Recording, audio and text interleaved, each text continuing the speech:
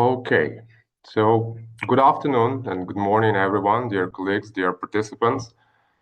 We are ready to begin our sixth workshop on monetary policy in emerging markets. Despite a sleepless night in Kyiv and across other Ukrainian cities due to another Russian attack today, I hope that all of you and your family stay safe, well, and strong. And we really appreciate that you participate today and that you support us today. So before I begin, I would like to know that due to some urgent changes in the schedule, the governor of the National Bank of Ukraine will not be able to join us for the opening remarks. However, we are pleased that the workshop will be opened by the first deputy governor, who will share his welcoming remarks and reflections on today's topic. So it is my great pleasure to give the floor to the first deputy governor of the National Bank of Ukraine, Serhiy Nikolaichuk. Thank you, Alexander. Dear colleagues and friends, it is my great pleasure and honor to welcome you to the sixth annual research workshop of the National Bank of Ukraine, devoted to the monetary policy in emerging market economies. This year, the workshop focuses on the role of credit and savings behavior in monetary transmission. I would like to sincerely thank all participants, researchers, representatives of central banks and international institutions for joining this discussion at a time when the global economy is undergoing profound transformations and facing exceptionally high uncertainty. These challenges are particularly acute for emerging markets and even more so for Ukraine, which continues to preserve macrofinancial stability amid the ongoing full-scale war. The world has entered a new geopolitical reality. This is no longer a hypothesis, but an established fact. What only 5 years ago would have been viewed as a materialization of isolated tail risks has now become part of the new normal. Wars, energy shocks, fragmentation of trade, supply chain disruptions, tariff confrontations, rising protectionism, geopolitical polarization, and rapidly increasing defense expenditures are reshaping the global economy and financial systems. For central banks, these developments create increasingly complex policy challenges. We are compelled to navigate difficult trade-offs. On the one hand, these shocks are inflationary. They increase production costs, create shortages, disrupt logistics, and generate structural imbalances. On the other hand, they weaken economic activity, suppress investment, increase uncertainty, reduce lending activity, and worsen business and household sentiments. As a result, central banks increasingly face a familiar dilemma: whether to prioritize inflation control or support economic activity. Economic history has seen similar episodes before, most notably during the shocks of the 1970s, which shaped one of the key principles of modern monetary economics. Without bringing inflation under control and firmly anchoring inflation expectations, monetary stimulus cannot guarantee sustainable growth. High inflation may create a short-term illusion of support for the economy, but at other times it produces even larger losses. This is precisely why price stability and monetary policy credibility remain the cornerstone of modern central banking. Today, however, the environment is even more challenging. Shocks are becoming more frequent, more persistent, and less predictable. Financial risks and market imperfections are intensifying, while monetary transmission itself is undergoing permanent transformation. Against this backdrop, the topic of our workshop is especially timely. The effectiveness of monetary policy increasingly depends on how the financial system functions, how households and firms save and borrow, how banks respond to liquidity and funding conditions, and ultimately how effectively monetary signals are transmitted to the broader economy. Ukraine has experienced these challenges firsthand. A full-scale war represents perhaps the most severe geopolitical shock imaginable for the economy and financial system. As the war continues, it generates new operational, monetary, and regulatory challenges. Our task is to respond to them while preserving policy consistency and strategic coherence. Today, I would like to focus on 5 principles that, in our view, are critically important for ensuring effective monetary transmission under extreme uncertainty. First principle, system must function effectively before transmission can work. In normal times, central bankers often take basic financial infrastructure for granted. Large shocks remind us that this infrastructure is the very foundation of monetary policy transmission. Payments might go through, ATMs must function, people must have access to their money, banks must open in the morning. If the financial system fails to function physically, monetary transmission no longer matters. Accordingly, at the onset of the full-scale invasion, the NBU's first priority was to ensure uninterrupted operation of financial system. We rapidly provided liquidity to banks, introduced administrative restrictions, stabilized the foreign exchange market, ensured its continuity of payments, and coordinated the functioning of the banking system virtually around the clock. The financial system held firm. No systemic panic emerged. People did not lose access to their funds. The hryvnia preserved its role as the primary means of payment and, importantly, strengthened its role as a store of value. This created the foundation for stabilizing expectations and gradually restoring monetary transmission. As a result, public confidence in the banking system today stands among the highest levels in Ukraine's history, despite the ongoing war. Second principle, big shocks require flexibility. In times of extreme uncertainty, textbook solutions rarely work in their pure form. Central banks must adapt their instruments, operational frameworks, and sometimes even the sequencing of policy actions. But flexibility in instruments must not mean inconsistency in objectives. Flexibility is not a deviation from prudent policy. It is a way to preserve focus on the central bank's mandate when large shocks occur. Over the past 4 years, Ukraine has gone through several stages of policy adoption. An exchange rate peg and administrative restrictions at the onset of the invasion, adjustment of the exchange rate level and restoration of active interest rate policy thereafter, and then transition to managed exchange rate flexibility and gradual return to flexible inflation targeting once conditions allowed. At the same time, we had to ensure that monetary transmission worked effectively. In June 2022, the NBU sharply increased its policy rate from 10 to 25%. Yet, by late 2022, transmission was weaker than one would normally expect. The reason was the rapid accumulation and concentration of liquidity in the banking system amid large-scale fiscal expenditures and international financial assistance. Competition for deposits weakened and did incentives to hold hryvnia-denominated assets. To reinforce transmission, we adjusted the operational design of monetary policy and relied more actively on reserve requirements. We introduced a novel liquidity absorption instrument with a 3-month maturity while linking banks' access to this instrument to their success in attracting household term deposits. This allowed us to raise deposit rates in a targeted manner without creating excessive pressure on lending. Importantly, when the easing cycle later began, this mechanism also supported faster decline in lending rates while preserving the attractiveness of hryvnia saving instruments. These measures, together with active interest rate policy, helped reduce inflation from almost 27% in 2022 to single digits. Already in 2023, inflation returned to the NBU's 5% target despite persistent wartime shocks. Cooperation with the government also played an important role.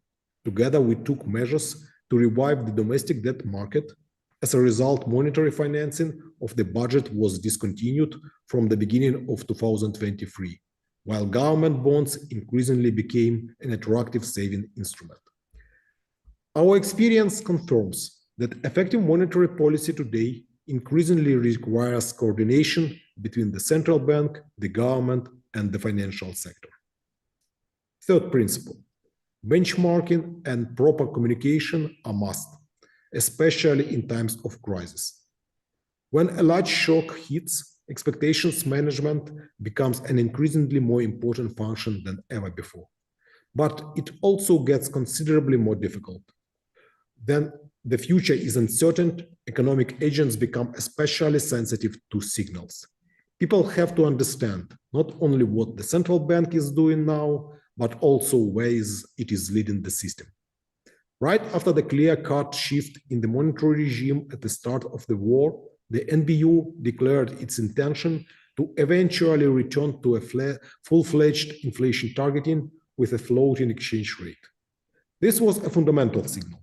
Crisis tools are temporary, the strategic direction is not to be changed. Commitment to price stability allowed inflation expectations to remain under control and the market transmission mechanism to be gradually restored. It was crucial to stick to the inflation target. A lesson is that communication is an essential tool of monetary policy, particularly during the crisis.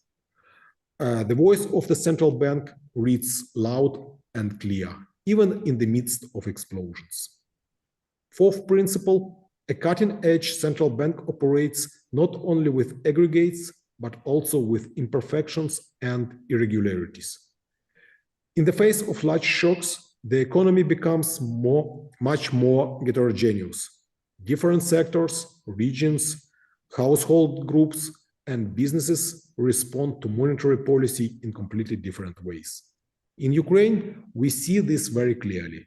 The energy sector, the defense industry, mortgage lending, and frontline regions operate in fundamentally different risk environments. Even the inflation expectations of businesses and households differ significantly by region and sector. Conventional macroeconomic logic works through aggregate indicators, but modern shocks destroy this aggregation. Under such conditions, central banks cannot afford to manage the economy mechanically through aggregate metrics alone. They must carefully analyze sectoral and regional specifics in order to assess policy effects and address structural imperfections and bottlenecks. We have been working hard to ensure an activation of banks' lending, since monetary transmission ultimately cannot function without it.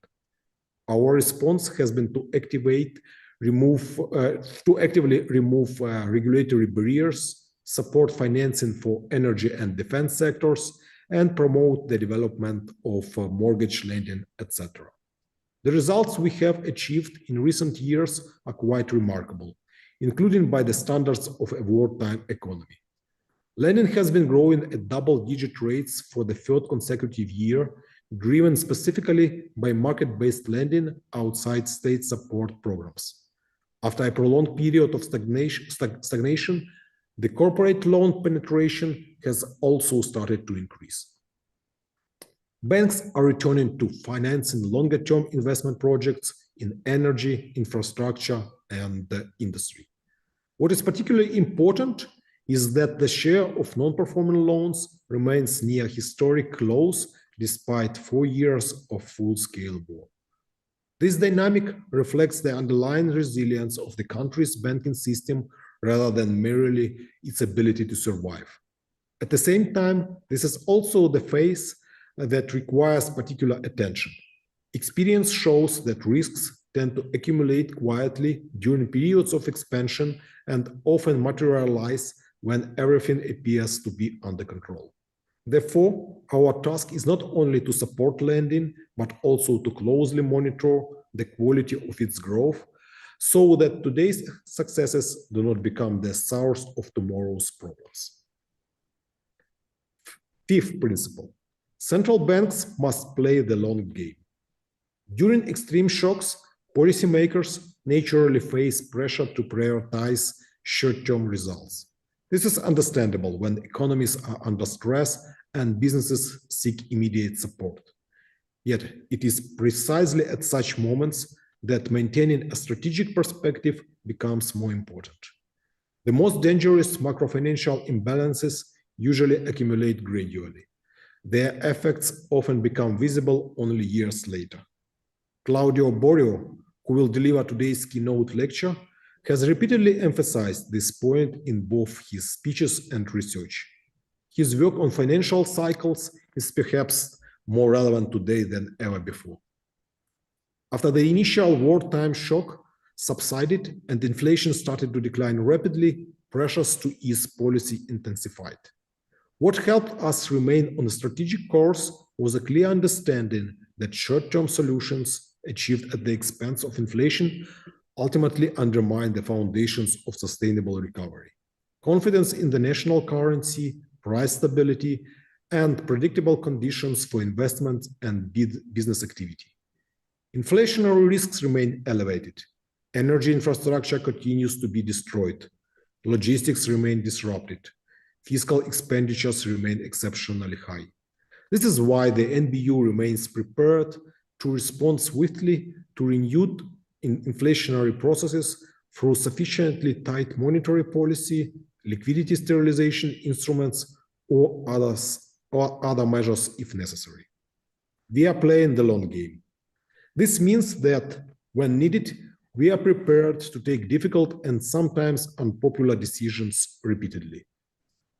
Ultimately, the task of a central bank is not to maximize short-term comfort, but to minimize long-term losses for the economy and the financial system. Very often, the decisions required to preserve long-term resilience are painful today. Yet, this is precisely the essence of responsible monetary policy and the foundation of stability tomorrow. Dear colleagues, let me conclude with one key message. The new global reality does not invalidate the core principles of central banking: price stability, central bank independence, and policy credibility. What it changes is the effectiveness of many standard tools and transmission channels we have long relied upon. Shocks are becoming more severe and more frequent. Transmission mechanisms are becoming weaker and less predictable. Structural imperfections within financial systems are becoming increasingly visible. This does not diminish the importance of monetary policy. On the contrary, it makes monetary policy intellectually and operationally more demanding. Central banks today must identify weaknesses and bottlenecks in transmission with far greater precision. We must work on structural solutions, not merely react to aggregate indicators. We need to understand where transmission breaks down and why. This requires deeper analysis of saving behavior, lending activity, market segmentation, regulatory frictions, and asymmetries across sectors and regions. Ukraine did not seek to become a testing ground for central banking under extreme uncertainty. We were forced to become one. We hope that our experience can contribute to broader international reflection, not as a universal blueprint, but as a practical case study of monetary policy under extraordinary conditions. Our experience shows that even amidst extreme shocks, monetary policy can remain effective when a central bank preserves confidence, adapts its instruments flexibly, and remains firmly committed to its long-term objectives. Let me leave you with one open question that I hope will shape today's discussion. We know that monetary policy transmission weakens during extreme shocks, but where exactly does the breakdown occur? And can we identify these bottlenecks before they become fully visible? Understanding how monetary transmission changes under extreme shocks is no longer merely an academic exercise. It is becoming one of the central questions of modern central banking. That is precisely why we have gathered here today. I sincerely thank all participants for contributing to this discussion. Thank you for your attention, and glory to Ukraine.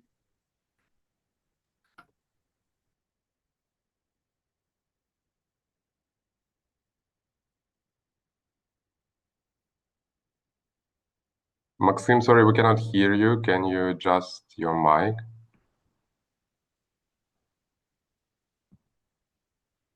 Okay, I guess we have some technical problems with Maxim's mic, but he will do it in a while. So thank you very much, Sergey, for this opening remarks. Indeed, this is something that many people in academia and also in policymaker are asking now, and there are plenty of research papers and plenty of discussions around these questions. And I'm very happy that today we are going to have a fully fledged program trying to answer the question that you stated at the end. Thank you very much. And I think we can move forward with the first research session. And I give the floor to Maxim Soldarenko from the National Bank of Ukraine and from Kyiv School of Economics to moderate the discussion. So Maxim, your mic, I guess, is working now. Second try. Can you hear me now? Yes, it's great. Thank you very much. Lovely. Thank you. Right. Good afternoon, everyone. Welcome to the first research session of Monetary Policy in Emerging Markets workshop of 2026. As already mentioned, my name is Maxim Soldarenko. I work with the research division, and I'll be moderating the session. Thank you very much, first Deputy Governor, for that framing and for providing necessary background for the topic of our particular session. All right, today's first four papers of the workshop will walk 4 levels of zooming in on what happens when standard monetary policy frameworks start to miss what financial markets are doing to the economy. We'll open with a discussion about the target, then we'll move on to the empirical pass-through, after that to the bank level mechanism, and finally we'll take a close look at the wartime extremism that has already been mentioned. Once again, Kyiv has suffered today from a brutal missile and drone attack by the hands of Russian Federation, and I would like to extend our thoughts and condolences to those who are currently dealing with consequences.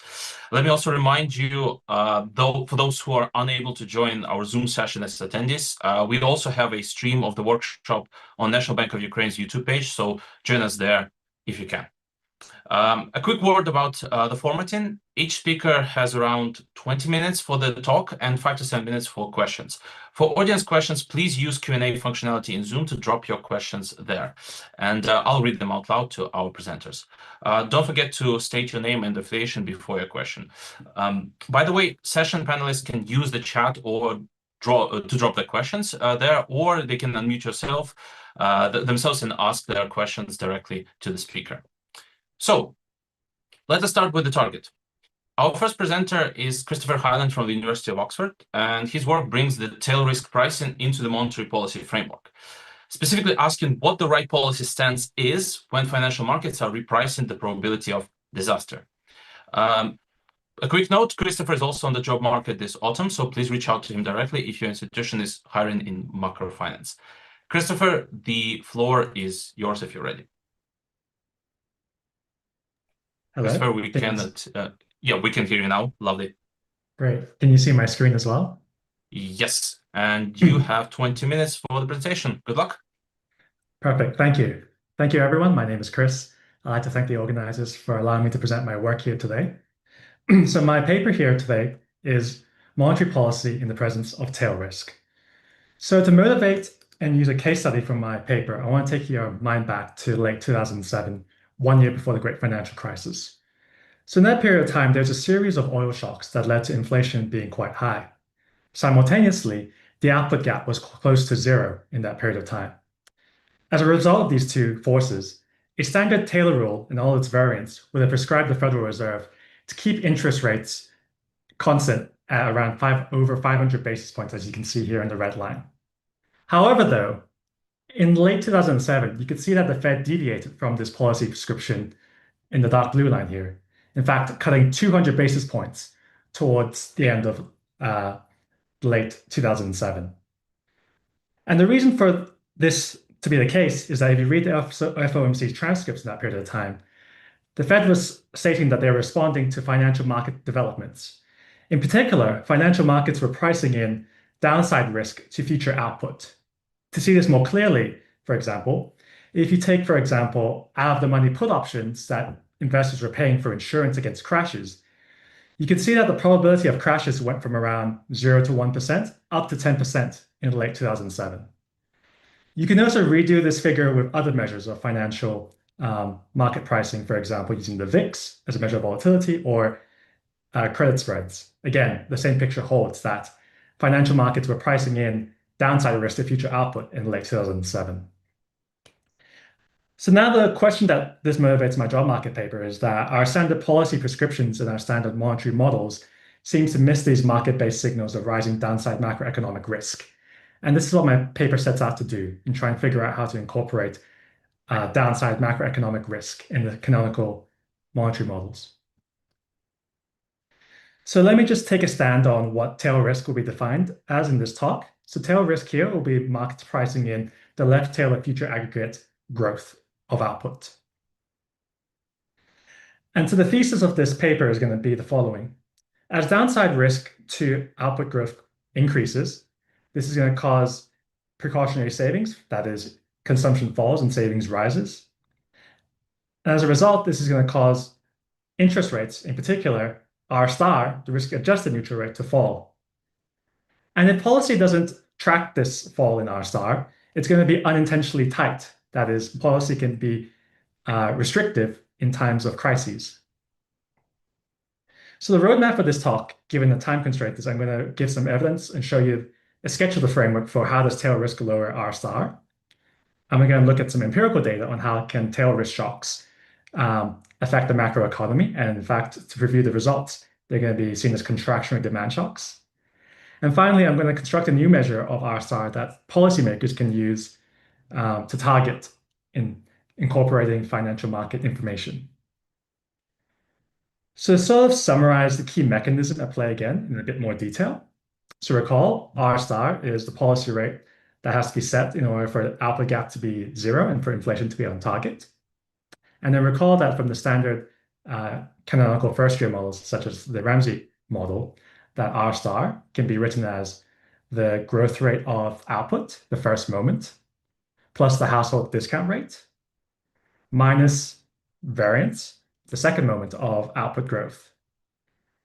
Now, what my paper is focused on is that we can actually go beyond that. That is, we can look at the third moment, the skewness, and the fourth moment, ketosis, and all higher order moments and how that affects R star.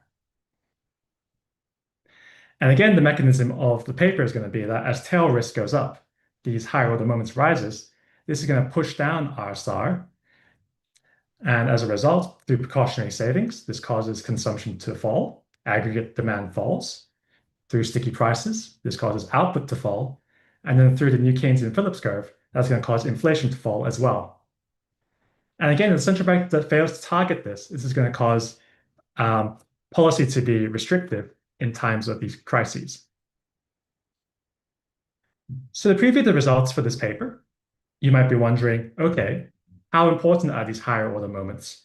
The first result I document is that these higher order moments are quantitatively important and a first order driver of R star. In particular, a 1 percentage point increase in the probability of disaster causes R star to fall by 16 basis points. For reference, recall in the first figure I showed you, the probability of disasters or crashes went from 1% to 10%. So in that period of time, R star fell by 160 basis points. In that period of time, the Fed also cut by 200 basis points. So this mechanism is in the ballpark of what central bankers were following. And again, I want to stress that the point of my paper is to try and put and formalize to a framework what central bankers intuitively do, that is, respond to tail risk. The second point that my paper makes is that I can construct this framework in which it incorporates these higher order moments into our canonical models of monetary policy in order to do policy counterfactuals of how the economy will evolve in response to these higher order moments. In particular, I asked the question, what happens to the macroeconomy if in late 2007, the Fed decides to ignore these movements to higher order moments and keep policy rates as they were? I document that from my model. Ignoring these tail risks, output gap would have more than doubled in its decline that was observed in late 2007. Now you might be asking, okay, if these are important, is this a practical solution? That is, can the central bank possibly keep track of all these infinite number of moments? The third result in my paper shows that it is actually sufficient and close to optimal for the central bank to target only up to the fourth moment, the kurtosis. And that is also close enough to replicating the full optimal policy in tracking all these higher order moments. And finally, at the end of my talk, I will present to you a new measure of R star, building on the existing work of estimates of R star, but now allowing for these higher order moments, which we can discipline using financial market data. So again, due to the constraints of time, I'll only briefly sketch out the intuition of the framework and just preview the results and talk through the mechanisms at play. So first, I'll sketch out a two-period model, to illustrate on what's happening before going to the empirics and the full quantitative model. So it is going to be a two-period New Keynesian model, the canonical framework used in the monetary policy literature. So being a New Keynesian model, at first period, price is going to be sticky, and at the second period, prices will be flexible. There's going to be output growth is going to be the source of uncertainty in this economy. And I'm going to be able to fully characterize this uncertainty without having to take a particular stance on what distribution or form this is. I don't have to assume it's Gaussian or anything. I can allow this to be any arbitrary distribution you want and look at how the higher order moments of this object will affect the macroeconomy. The household problem will be quite standard from your first year micro courses, where it'll be a household problem doing a two-period consumption savings problem. And they're also going to be doing a portfolio problem between saving in a bond and a risky claim to output, aka equities. And finally, the central bank in my model can set the policy rate as well. In this framework, optimal policy is the central bank should be targeting R star. That is the rate at which output is equal to potential output and inflation is at target. So now I'm going to ask the question in this policy experiment. I'm going to increase the left tail of this output growth term, G. And I'm going to ask what policy rate is needed for output to be kept at potential and for inflation to be on target. And second, if the central bank doesn't follow these movements in higher order moments, what is the welfare losses from not purposely and fully tracking these movements in higher order moments? So again, just to recall the core mechanism at play, as left tail risk increases, precautionary savings go up, consumption falls, and R star will fall. I can characterize analytically in this framework what R star looks like in this setting. So the risk-adjusted neutral rate, again, is going to look like what we saw earlier. That is, R star will be equal to the growth rate of expected growth rate of output in this economy, the first moment, plus the household discount rate, minus what I call a risk wedge term. And this risk wedge term, again, is all these higher order moments, these infinite moments of output growth in the economy, the variance, skewness, kurtosis, and all subsequent moments of the model. So let's look at the policy experiment. So I'm going to take a particular stance on a functional form for output growth in this economy.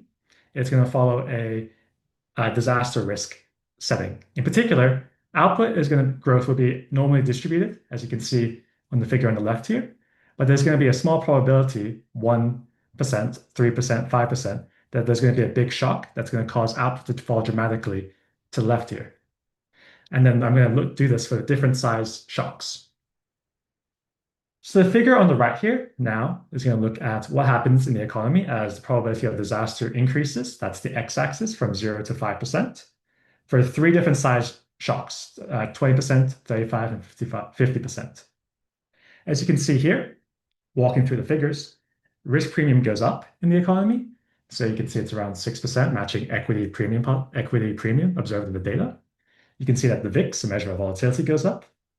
Now, what's very important to note is that R star, the natural rate, falls dramatically in this framework. That is, higher order moments have a big outsized effect on how R star evolves. You can see that output falls in the economy, expected inflation goes up. And then finally, on this figure on the right, this is this canonical welfare cost of business cycles dating back to Lucas's work. If you look at the size of this welfare cost, it's around 100 basis points in terms of the cost to these disasters. For those familiar with the literature, the canonical Lucas model would put welfare cost of business cycles to be around 2 basis points. And again, this is the idea that in our canonical monetary models with only Gaussian or normally distributed shocks, these shocks aren't large enough to generate big movements in output, and hence there isn't much welfare gains from stabilizing it. Here in my framework, because I have these big disaster jumps, this is going to cause a lot of welfare gains for policy to stabilize the business cycle. And that's going to turn me to my next slide, where I'm going to look at what are the welfare gains for policy stabilizing up to the nth moment. So again, in particular, if you look at the figure on the panel on the left, here I'm going to say that the central bank now will only target up to the nth moment, not the full infinite number of moments of R star. So n equals 1 means they only set policy rates according to the first moment of R star, and then increase that up to the fourth moment, and to see how does the economy evolve in that setting. So now again, on the figure on the right, you can see that this dotted black line is going to be what I call the full Ramsey optimal policy solution. That is, the central bank is able to fully track all infinite number of moments. So as disaster risk increases in the setting, policy is going to be cutting dramatically in order to track R star falling. And if you look at the figure on the right here, output is fully stabilized. That is, policy is able to track R star and fully stabilize the economy. Now, if you look at this red line, this is what if the central bank only tracks the first moment, so ignoring all these higher order moments. So as public disaster increases, they don't change rates. And you can see that output drops dramatically because policy is too restrictive. Now, what if policy follows up to the second moment, variance? You can see that as disaster risk goes up, they cut rates, and output is better stabilized. However, though, really, if you go up to skewness, that gives you a large gains in terms of stabilizing output again, as you can see from the green line. But ultimately, you can see that if you go up to the fourth moment, kurtosis, that is close to replicating the full optimal policy, and that's close to optimally stabilizing output. The bottom left figure here in the panel shows you what are the welfare gains for policy only stabilizing up to the nth moment. So you can see here, if you look at the red line for only stabilizing up to the first moment, if you look at the numbers again, this is around 100 basis points. And what's very interesting is that if you compare this to the figure on the right, these again are the Lucas welfare costs from the previous slide, which is around 50 basis points. And the point being is that policy misspecification can have larger welfare losses than the actual fundamental business cycle welfare losses themselves. So it is quite paramount for policy to track these higher order moments in terms of welfare gains and stabilization of the business cycle. So two key takeaway points from this framework is that stabilizing up to the fourth moment is sufficient and has large welfare gains, and policy misspecification can be quite costly and large relative to actual business cycle themselves. So now turning to the empirics to estimate what are the effects of tail risk on the macroeconomy. You can estimate the probability of crashes using options pricing following the finance literature. And that's what this red light documents. This is the probability of a crash. And for reference, I plot the VIX as well, a measure of volatility. And you can see it fairly tracks the VIX quite well, except that it's more stable, so it's going to be more signal, and it's going to help me with identification in my subsequent VAR regressions. So the next, in the paper, I run 3 different VAR specifications with different identifying assumptions, and they all give the same results. In the interest of time, I will only show the results for one VAR specification. And what we're going to do is that we're going to shock these disaster risk probabilities and see what happens to the macroeconomic variables. So again, we're going to have a disaster risk shock, as you can see in the figure on the left here. And what happens is that output falls, consumption falls, investment falls, employment falls, and stock returns fall. Now, we can see that there are these contraction effects, but we don't know whether is this due to a demand side shock or a supply side shock. So that's what the next figure shows, is that we see that the yields, 5-year yields fall, inflation falls, and the VIX rises. So again, the fact that output falls and inflation falls simultaneously indicates that these disaster risk shocks look like negative aggregate demand shocks in the economy, in contrast to a previous literature, which argues that they look more like supply shocks. So now, again, due to the interest of time, I can write down a fully quantitative New Keynesian model with these higher order moments and fully calibrate it to the data. But for today, we're going to look at the outcomes of that model. So again, this is the same equation that we've been looking at a few times. R star, again, depends on discount rates plus first moment minus the second moment minus these higher order jump terms. I'm going to ask the question in a fully calibrated model, how does the second moment affect R star compared to these higher order moments? So then if you plug in the calibrated model parameters, I find that a 1 percentage point increase in consumption volatility leads R star to fall by 2 basis points. But 1 percentage point increase in disaster probabilities causes R star to fall by 16 basis points. And again, you can see that this is going to be quite straightforward if you can look here that there's a clear nonlinearity coming in from these higher order moments. That is, these higher order moments have big effects on R star due to the nonlinear nature of higher order moments. And if we try to omit them in our standard canonical monetary models by just changing the variance, we're going to have to increase the variance a lot in order to replicate what we can get through small movements in higher order moments. And now with this framework, I can now estimate what does R star look like following the standard canonical literature in Laubach, Williams, and this entire literature on R star estimation. So the black line is my estimate of R star with these higher order moments using options data and the VIX being fed into this procedure. And what's one thing to note is that, for example, in late 2008, you can see that my estimate of R star falls to -3 percentage points. So for reference, this dotted black line is Laubach-Williams' measure of R star, the New York Fed's measure of R star. And you can say that even during the financial crisis, their estimates of R star was still above 0. And again, so sense check the model of my estimates of my R star. This orange line is my estimate of R star if you switch off all the higher order moments, so you're only focusing on the first moment. And you can see that my orange line seems to fairly track well the Laubach-Williams' measure of R star, which again, these models, they don't focus on these higher order moments. So the point being is that adding in these higher order moments will give you an R star that is much more pro-cyclical, that is in bad times, it's going to fall much more compared to our current estimates of R star. Now this figure looks at whether if a central bank follows my estimate of a risk-adjusted R star versus our standard measures of R star, is policy restrictive or expansionary? So in particular, this black line is the real rate minus my estimate of R star, and the dotted black line is the real rate minus the Laubach-Williams measure of R star. And if the gap is positive above 0, that means that the real rate is high relative to R star, so policy is restrictive. And vice versa, if it's below 0, it's going to be expansionary. And the key thing to point out is that in 2008 here, we can see that under Laubach-Williams measure of R star, policy was considered to be expansionary, whereas my measure here gives you the vice versa results. And you can also look here post-COVID as well, during the high inflationary periods, my measure of R star and Laubach-Williams gives the same results, that policy seems to be too expansionary in that period of time. And I guess the final slide to show before wrapping up is that you can also construct what does Taylor rules look like, what does policy prescribe when you plug in my measure of R star into the intercept of standard Taylor rules. And you can see that here, for example, that my estimates of risk-adjusted R star would prescribe a Taylor rule, which is much more negative than what is typically found in the literature, again, because of these higher order moments.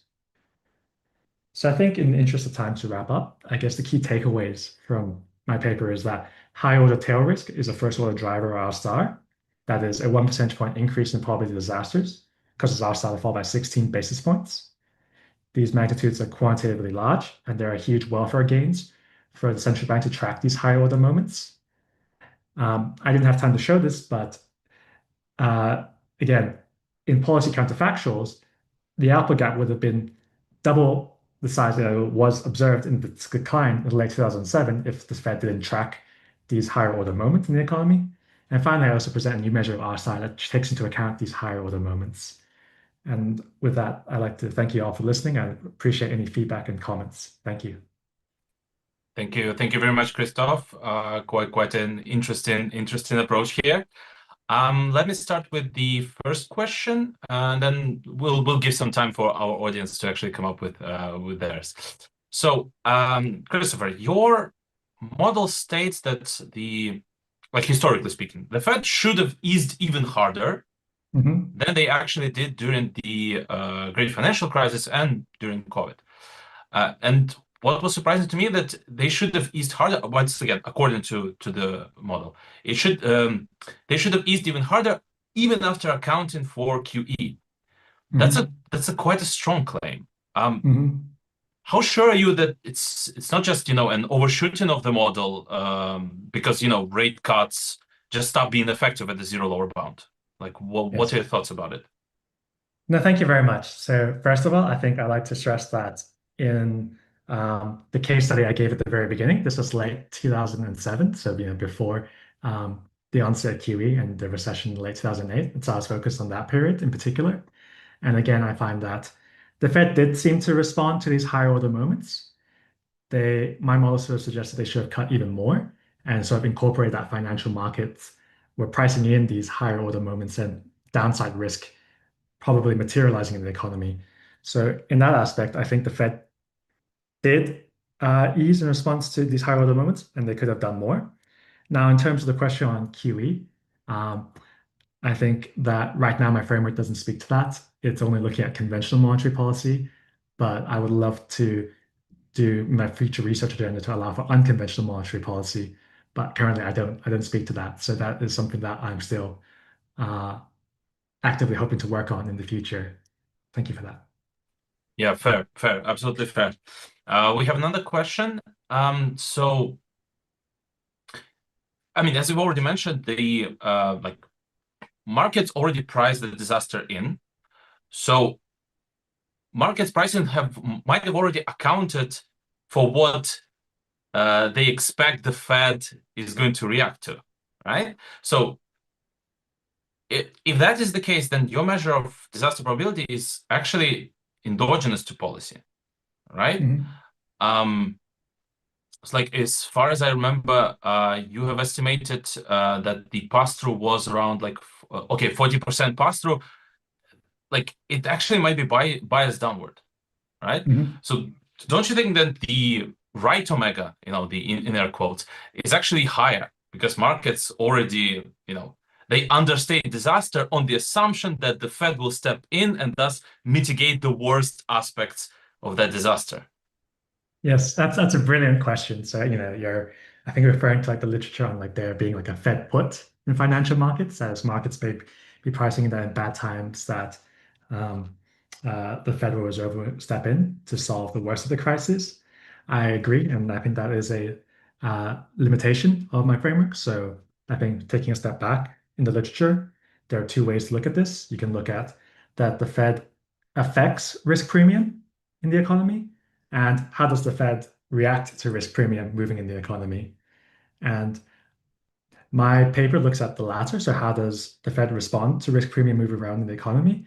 But I agree with you that in reality, it's going to be both, right? That the Fed affects risk premium and also responds to risk premium. And again, I think that's what a more complete model would call for. And so I think that is something to definitely as well, another interesting question to tackle in the future.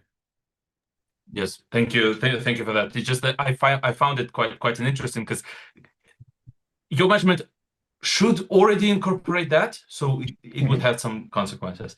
Right, we have one more question from the Q&A part.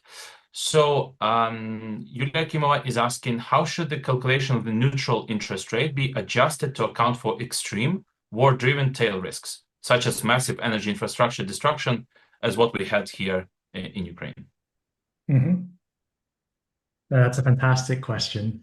So I think right now in this paper, I'm currently looking at shocks to aggregate growth. So in the sense that if you believe that these extreme wartime scenarios will cause a big increase in the left tail of aggregate growth of output, then that's going to cause R-star to fall. The question is now whether do you think financial markets are able to price in what they believe to be an accurate assessment of how bad could things get through wars and disasters? And again, that's sort of a limitation of the model, but also a feature in the sense that you're only as good as what financial markets and people betting money on this can tell you about these situations. So I guess to answer it concisely, it's going to cause RSR to fall depending on how financial markets perceive these war times to affect aggregate growth of output. Thank you.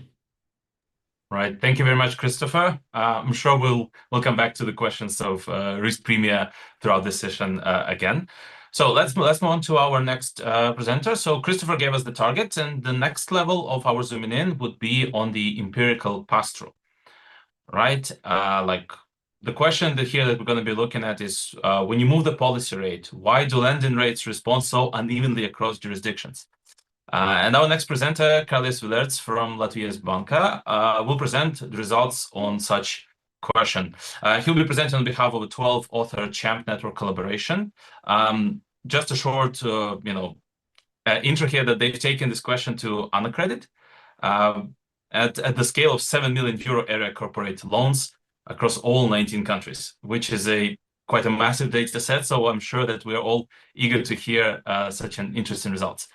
So Kārlis, if you're ready, the floor is yours. Thanks, Maxim, and thanks to NBU for hosting such a wonderful event and having me here. And I hope that very soon we'll be able to host this event also in person. Right. So let me jump straight to the motivation of our paper. So despite the single currency and a common monetary policy, the credit markets in euro area are very heterogeneous across many dimensions. And one relatively well-known dimension is the prevalence of fixed and floating rate loans. Right? With fixed rate loans, we understand loans that feature a nominal interest rate that stays the same throughout the entire duration of loans. Right? Instead, the floating rate loans, the interest rate adjusts periodically, and it's typically indexed to some sort of a reference rate. Right? And previous literature has shown that floating rate loans, they tend to be more sensitive to monetary policy shocks and transmit monetary policy more pronouncedly than fixed rate loans. Right? So in this paper, we argue that the mere classification of loans into fixed and floating rate loans fails to fully capture the distinct sensitivity of each loan to monetary policy changes, as even within these two broad categories, other characteristics play a significant role as well. Right? For example, for floating rate loans, is the maturity of the underlying reference rate that's important. Right? For example, imagine two loans with the same maturity, but one being pegged to 1 month Euribor rate, another one to the 12-month Euribor rate. They're most likely to transmit monetary policy differently differently, right? Similarly, for fixed rate loans, the maturity of the loan at the origination varies, and it's important because the risk-free rates that are used to price the maturity of each fixed rate loan is different in this case, right? So that plays an important role as well. Right. So what we do in this paper, we use the Unaccredit data set, the previously mentioned 7 million newly issued loans to euro area non-financial corporations to document the differences in lending practices across all euro area countries. Particularly, we focused on the prevalence of fixed and floating rate loans, the maturities of underlying reference rates, and the reference rates themselves for pricing floating rate loans, maturities of loans, the interest rate fixation periods, etc., and document these facts, because previously they haven't been documented in such a granular level as we do. Right? We then move beyond the binary classification of loans into fixed and floating rate loans, and come up with in our view, a more nuanced measure and how to measure how sensitive the interest rate on specific loan is to monetary policy change. We call it the maturity of the relevant risk-free rate.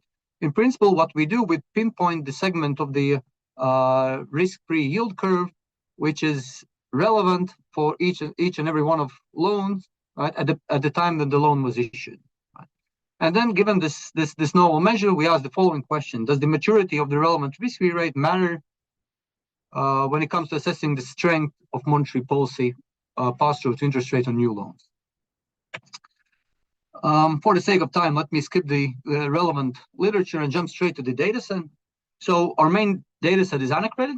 It's a confidential credit data set maintained by the Eurosystem of central banks. It's a harmonized transaction level data set on lending to firms from euro area, the banks that reside in euro area.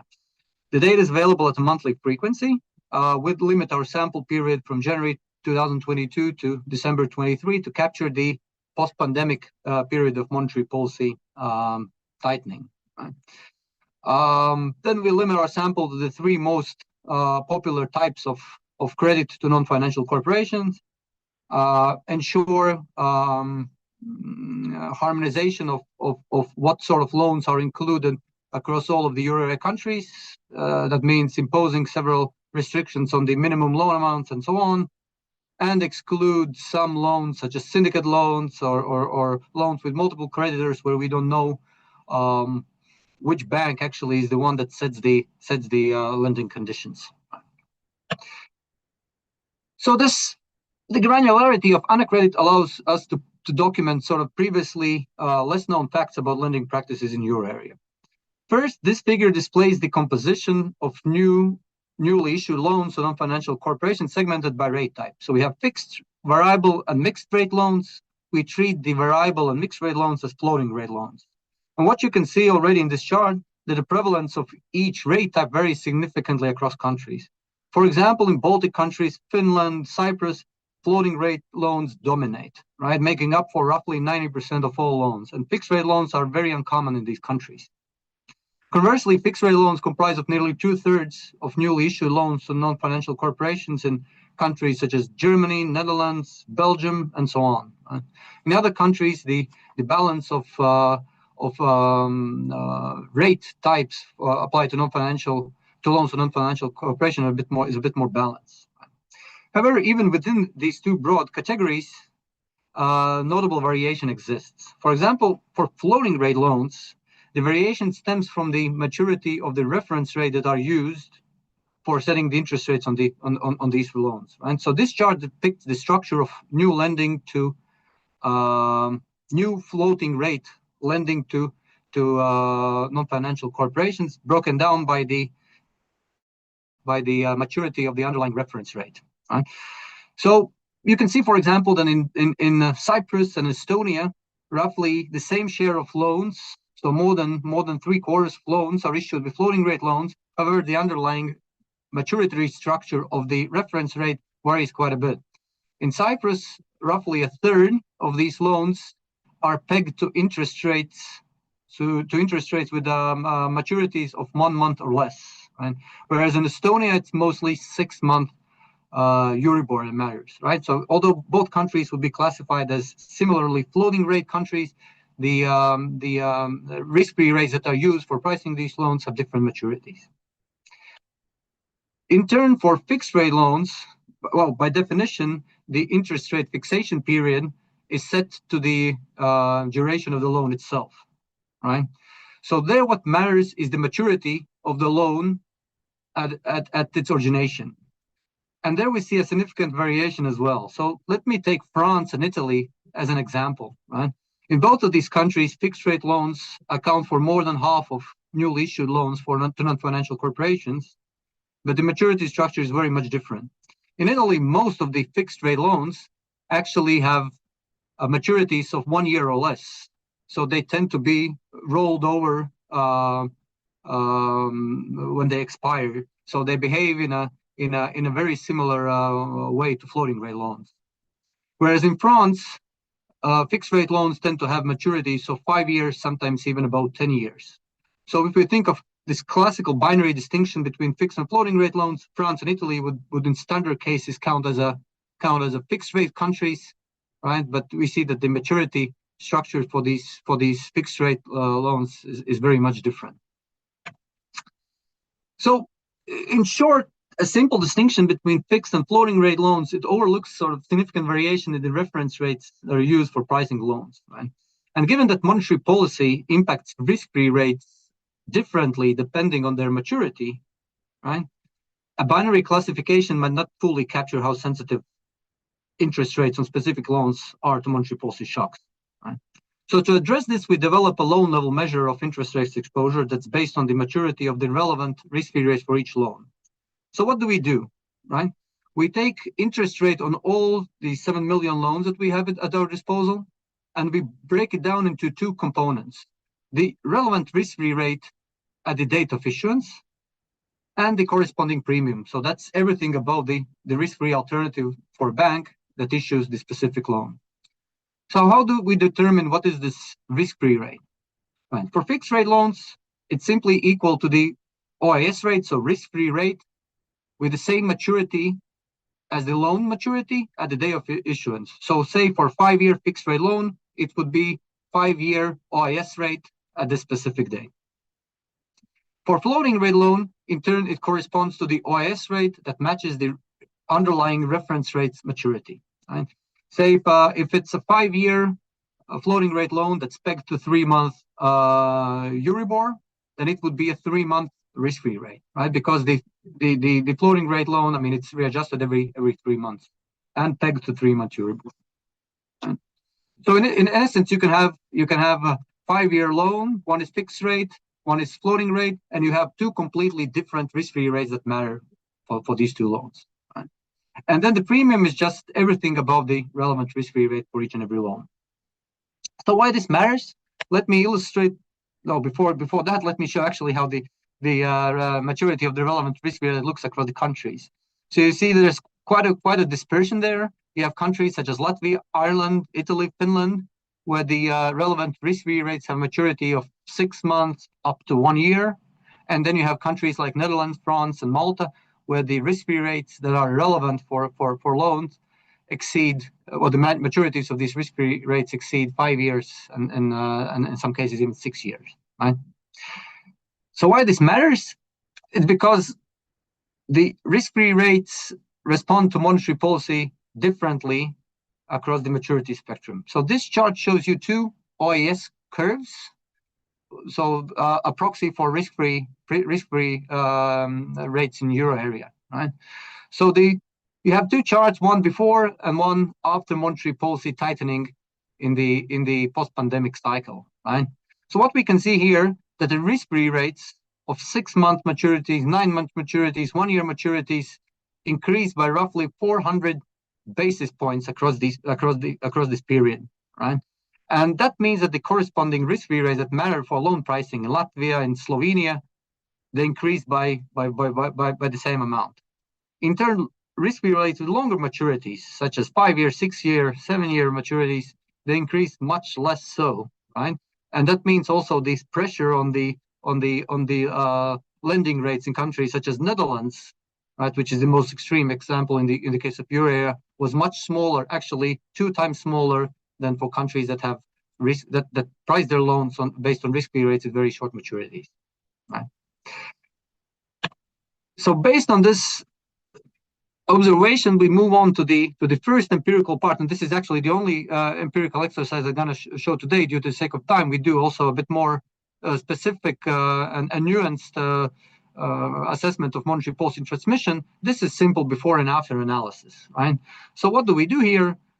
We use a time difference approach. In principle, very simple. Given that we have so many observations, we just look at the interest rate on loans that are issued just before monetary policy tightening cycle began, and loans that were issued in the 4th quarter of 2023, right after it ended, right? And then we treat sort of the period when the loans were issued as the treatment, right? So 1, if the loan is issued after the tightening, 0 if it was issued before the tightening, right? We interact this with country, so to capture this heterogeneity across euro area, and then the granularity of unaccredited comes to our help. We include many different controls, many different fixed effects, and to be more specific, to account for everything else that happened across this period. So the idea is that we compare otherwise comparable or otherwise identical loans issued just before tightening and just afterwards, right? To see the sort of how much the interest rate changed. And what the previous decomposition allows us to do, we can see how much of this increase in lending rate was driven by the risk-free rate that's relevant for specific loans, and how much of it was driven by premium. So this picture shows you the results of this simple exercise. And what you can see here, the brown part of the chart, it's the changes in the lending rates driven by the relevant risk-free rate. And what you can see here that in all of the countries, it's the factor that dominates, that the reason why the lending rates changed across all of euro area. But what else is visible here, that there's quite a bit of dispersion across euro area countries, right? Again, you can see in countries like Latvia, Estonia, Cyprus, Ireland, Italy, the relevant risk-free rates over this period increased by more than 400 basis points, whereas in countries such as Netherlands, France, Malta, it was less than around 300 basis points, right? And what's important here, that this is not purely driven by the simple distinction between fixed and floating rate loans, because you can see here on bunching on the left side of the chart, you have countries such as Baltic countries, Ireland, Portugal, where indeed you have a lot of floating rate loans, but you also have Italy, which is classically is considered as a fixed rate country. What else is interesting here is that you can see that the increase in relevant risk-free rates, it tend to be compensated, at least partially, by the decrease in premium. So this gives you an impression that, you know, the countries where the risk-free rates went up, the lending rates went up due to higher risk-free rates more, they experience also a bit of sort of this absorbing decrease in the premium. So that's what actually we check next.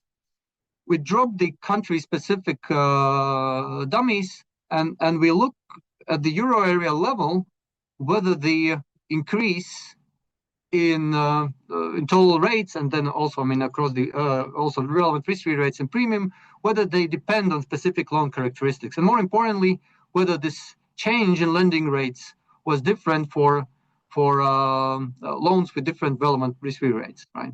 So what do we see here? So I'll walk you through this results table, right?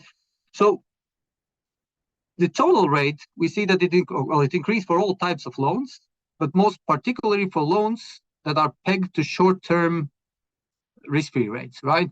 1 month relevant risk-free rate, 1 to 3 month relevant risk rates, etc. So we see that here the coefficients are much larger than they are for the loans that have longer maturity relevant risk-free rates, right? This increase was again driven, not surprisingly, by the fact that these risk-free rates increased more than those of the longer maturity risk-free rates.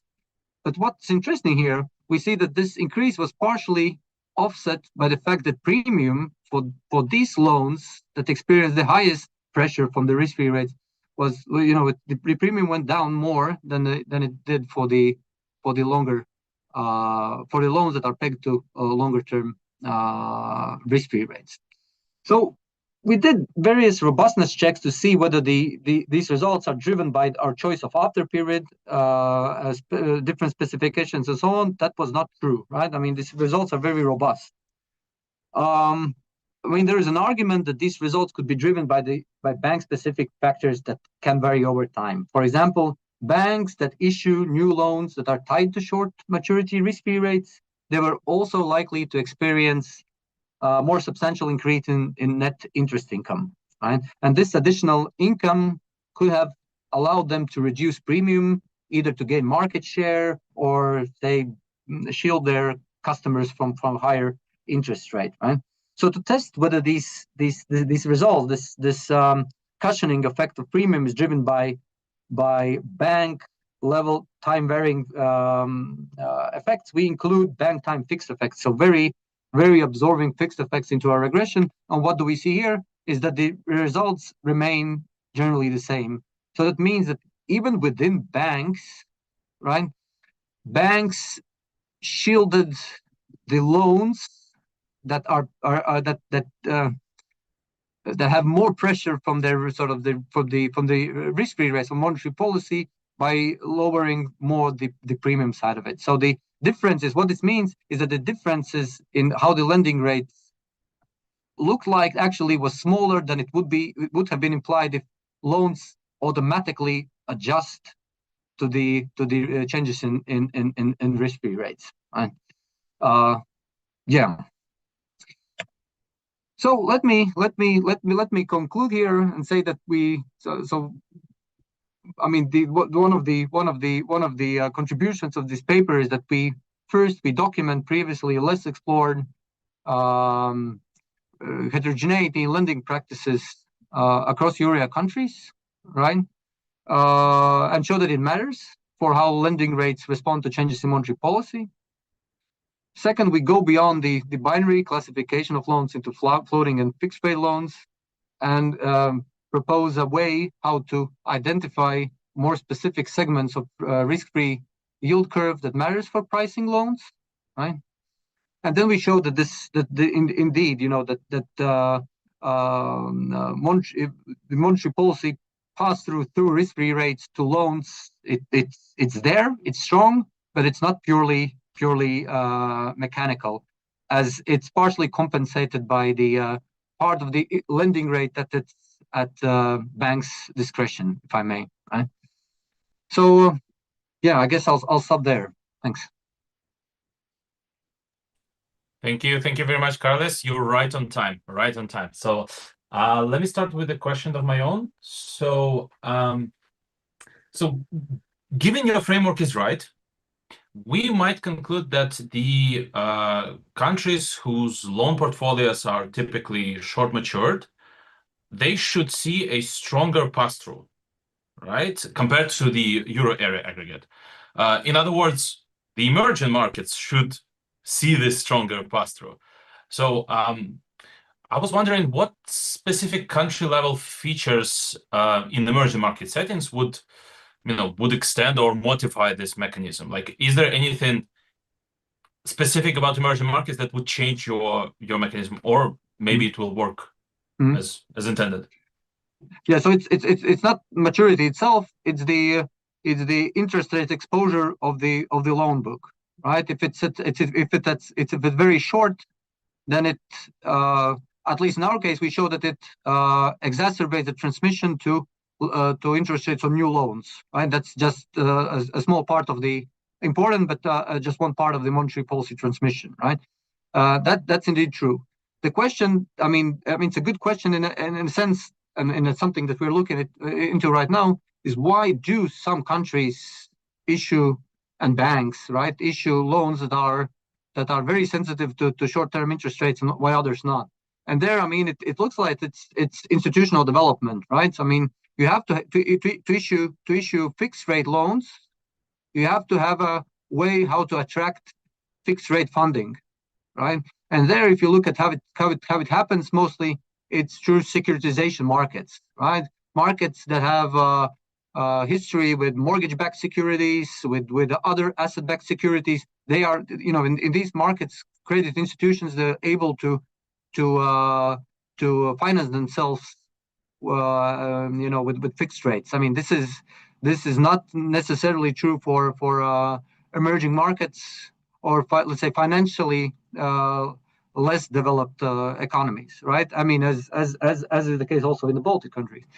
One interesting thing is that you know, in the era of liquidity surplus, deposits actually, although they're treated in past as, you know, very sensitive to interest rates, I mean, there's quite a bit of literature that shows that deposits are, I mean, they're very depositor based. It's very rigid, and with liquidity surplus, there's not a lot of transmission to deposit rates. So, I mean, it has acted as a fixed rate funding, right? I mean, and helped some banks and countries issue fixed rate loans. But I mean, to me, it's a bank level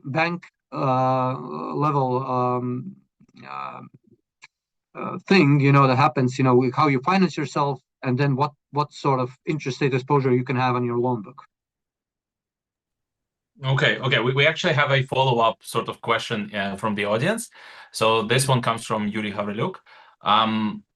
If you know, if you have, let's have a blue sky thinking, how would you adapt your framework to Ukraine's case, where there is no OIS type benchmark, right? So should the risk-free rate be based on the NBU policy rate, or maybe some alternatives like government bond yields, you know, index of retail deposit rates?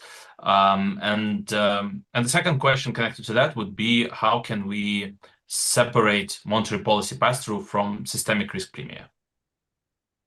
I mean, okay, I'm sorry for being not well informed. I don't know actually how loans are priced in Ukraine. So I mean, what would you have to do is you have to find a risk-free alternative for bank to issue the specific loan, right? So, or the closest thing to a risk-free alternative, right? So I mean, what OAS represents in principle is if the bank has an option, if the bank is willing to take on a interest rate, if a bank is willing to take exposure to interest rate, the risk of 1 year maturity, right? I mean, they can go into risk-free thing, or they can issue a loan with a specific exposure, right? So this is what we do. So in principle, you would have to find some alternative for bank, you know, for banks to park the money, right? And then the second question was, sorry. The second question was about how can you separate monetary policy pass-through from systemic risk premium? And then we have one more question from the panelists. So, well, I mean, that's the question that goes to the heart of the what do you consider as a risk-free rate? I mean, the OAS. I mean, using OAS as a proxy, financial market proxy for. I mean, it's an override index swap, right? So in principle, it should represent just the interest rate, you know, free of risk, right? So that's, yeah, that would be fair.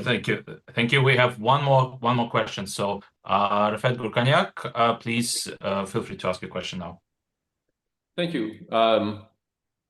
I keep loving this work, and I'm very happy to see it presented here. I wanted to ask you about the policy implication. From the ECB's perspective, I think this does not really have a policy implication. If you're doing policy for the average, and you kind of understand what the average transmission is, you're good. But from the individual country's perspective, you now understand that your country is differentially affected because of your mortgage market structure and loan market structure. But what do you do with that information? Thanks, Rafet, and good to see you. You always come up with good questions, right? I mean, I would argue it has implications also for the euro area level, right? Because I'm not 100% sure that we can treat this sort of even at euro area level, we treat this composition of lending book as constant, right? So if it changes over time, induced by, I mean, whatever factors, you know, you can come up with, you know, it would affect the strength of monetary policy pass-through. And actually in the paper, we did this counterfactual exercise. What would be the aggregate pass-through if all loans were pegged to, say, 3-month Euribor, or if all loans were fixed rate loans equal to their maturity? And we showed that the difference in strength of pass-through is close to one third, so quite significant. So what this paper brings to the policy discussion is that you have to monitor the composition of lending to understand how the future of transmission could look like. Right? So, I mean, that would be my answer. I'll take that Right, answer. Thank you. All right, thank you. Thank you to both Carlis and Ferit for such an interesting discussion. Now let's move on to our next level of zooming in, which is a bank level mechanism. So our next presenter is going to be Maria Melnichuk from Banco de España, and she'll present her joint work with Jose Gutierrez and Enrique Martorell. They have used Spanish supervisory data to look at which banks re-optimize their lending and against which kind of borrowers, right, when the policy rate moves. Maria, if you're ready, the floor is yours. Hi, everyone. Thanks very much. Do you hear me now, just to confirm, because I can start talking? Yeah? Yes, we can absolutely hear you and see the slides. You're ready. Fantastic. Thanks very much. So first of all, thanks very much for inviting me to this workshop. I'm delighted to present here. And again, this is work in progress. So any questions and suggestions you have, you can ask me now, and of course you can reach to me, and I will be delighted delighted to answer and incorporate your suggestions. So just to give you a little bit of the context of what we are doing here is that, so the following the inflation surge in 2021-22 on the back of the recovery from pandemic, and economy reopening in all Europe, but mostly because of the energy crisis triggered by the Russian invasion. The ECB, in response to this inflation surge, launched its most aggressive monetary policy tightening since the introduction of euro. So the interest rates increased from 0 to 4.5 in a little bit more than a year. And again, this increase was faster and stronger than compared to the previous tightening period. So this policy rate increase actually opened a window of opportunities for banks, no?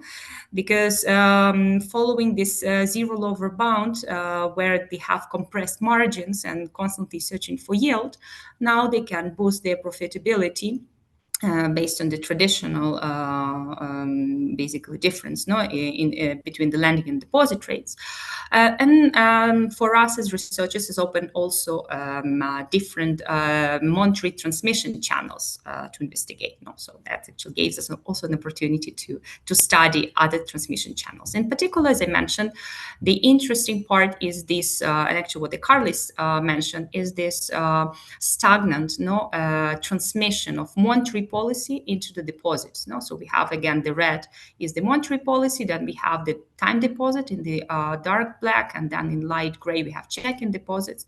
Just to put you in the context, check-in deposits are the overnight deposit, just the money you have at your bank without any time, and you can withdraw it at any time. And time deposits, they are locked for some specific period of time. So again, this decoupling, of course, I mean, the first thing you can think of why the banks did not rise the deposit rates as they potentially were expected to. First of all, is of course the cost, no? So the deposits, they constitute for many banks about 70, 60, 70, sometimes 80% of their funds. So of course, I mean, our colleagues from ECB calculated, so just 50 basis points increase in the deposit rates would lead to 80% surge in the total funding cost. So from point of view of banks, it was not feasible at all. But then there are other structural characteristics of the banks that also changed compared to the previous crisis, compared to the financial crisis. So first of all, of course, the banks over this time increase, I mean, due to different regulation and of course the macroprudential buffers, they increase their capital sustainability. So they increase their capital buffers. So they enter this crisis better prepared. Okay. Also, because of different asset purchase programs, one during the euro sovereign crisis, and another one exactly during, I mean, the biggest ones, but then they were constant, the constant asset purchase programs, and yet during the pandemic, so they boost basically banks' liquidity. So compared to, for instance, this tightening, when the banks actually was crying basically, for the deposits, not because they were even offering the high rates, because they needed the liquidity from the population. But here, I mean, they were much more comfortable with liquidity.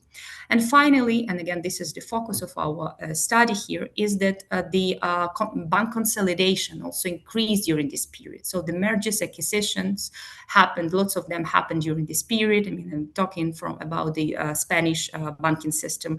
Even in 2021, we have 2 big mergers. So all of it actually increased the market concentration. So, and this aspect actually, what is the focus of this paper? So we start with this seminal paper of Dressler, Savoy, and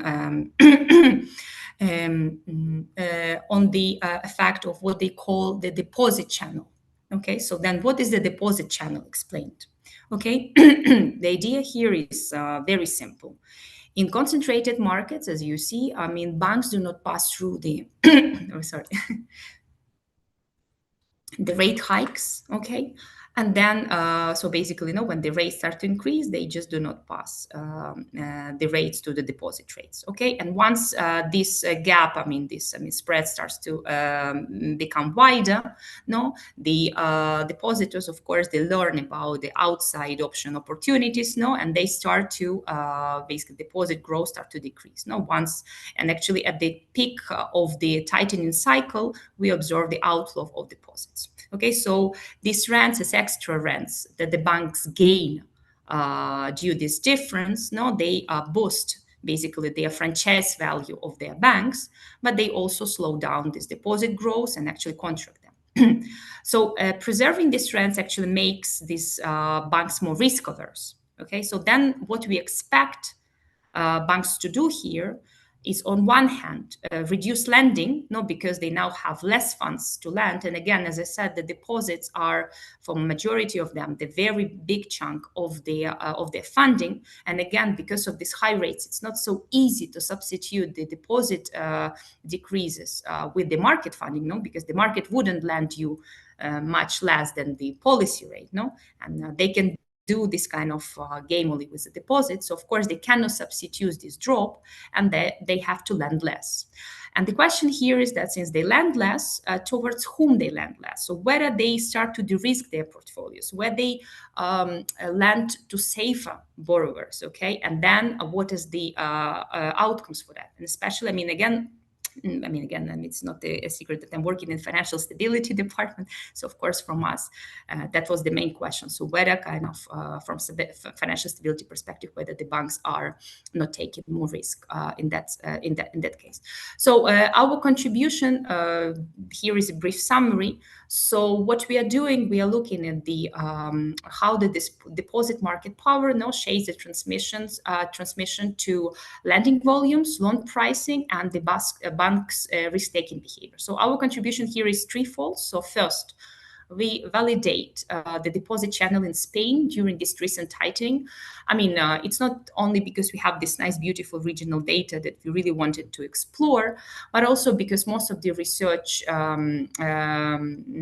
the, again, Drechsler, Schnabel, and Savoy was done for the US data.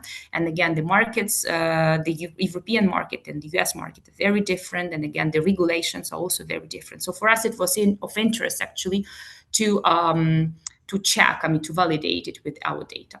So then what we did, we take, here's the identification of this model. So basically you need to take one bank that operates in different regions. So you control for all of the bank's characteristics, and then you have the branches of the bank that operate in higher concentrated regions and the lower concentrated regions. So basically when we compared these branches, we found that the branches that are located in highly concentrated markets, they experience a significant drop in deposit amounts right after the tightening cycle. And this difference actually comes particularly from the time deposits. Okay, and I will show it to you. But again, it makes sense because, as you saw in the figures, that the check-in deposits rates were zero. This is the money you have at your bank account. And again, it's nobody was actually offering more than slightly higher than zero interest rates there. So once we establish this, we look at the bank lending and the risk taking using granular data. Why it is important to use this granular data? It's because we really want to control for the credit demand. Because when the interest rates increase, you could also expect the demand for loans will decrease. So then we need to be able to separate the demand and supply effects here. So then what we do here, we look at the firms that have loans with multiple banks. So we have one firm that have contracts with multiple banks, and then we're controlling by that for this loan demand from this particular firm. And then one bank is exposed to more concentrated market, another to less concentrated markets. So basically what we found here, that banks that raise deposits in highly concentrated markets curtail lending more. And then this is important, particularly to ex-ante riskier borrowers. Okay, so in our data, we are able to have a measure of ex-ante riskiness. So banks, the IRB banks, they have to assess the riskiness of their borrowers before the operation. Because of this risk, then the risk weights are calculated, and the provisions and the capitals are calculated. So that's kind of important for them. So once we have this estimation of banks' perception of the riskiness of the borrowers, then we can actually see whether the banks lend less to people who are ex ante more risky. And then once we observe that, so basically they choose the pool of safer borrowers, then we look at the implications for the pricing and the realized returns. And key here is that we're using now new lending. So for the previous exercise, we were using the stock of lending. And now, I mean, in terms of prices and the NPLs, it was kind of more naturally cleaner way not to use the new lending. So what we found is that, again, the bank charge higher prices and lend less if they're exposed to more concentration. And then what is importantly, because ex ante they select safer borrowers, their NPL, so non-performing loans, 1 year after the granting the loan, do not increase. So basically, increase in pricing was not accompanied by the high NPL. So this is important, okay? And then what happens? We checked actually the realized returns, basically the profit they gain. So these higher loan rates translated almost directly into the higher realized returns. So banks with greater exposure to concentration earn higher realized returns 1 year later. So this is our paper, basically, very briefly in short, and now we'll go deeply into what we've done in each of the parts. So, I mean, I wouldn't stop here, and I just wanted to show you this graph. I mean, a little bit of the geography of Spain, maybe you know a little bit about it. So those are the famous Balearic Islands. No, you know, maybe Mallorca, Menorca, Ibiza, Formentera, and then the Canary Islands. But the most of the interesting part actually was going on in the mainland Spain. No? So this is Madrid, this is Barcelona. And here the color is the level of the concentration. So we measure the concentration with the Heightened index, okay? So the darker the color, the more concentrated deposit markets are. So here, for instance, this is a nice example. We have Madrid, which is very large, so highly competitive market. And then we have 2 more rural areas. So this is the Avila and the Soria. So the idea to check for this deposit market kind of channel, no? So we want to see, we have a bank that operates, let's say, in these 3 regions, and then after the tightening, so where the deposits will decrease or faster, no? Let's say here, let's say more concentrated market or a more competitive market. Okay, so this is our what we call key descriptive statistics and identification strategy. You know? So this is how we identify our deposit channel. Okay, skip the data, and now we have a deep dive into deposit channel. So the question here is, how does the deposit market concentration affect the transmission of monetary policy? So we compare 2 branches of the same bank operating in different regions. And the key assumption here is that the decision of how many deposits to raise at a given branch do not depend on the decision of how many loans to make at that branch. Meaning that the bank raises deposits in different branches, but then these deposits can be used for lending in completely different regions. So as I told you, now we have, let's say, Madrid, Avila, and Segovia. So we raise deposits in 3 of them, but then let's say lend only in Madrid. Okay, so then this is the bank decision. And again, this is more or less what happens in the real life. Why it is important? Because if I raise deposits only in Avila and then I can lend only in Avila, of course it will shape my deposit level also policy there, isn't it? Okay, so then in this regression, what we are doing, we look at the log of the deposit holding, the logarithm of the deposit holding.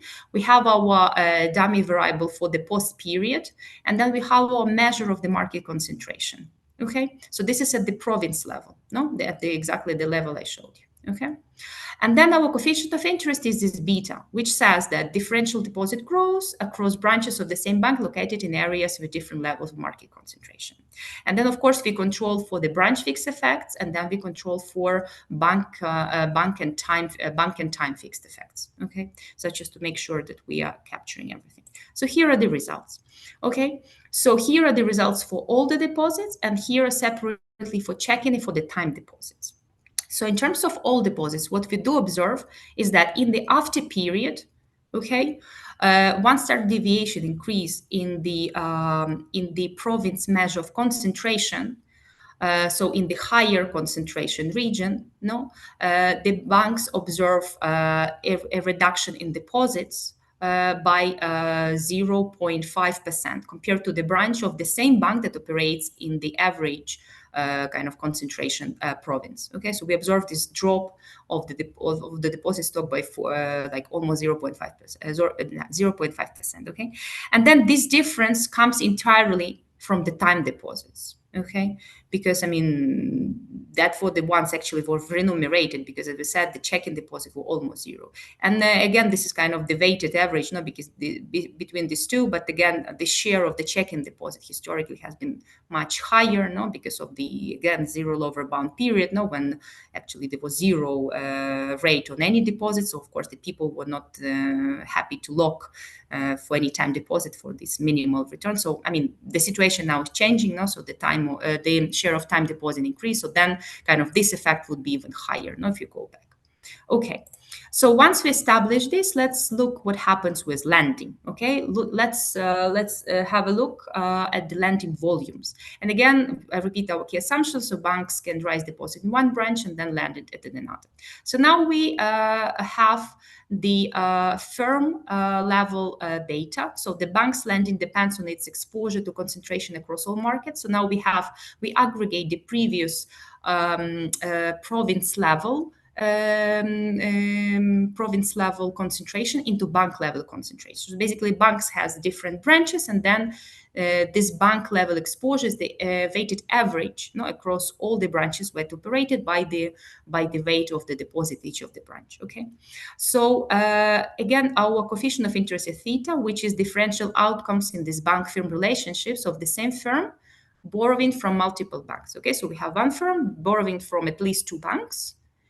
And then we look whether the bank that lends to this firm is exposed to more concentration, let's say, what happens to lending, okay, here. And again, first we tried with the multiple bank relationships, but then we also extended it with the degrees methodology to single bank relationship. So here are the results. So as we can say, this one standard deviation increase in bank's exposure reduces the lending supply by 10.5% relative to other banks when controlling for all we wanted to control. If you remember in the motivation, I told you that there are other potential channels that could also affect the transmission, is that the liquidity, so this liquidity coverage ratio and capital buffer. So we also interacted them and just wanted to see whether our results are still holding. So you see almost no change. And then again, these results remain quite robust when we move from multiple bank relationships to all borrowers. So basically here we included also the borrower that have a single bank relationship. Okay. The next step is also to include this the triple interaction with the PD. PD is probability of default. No? So this is banks, the firm average probability of default based on this internal estimate. So this bank perception, of the riskiness of the firm. And again, the idea here is to see whether those firms that are perceived from point of bank riskier, whether there's a differential impact of the borrowing for them. So and this is the summary, I mean, similar to what we saw before. So what we have is that, I mean, this is triple interaction. So it is that riskier borrowers experience a sharper contraction in credit relative to firms with average PDs.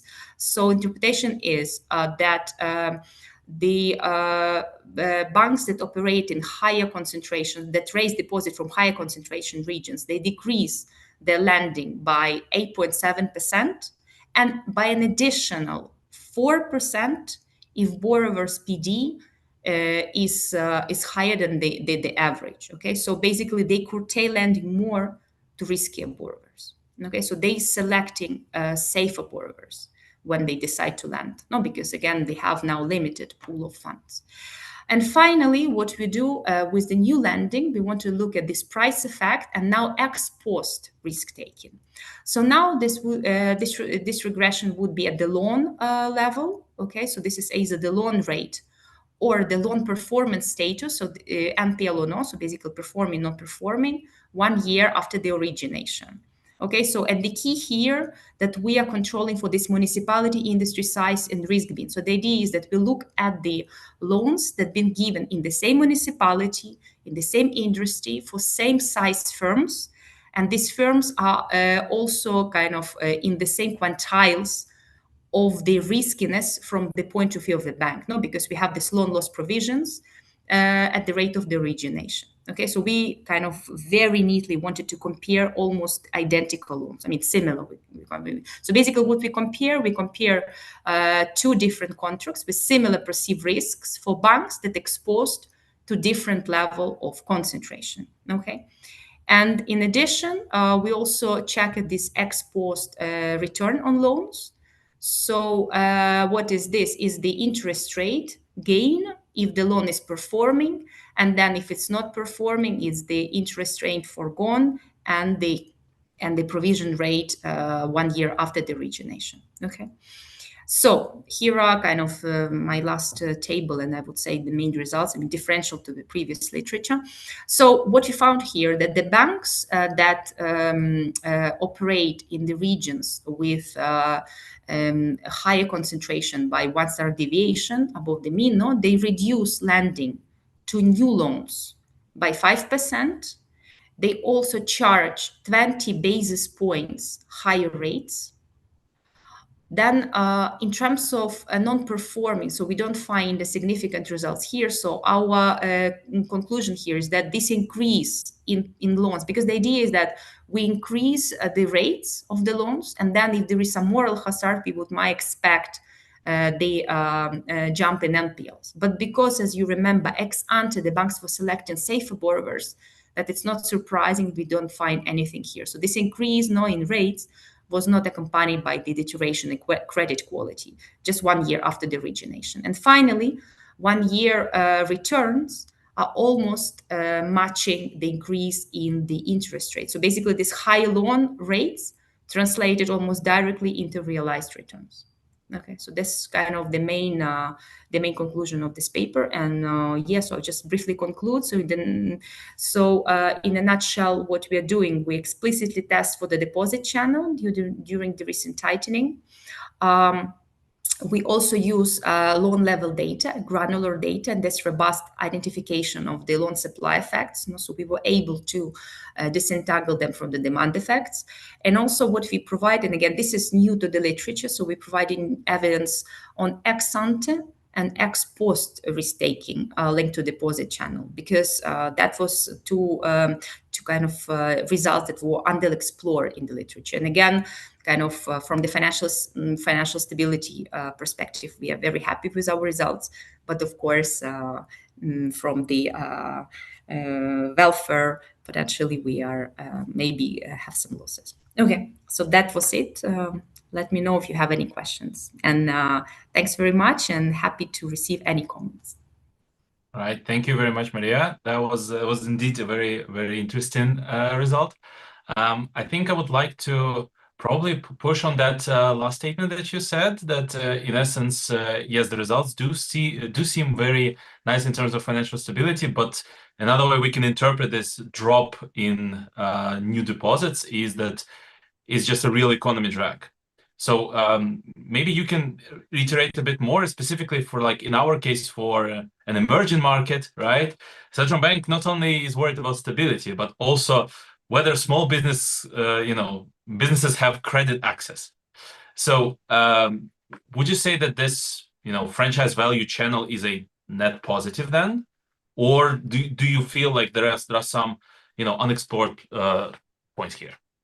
Okay, thanks very much for the question. And I didn't mention it. So in our case, let's say these deposit outflows were mainly first to repay the loans, the mortgages in case of the retail, and also for the non-financial corporates, just because most of the loans in Spain, at least the mortgages, were floating rate loans. No, so actually they were moving together with the cycle. No, so if the deposits were not repricing, the mortgages were repricing almost the next month. The interest rate went up. So the population actually using their savings, their deposits, and again, most of them were like on the bank account, to repay the mortgages and to repay the loans. Okay. So this is one kind of way. So basically, the money did not drift off of the real economy. Actually, from the bank point of view, I mean, they just taken it from one pocket and put it into the other pocket. No, so basically, the money kind of went from the deposit account into repayment of the loan. No, so there was not money gone there. On the other hand, we also had a very huge increase in the investment in the government bonds. So we have the short-term government bonds that are 3, 6, 9, 12 months. So they are risk-free completely, no? And they are, I mean, almost as a deposits, no? And of course, the rates, because they are based on the auction, no? So the rate, it depends on the auction. So how many people are bidding for the price of the bonds. So many people actually were switching from deposits to these government rate bonds. I mean, we have anecdotal evidence. So actually we have, so the people when they need, one place when they can invest, it's a Bank of Spain, no? But they need to queue. So in the morning when you go into bank, do you have long queue of people because they need to open an account, then deposit the money, something like that. So we had the long queue of people actually bringing physically sometimes if they have maybe money in at home. So there was like a combination of these two. Yeah. Oh, wow. Okay, that was an interesting case. Yeah. Right. We have a question from Alexander Farina. Please, the floor is yours. Yeah, thank you very much. This is a very nice story that you just mentioned. It seems that it's quite similar to what we can explore here in Ukraine, despite that we are in different conditions. But my question is a little more technical. So you show that this heterogeneity across sectors, across agents, can be evident with the data, but I have not heard anything about possible heterogeneity in expectations.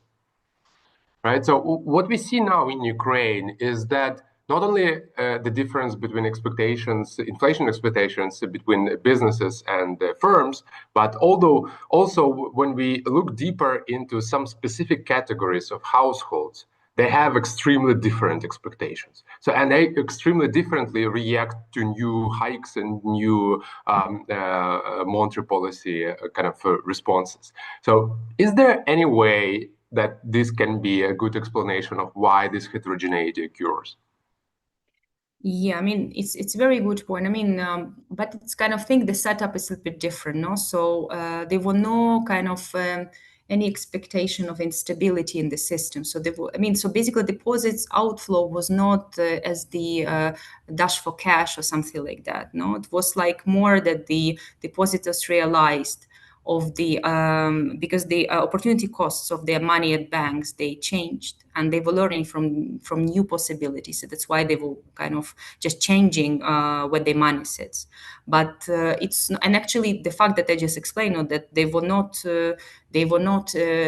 worried about any stability here, no, because they were actually buying government bonds, no. So I mean, they were they knew that it was zero risk. And then again, because the inflation and everybody, I mean, again, that it was reiterated importantly, no, that the inflation is first of all, it's exogenous to the banking system. It's also, I mean, I didn't mention that. And again, why the shock? It's very interesting from the research perspective, no, because it's kind of a clean shock. It's a clean kind of shock to monetary policy, no, from the point of view of a banking system, no, because the previous one was actually evidently, no, originated partially in the banking system, while this one is completely exogenous. And on top of that, because the interest rate raise, again, let's say the Spain, when the interest rate are decided, no, the Spain is just one vote out of 27, no, and kind of for us, the increase was mostly exogenous, no. While, for instance, for you as a central bank, because you do both things, you do monetary policy and you do the financial stability policy, no. So that's why it's a little bit different setup. It's much more, I would say, difficult, no, to balance these two. I mean, for us in this case, it was a little bit easier, no. Thanks for your reflection. All right, thank you.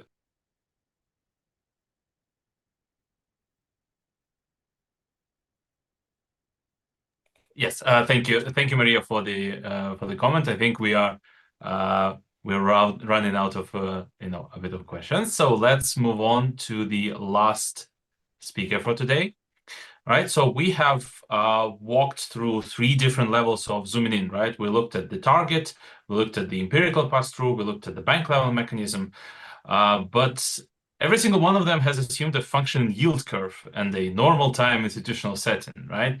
So our final presenter is gonna drop that assumption, right? In particular, we're gonna look at the banks under wartime stress, under wartime risk, right? The yield curves that are shaped by capital controls and military issuance, and concentration that breaks the typical, competitive banking sector, right? So our next presenter is from National Bank of Ukraine, Artem Vdovichenko. He's going to present his study on that. He's been working on Ukrainian interest rate pass-through since well before the full-scale invasion. So today's talk kind of extends that line of work into the wartime period. Right. In fact, First Deputy Governor Nikolai Shuk earlier has described the novel liquidity absorption tool that the bank deployed to reinforce monetary transmission during the war. And Artem's paper is kind of the empirical measurement of how that policy choice has propagated through the banking system. Artem, with that, the floor is yours. Hello, everybody. Thank you very much for the invitation. So let me start. Do you see my slides, by the way? Yes, Okay. we do. Nice. We can hear you. We can see the slides. Good luck. Thanks. Yeah. So in this presentation, I am trying to show our last study that we made with my colleague, and we published this study in the Vestnik of the National Bank of Ukraine. So this presentation reflects our findings, and it also reflects our practical approaches, which we apply in the National Bank of Ukraine to analyze transmission into market rates and to analyze how our policy actions affect dynamics in this transition. So several words on how we understanding the importance of transmission. Of course, first of all, we are concentrated on deposit and credit rates. Deposit rates affect decisions of households on savings and consumption and demand for foreign currencies, which are very important for the National Bank of Ukraine, especially today. As you may know, after the beginning of big war, we switched from a pure inflation targeting regime into so-called flexible exchange rate sustainability regime, where we try to regulate inflation through interest rates, and we also try to affect economy and inflation as well through exchange rate market. So the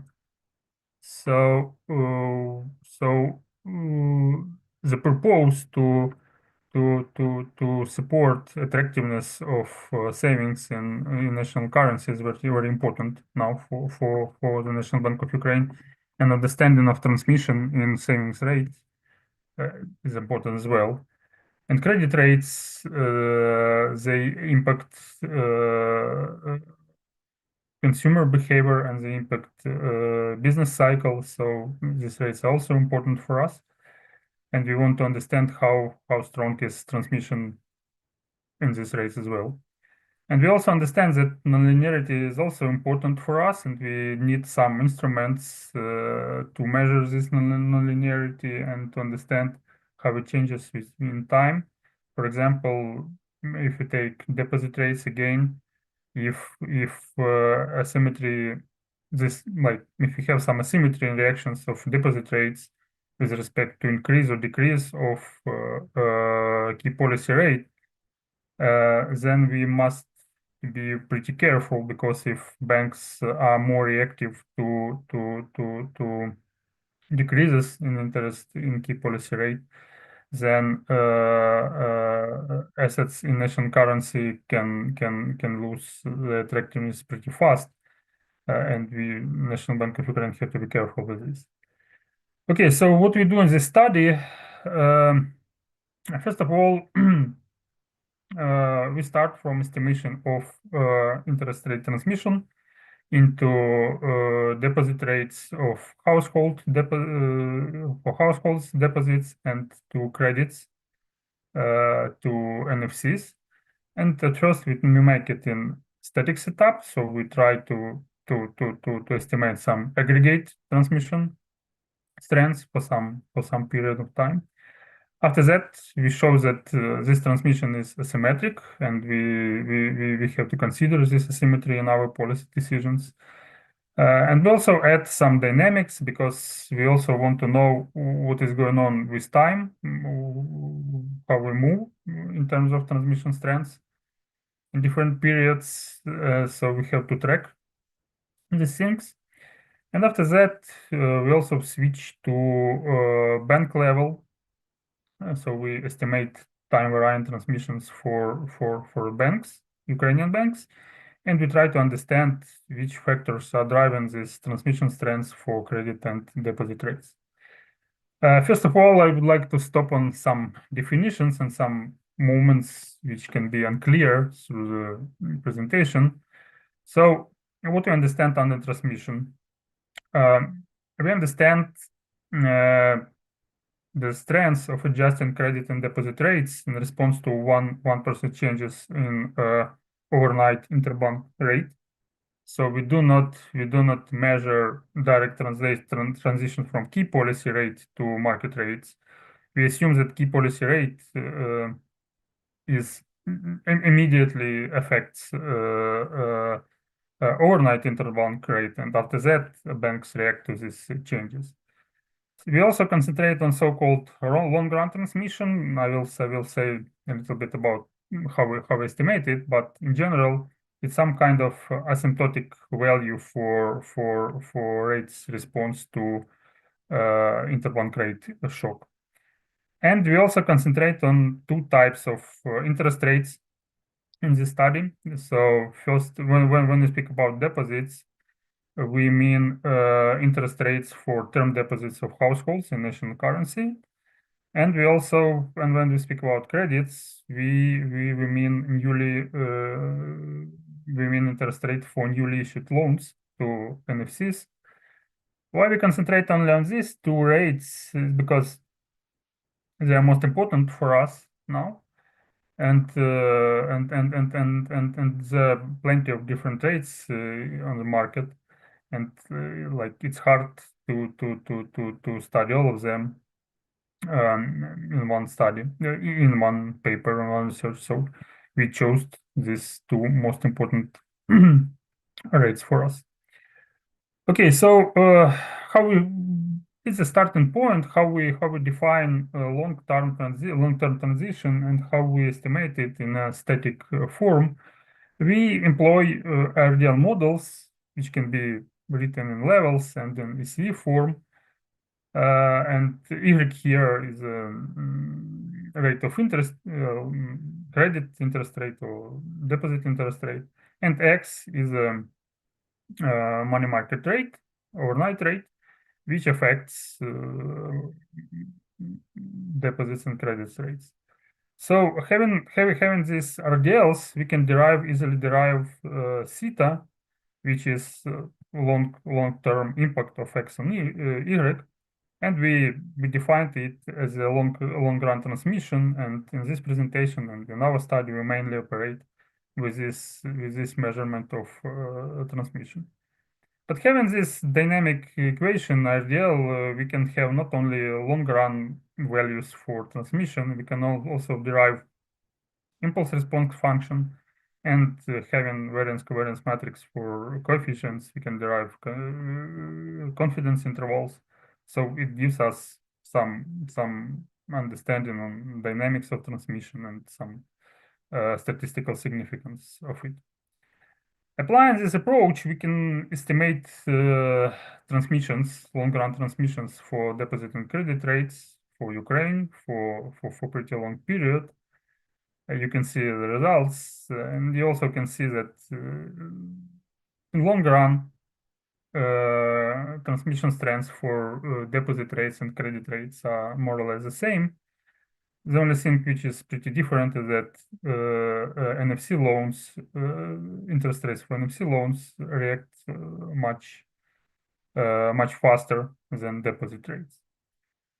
Another thing is that we can see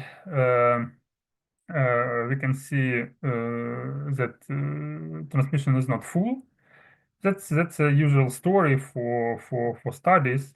Incomplete transmission is usually explained by rigidity of expenses when we speak about deposits, low or high level of competition, availability of alternative sources of funding for banks, also the structure of deposits and credits. Very often there are like long-term contracts with clients, and interest rates can be adjusted very fast. So that's why incomplete transmission is pretty usual empirical results from studies. Sometimes there are overshooting when transmission is higher than 1, and it usually happens for credit rates, and it is usually explained by uncertainty when banks try to impose higher risk premium on interest rates for loans. So this result is also possible. Now several words on asymmetry, which we also detect in our study. If you speak about if you work in static way with this transmission, we can estimate so-called nonlinear RDL, which disentangle effects from interest rates increases and interest rate decreases, and we can see this like measurement of asymmetry in reaction of interest rates, and we also apply this, do this exercise with our data usually, and you can see that for Ukraine, asymmetry for deposit rates is downward biased. So banks are more active in decreasing deposit rates in response to decrease of money market rate than in increasing rates.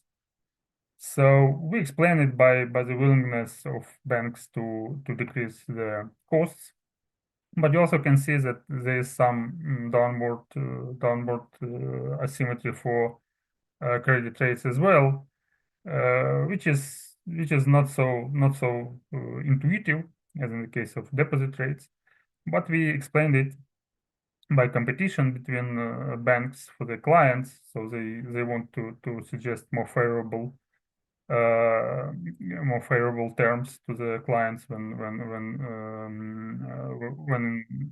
interest rate goes down. And we also explain it by the impact of big firms who are also who have pretty strong positions in negotiations, and they can claim more active decrease of interest rates for the credits from the banks. At least partially, we can confirm. Okay, so I think that I will answer all the questions after the presentation, right? Okay, let me. Yeah, at least partially we can confirm this by analyzing these asymmetric responses between for loans which were given to different size of firms, and we can see that this downward asymmetry is pretty significant for big firms, and it is not significant for firms of other sizes. Okay, so this is a static approach, but for policy analysis, for understanding what is going on today in the market, we want to have some dynamics in our indicators. So we extended, what we did, we extended standard RDL models to TVP form. We employed deep sampler and Bayesian techniques and tried to estimate RDL models in this setup. And all these time varying parameters, they give us a chance to estimate longer run transmissions, which also change in time. On these plots, you can see interest rates themselves, so interbank rate and rates for deposits and loans. And obviously there is some correlation, but the question is how strong is reaction to the changes in interbank rate. And on the right plot, you can see results for deposit rate transmission and credit rate transmission.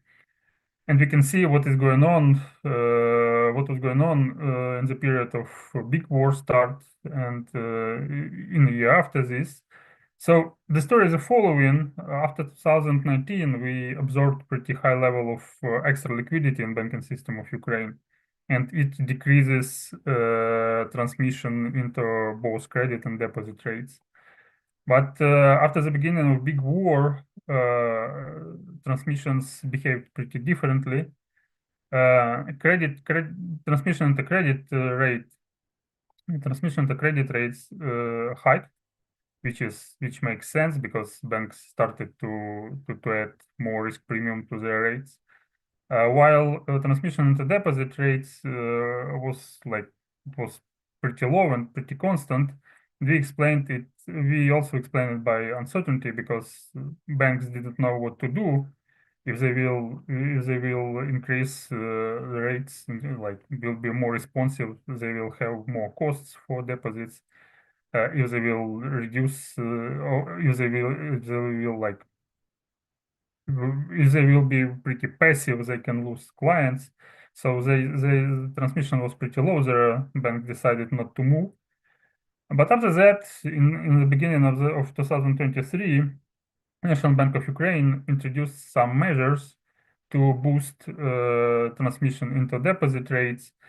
You can see this these measures, namely what we did there. But in general, National Bank of Ukraine changed requirements for reserves, which stimulated banks to attract term deposits, not deposits on money in current accounts and deposits on demand, but specifically term deposits.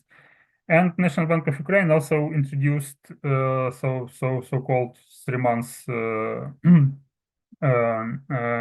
deposit certificates, which had higher profitability than standard short-term deposit certificates, and ability to invest or to buy these certificates was related to the proportion of term deposits on the balance sheets of the banks, and it also stimulated banks to increase to be more active on deposit market, to attract more deposits, and it boosted this transmission. At least we believe in this. Okay, so this approach, which gives us some dynamics and transmission, it gives us more information about behavior of specific banks, because actually we can estimate this transmission, time varying transmission for different banks, and we did it. We estimated separately transmission for deposit rates and credit rates. In our final sample, we have 25 banks for when we look at the dynamics of transmission to deposit rates, and when we speak about credit rates, we have more, 55 banks. Why we do not have all banks? Here, this is because of data gaps. Some banks are not alive, so they stopped their functioning starting from after 2015. Some of them have too many gaps in months. We use monthly data because they did not do any operations or did not report numbers on deposit rates and credit rates. So we brushed out a lot of banks from our data sample. So the final sample is 25 banks for deposit rates and 55 for credit rates. So besides good opportunity to look at specific bank and to understand what is going on with its policy with respect to deposit rates and credit rates, it also gives us an opportunity to make some empirical exercises and at least to understand, maybe we have we can disentangle some factors which drive transmission on banks level. So we did it. We ran some set of panel regressions, panel estimations. So we used monthly data starting from 2018, and as dependent variables, we used time varying estimates of these transmissions for deposit rates and for credit rates. Running panel regressions, we used two-way fixed effects where it was possible, or only bank level fixed effects. And as a regressors, we used three set of variables which had to show us how banks react to different processes in economy as a whole, to different NBU measures, and how different characteristics of balance sheets of banks impact these transmissions. So here you can see this list of variables. I will not go in details through all of them, but general idea was to understand how different macroeconomic conditions affect behavior of banks on deposit and credit market, whether NBU measures introduced for boosting transmission into deposit rates were effective or not, and maybe there are some specific balance sheet features which also affect transmissions. And of course, we tried to overcome problems with possible heteroscedasticity and correlation in errors. So we used different kinds of clusterizations and specific approaches to estimations of variance. So to get adequate standard errors of coefficients. So I also will not go deep in tables with coefficients and in results of estimates for each variable which we tried. But general conclusion is the following.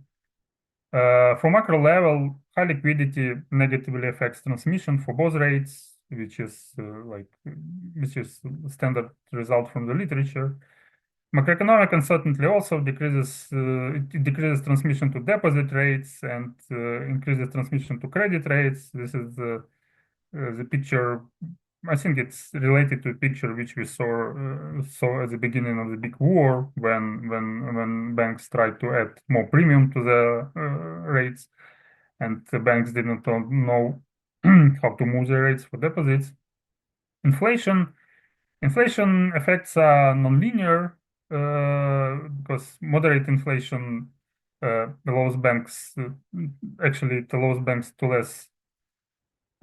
pay less for deposits in real terms, so they do not react when it's pretty moderate. But when it's really high, they want to be attractive for clients. So once again, they want to maintain some more or less fine real rates, so that they start to react to more aggressively to the movements of the interbank rate. Yeah, and this threshold also works for credit rates. We also used some proxies for the growth of deposit supply and demand for credits. Deposit supply expectedly decreases pass-through because when supply is high, price goes down. So, and the same is true for credits. Demand for credits increases transmission to credit rates. Several words on NBU measures. So we introduced proxies for these measures in our regressions. One proxy was like reserve requirement, this ratio for households' deposits on demand and current accounts. So when this reserve requirement is high, it means that benefits for keeping this this money on balance sheets of banks is not so beneficial, and they try to convert them into term deposits of households. So yeah, and then according to the results, these measures, this ratio increases transmission into deposit rates. And another proxy is a proxy for deposit certificates. We introduced it as a share of long-term deposit certificates, which were actually aimed to increase transmission to deposit rates. So we introduced it as a share of that kind of deposit certificates into all volume of deposit certificates which are in the balance sheet of the bank, and increasing of this share also increases transmission to deposit rates. And there are also some conclusions on bank specific variables or characteristics which can be derived from balance sheets of the banks. So market concentration increases responsiveness of credit rates. So if there's a bank which has like large market power, it is more aggressive on the credit market. And after controlling for some outliers, we also can conclude that increasing of market concentration decreases transmission into deposit rates, which is also pretty standard result from empirical literature. NPLs, concentration of NPLs on the balance sheets decreases pass-through to credit rates, according to our conclusions. So banks become less active on credit market, and they start to think about filling their balance sheets and how to be more in line with requirements on normatives than to attract more and maybe more risky credits from the market. And there are also some standard effects from capital buffers. Let's call it in this way, because if we see that capital to assets ratio is pretty big for the bank, so transmission to credit rates becomes higher. So capital to assets ratio in our data set plays its role of safety buffer, and it led the bank be more aggressive on a credit market. Yeah, so these are main results. Of course, there are a lot of little things that I did not mention, but there are too many variables, frankly speaking, in these regressions, and I think that main results are here. So I'm ready. Thank you. Thank you very much, Artem. Thank you very much, Artem. Maria, if you still have a question, feel free to ask it now, or I can do some of my own. No, thanks. Go ahead. I was mistaken. Okay. Well, then my question will be connected to Maria's work, right? Because there is an interesting contrast happening between those two.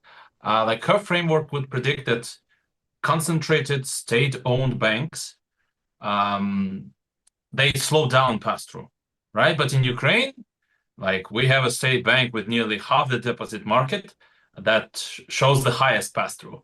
So what's your opinion on like how would you explain the difference between those two results? Okay, so yeah, I explain it in the next way.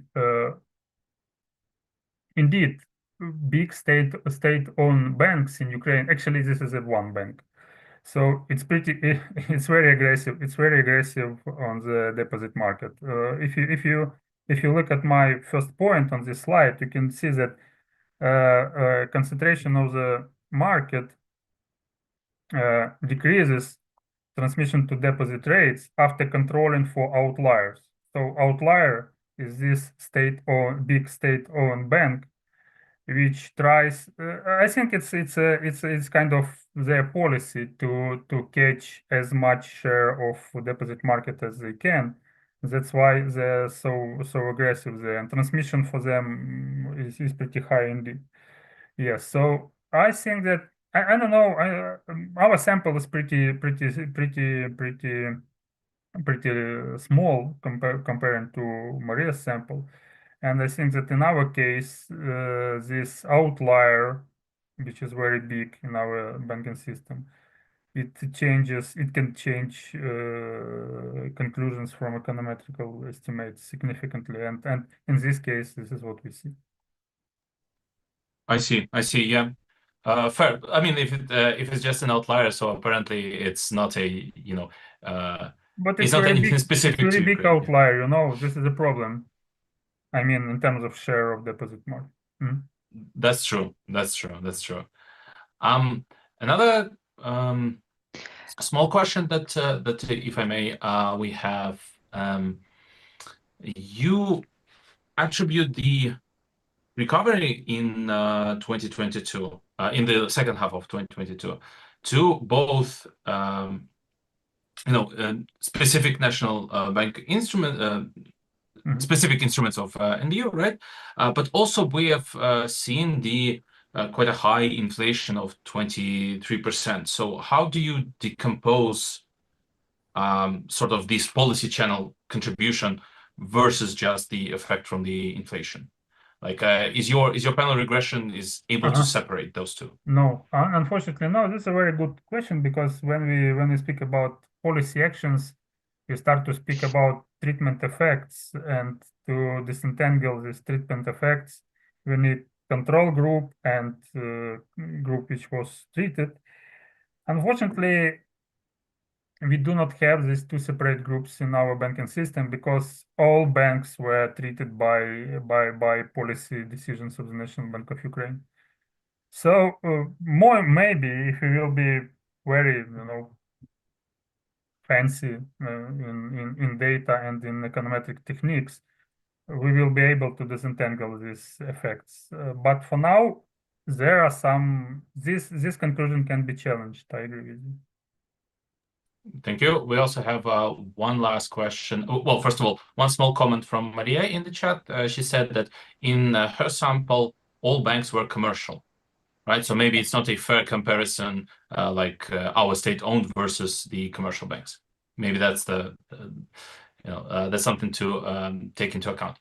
So we have one last question from Alexander. Please. Yeah, this is a very related question. And Maria mentioned that correctly that in her sample, it's not about commercial versus public-owned banks. But in our case, when we think about the Ukrainian case, the public-owned banks, they also have different models, business models, right? So one bank, this outlier, is designed or is kind of thinking about more to attracting deposits and stuff like that. Another bank is doing another business model. So my question would be, should we now think, since this outlier is such an important for econometric results, right? Should we, and we understand why, right? This is his intention to fight for depositors.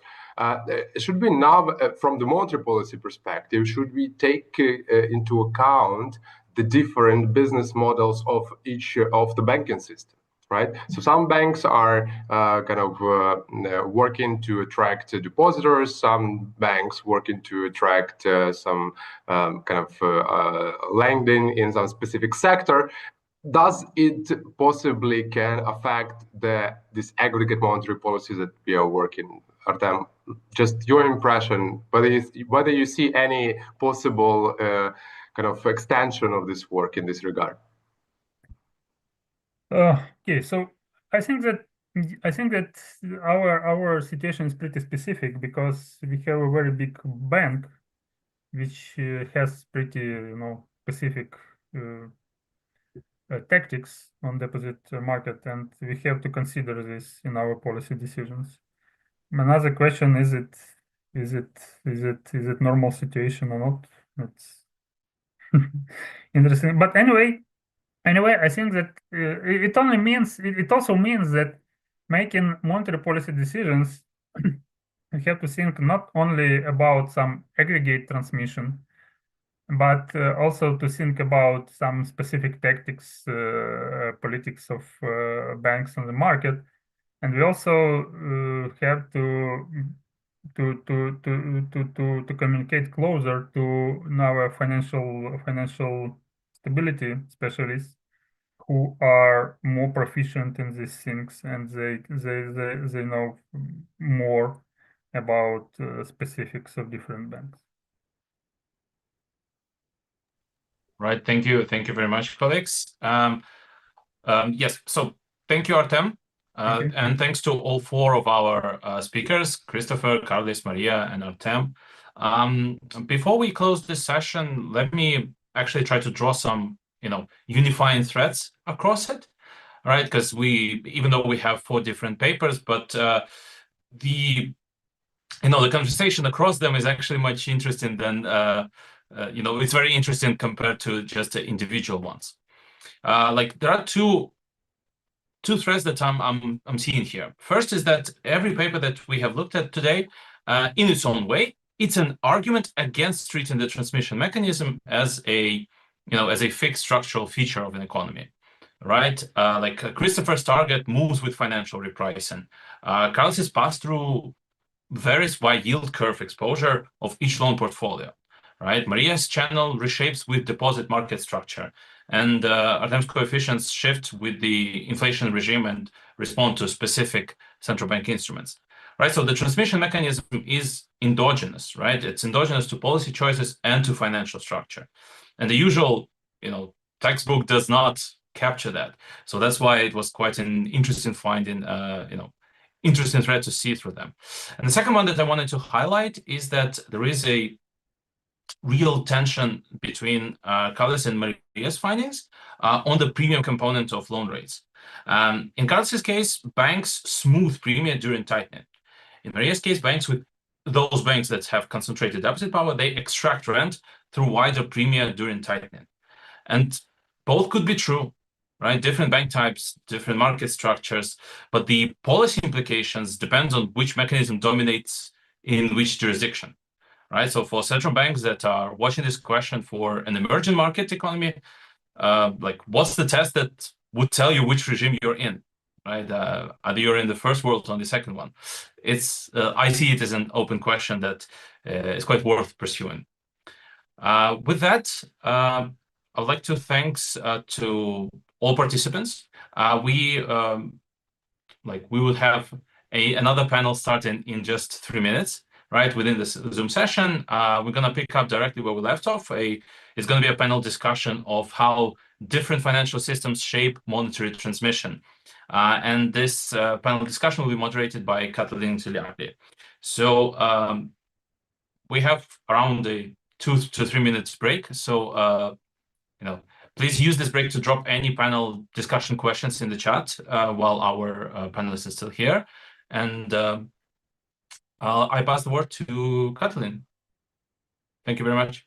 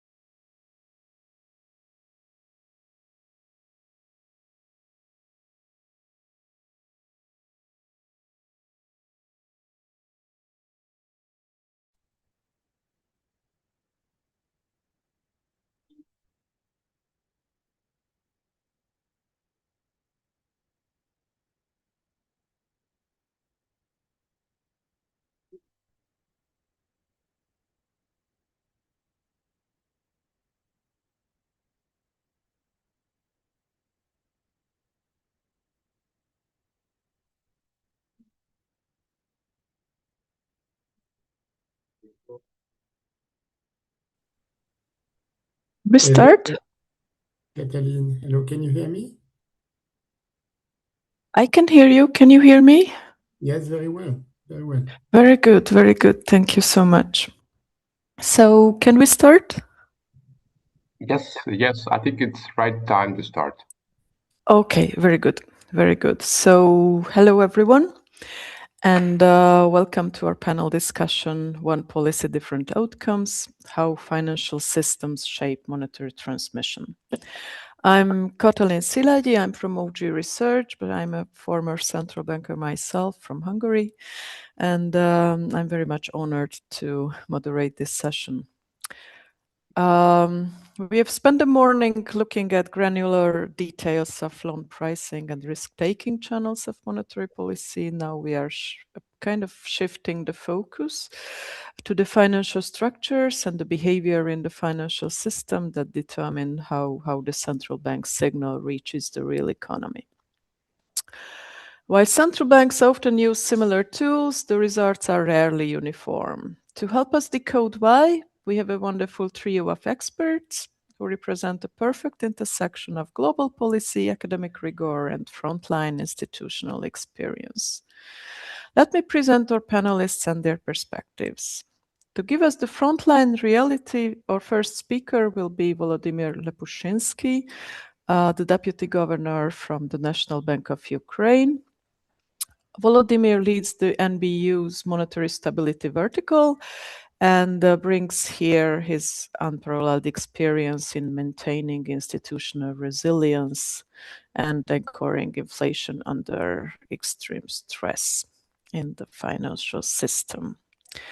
Next, we will turn to Refet Gürkaynak, professor at Bilkent University.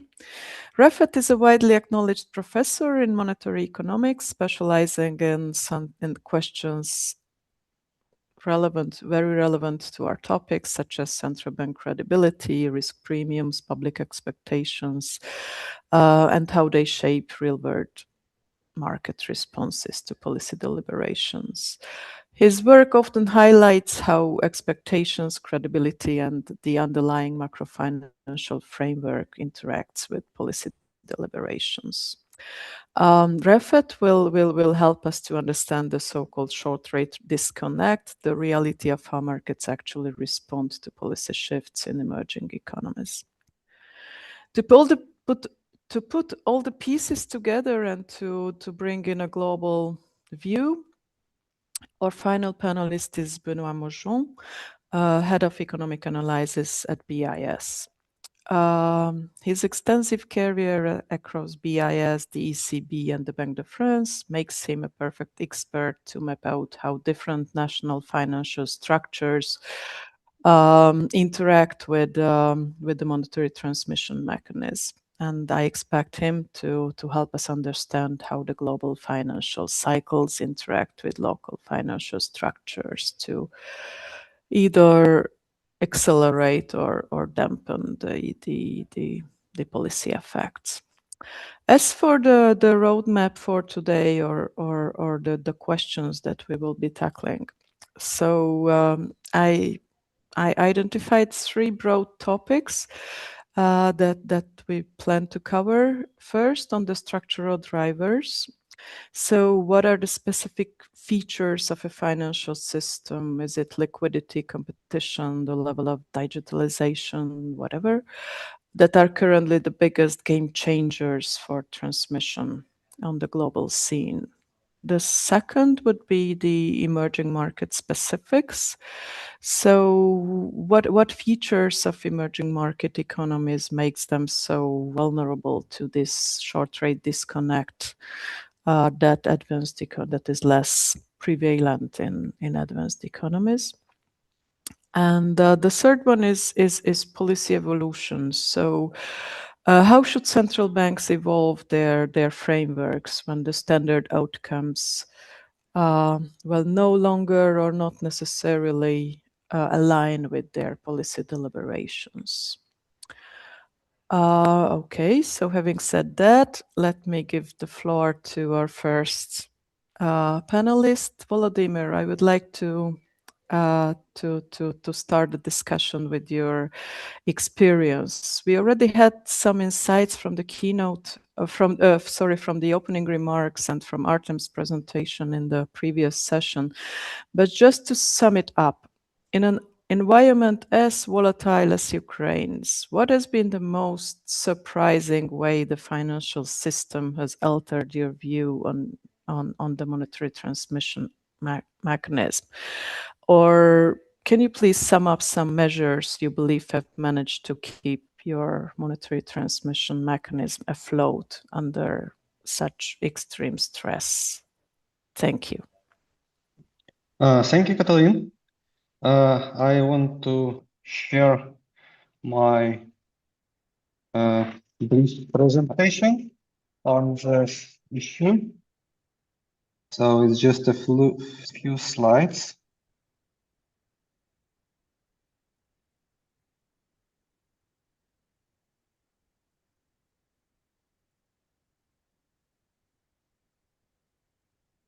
Sorry. I will try to share them while still explaining how monetary policy transmission works in Ukraine. It's quite, all the countries have some impediments to monetary policy transmission, and but we have all the challenges at once. So during the special mode of functioning of our economy, we have large liquidity surplus, which is not surprising. But in our case, it's extremely high, and that leads to weak competition for savings, and that makes a deposit channel weak by itself. We have large fiscal deficit, so the government is eager to attract savings to finance the budget deficit, but mainly in local currency. And there are high risks that we will be resorting to debt monetization, which of course is not a good practice, and we stopped doing that in 2023. But risks are always there. We have high FX deficits in the private sector while having surplus in the public sector because of like some specific features of our economy, while we are getting international financial support, which goes to the government, and then government directly exchange it with the NBU and spends the local currency on the for its expenditures. And then we need to channel this surplus in the public sector to the private sector, and FX market is unable to balance itself. So we have higher security risks, meaning that we have limited access to the international private capital, and there is a need for FX controls and restrictions. And we have high war-related risks, meaning that there are non-price factors limiting our credit supply and demand, and we have heterogeneous expectations. So all these features are not unique, but the new case of Ukraine is that we have all of them at the same time. So how actually the National Bank is dealing with this situation is what the solution in our case is that we improving monetary policy transmission by shaping it with the design of our instruments, by addressing all of these issues, all the specific issues. So we have special setup for FX interventions to channel the FX from surplus in the public sector to cover the deficit of the private sector, and that allows us to have some flexibility of the exchange rate when it reacting to what had happened in the economy. We have special design of liquidity sterilization operations, which were mentioned previously. So that's how we have quite active deposit channel of monetary policy transmission, and key policy rate plays a quite significant role to alleviate pressure on FX market and inflation. We have special design of reserve requirements ratio when the reserve requirements are covered with government bonds, so that gives stimulus to development of domestic debt market, and we are avoiding debt monetization at the same time. So there's strategy to resolve structural impediments to lending, and the strategy is is performing quite good.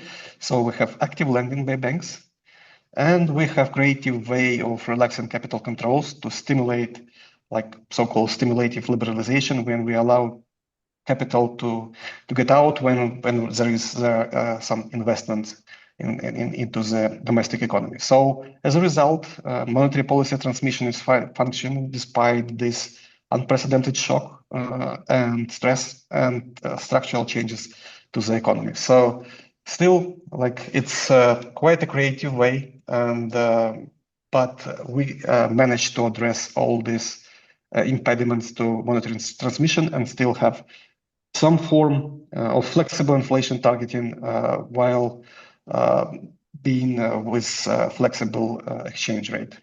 Thanks.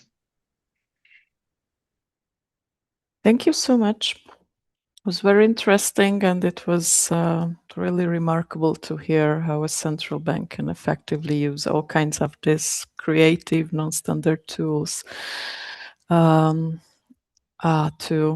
keep the monetary transmission alive. So, Rafat, I'm turning to you to broaden our perspective into some more general or more academic or more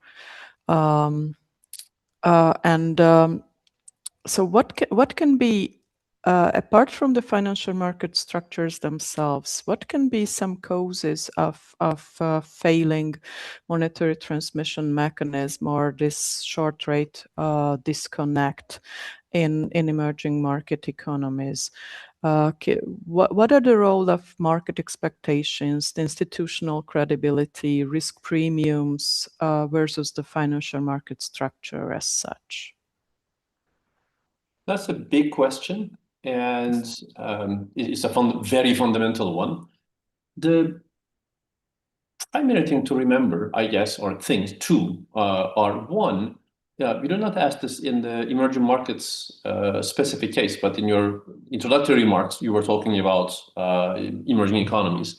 And it's important to remember that emerging economies are not really in any fundamental way different from advanced economies. These are just all economies, and treating them as in some way fundamentally different from others oftentimes is an excuse to do poor policy.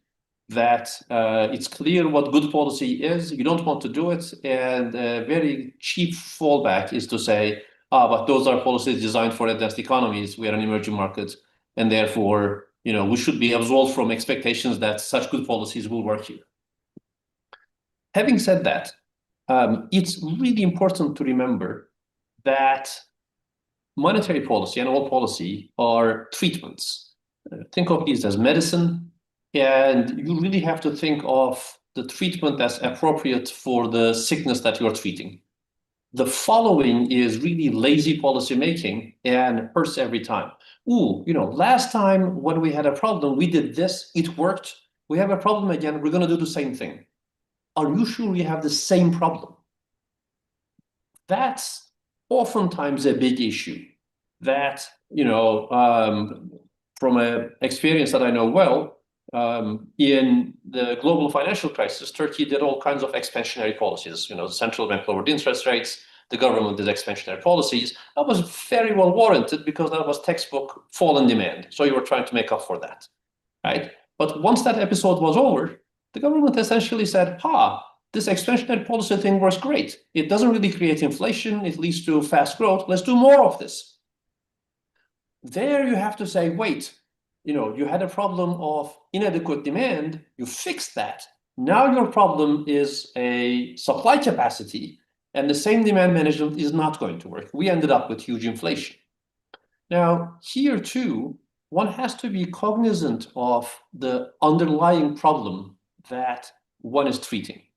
So sometimes the problem is, by and large, this is a normally functioning economy, but for whatever reasons, demand is too low, right? Okay, we're going to do Keynesian demand management, cut interest rates, do forward guidance, whatever it is that we want to do. good monetary policy. Go ahead and do that. Every now and then, the problem isn't that. The problem, for example, is really your real sector's balance sheets are so bad that they are unlendable to, and no amount of prodding your banks to lend is going to solve this, because these firms, A, do not want to borrow, and B, if they were to lend to, any sane regulator would be very worried about this, because you're essentially lending to insolvent firms. Now, if that's the problem, often monetary policy has nothing to do with this. There are problems monetary policy cannot solve. And accepting that is one of the harder but more important duties of central bankers. That, we're not, I consider myself a central banker, we are not policymakers of last resort. Whenever things don't work, all eyes are going to turn to us and we're going to pull some rabbit out of a hat. That's bad policy making. One really has to be able to turn to some other policymaker, and there is always an appropriate policymaker for whatever your problem is. One of the tragedies of our current times is we always turn to central banks whenever we see some, economic problem. Central banks aren't the one-stop shop of economic policy. You have your fiscal policy, you have your regulators, you have your banking policies, you have your, export promotion bank. These are all economic policymakers with well-given mandates. And when the central bank says, in these words or by its actions, I've got this, those policymakers stop doing what they're supposed to do. And that's actually a very bad incentive mechanism for overall policymaking. So one of the big deals is to every now and then to be able to say, it's not only that there is a short rate disconnect, because sometimes the problem is, yes, the monetary policy function is not working as well as before, hence we should do more of this. Perfectly fine. But every now and then the issue is, this is not a monetary policy problem. So don't expect us to solve this. Being able to say that is an important thing. I tried to put Ukraine aside. Ukraine genuinely has obvious, very special conditions. But one of the faults is to say, okay, my monetary policy isn't working, this annoys me, and therefore I'm going to do all kinds of non-market interventions to get what I want, okay? And again, that's a very cheap way of going down the road of financial repression. Monetary policy transmission isn't working, so I'm going to effectively jump over the entire transmission mechanism, go to the last moment where loan is made, and I'm going to begin telling the banks, you make that loan to that firm, you make that loan to that firm. That really doesn't work in any normal economy. So you really have to be able to say, the world is really a not normal world. Ukraine can perfectly say this. I have much respect to that. But when most other economies do this, it's either lazy policy thought or a blatant attempt to do allocative policy under the title of monetary policy, which one shouldn't do. Thank you. Thank you so much. It was very thought-provoking and a very, very, very nice expose. Thank you very much for this. So as for the last panelist, I'm turning to Benoit and ask again the almost the very same questions on a global scale. So how do different structural designs of individual financial systems of different countries are important in their differences in terms of how monetary policy interacts with the real economy, or which specific structural characteristics of a given financial systems are game changers in determining how efficient monetary policy is? Thank you very much, Katalin, for this question, and thanks to the organizers for inviting me to this panel. Indeed, I can bring some international perspective to this discussion today, and as Refet has stressed, I think that Ukraine is in very specific conditions in a war. and this implies very special fiscal and monetary policy measures. And to some extent, I can describe some of the empirical evidence that we found at the BIS in terms of, answering your questions, the extent to which this is informative for the specifics of Ukraine at the current juncture, not necessarily so. But the questions that you address me are very very legitimate. I would want to stress first that this topic of the role of financial structure in the transmission mechanism has been the focus of my PhD thesis in the 90s, so more than 30 years ago now, when we knew that we were going to do the euro, and monetary policy would have to be decided for the entire euro area, but across economies which had different economic and financial structure. And so in my PhD, I tried to look into how financial structure and other institutional differences across future members of the euro area could, result in different transmission of monetary policy. And that's a topic that has stayed with me for the last 30 plus years. So I'm really very much happy to have an opportunity to share with you on this topic today. So the first is a word of caution, because the transmission of monetary policy, when you are changing basically the price of liquidity or the level of short-term interest rates, is triggering a large number of adjustment mechanisms across the financial system and across the economy. And when you trigger multiple mechanisms, some may dampen others. And so to have the final say on what is exactly the role of each of the financial structure or factors in this transmission mechanism is already a challenge, because it's difficult to observe and measure. But then, when you consider multiple mechanisms at play at the same time, it's even more difficult. So just to be very concrete, when you have a mortgage market, you may have it at variable interest rates or fixed interest rates. And if you have variable interest rates, this implies a rapid change in the cash flow payment.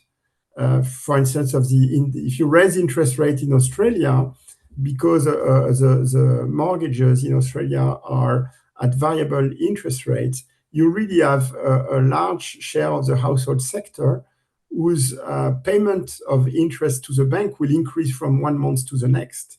So this will directly reduce the cash flow, the cash available for them to spend on other things. So this cash flow channel can be very powerful.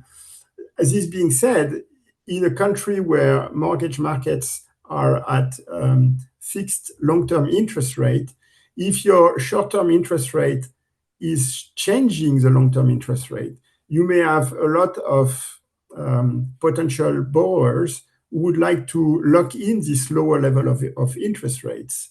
And therefore, you may have a powerful channel through this extensive margin So you immediately see that it's not that straightforward to know that one type of mortgage interest rate contracts would necessarily mean a more powerful transmission of monetary policy on the real economy. It's just that the channels that you activate are different, but the end result in terms of how much you're able to slow or stimulate economic activity, and through closing or increasing this gap between supply and demand capacity in the economy, affect the pace of inflation, is not that straightforward. So let me get to what we think we can describe at the current juncture, and by mentioning a couple of results that will feature in the annual economic report of the BIS, which will come in June, come out in June in 6 weeks from now. So these two features, which are very prominent in 2026, and that's true both across advanced economies and emerging markets, which, if I understood correctly, Rafat said are not so different, are basically the rise of public debt and the increasing role of NBFIs in the financial system. And if you think of the rise of public debt, what we find is that a larger public debt tend to reduce the effectiveness of changes in the stance of monetary policy, in the sense that if I'm increasing my interest rate, I would have a larger response of GDP, but a lower response of inflation. So it's as if, when you have very high public debt, financial markets may react more to an increase in the short-term interest rate. So potentially your risk premium on your long-term debt, on the risk premium on your public debt would be increasing. And so with this, you may have a depreciation of your exchange rate, which would be very relevant in the case of emerging markets, which tends to be inflationary. So it doesn't help you with inflation, while it creates this repricing of sovereign risk by financial markets, which is dampening macroeconomic activity. And turning to the rise of NBFIs, first of all, NBFIs, so non-bank financial intermediaries, have increased their footprint in the financial system. In the case of EMEs, they've become as large as banks, while they were much smaller a couple of decades ago and even 10 years ago. And in the advanced economies, they've become more important than banks in the last 5 years. So what we find is that a larger footprint of NBFIs implies a larger response of long-term interest rate to changes in the short-term interest rate that the central bank can modify. And so what this means is that, so if you're a central bank raising your short-term interest rate in a country where you have a larger footprint of NBFIs, you would have a bigger response of long-term interest rates. And for all the agents whose net worth depends on mark-to-market, they will go experience a capital loss on the value of their portfolio, including financial intermediaries who need this capital to be able to lend. And actually, the response of GDP tends to be also larger in economies where NBFIs, and especially hedge funds and money market funds, have a bigger footprint in the economy.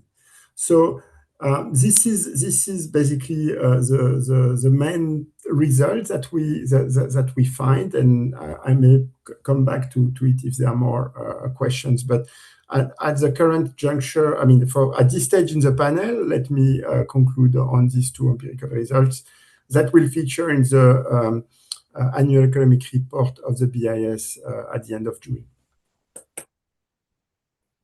Thank you so much.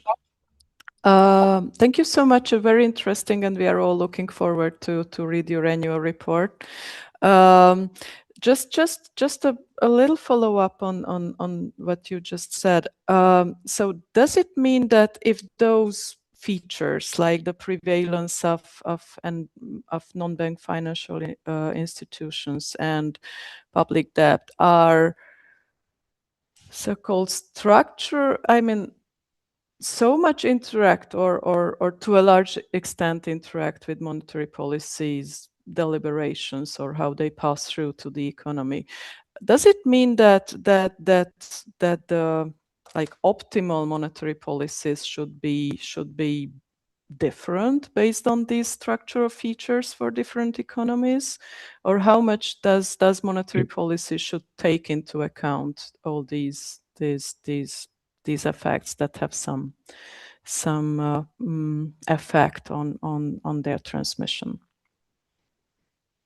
So basically, if you realize that a change in your policy instruments has a smaller effect on your objectives, so and currently what most central banks are concerned with is the effect of the Iran war, which is increasing inflation, the price of energy and inflation. So how monetary policy stands, I think financial markets have anticipated a tightening, or in the case of the US, they no longer price interest rate cuts. But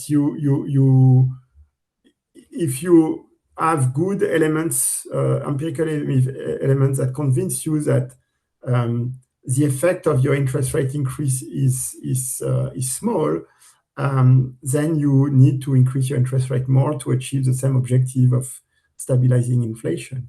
I think that's a fairly straightforward conclusion that you would draw from this observation.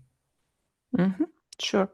And is it empirically like the case? So do we see it that different central banks that those financial market structures or like the prevalence of non-bank financial institutions or the level of public debt, do they have empirical implications, or have you noticed anything like that? Given your question is about EMEs, in your initial questions to the panel, I think it's very telling to go back to the experience that we had in 21 and 22, when actually advanced economies thought that the shock might be temporary, the inflationary shock might be temporary. And I'm smiling, but I was part of those who thought that the inflation shock would be temporary, and unfortunately I wrote it in 2021, so I can't deny having been in the wrong camp in 21 and not having read the evidence properly. But in terms of the attitude of the different central banks, many emerging market central banks decided to increase interest rate already in 2021. The sense I have from our interactions with central banks from emerging markets is that they are much more prudent. They don't want to, if you would think of it in terms of a risk management perspective, they'd rather raise interest rates earlier to secure the stabilization of inflation. They're very anxious of capital outflows, and they're very anxious also that the fiscal authorities in the country would basically make fiscal, decide on a fiscal policy which is not prudent enough, and that it would send to global investors a bad signal that could trigger capital outflows.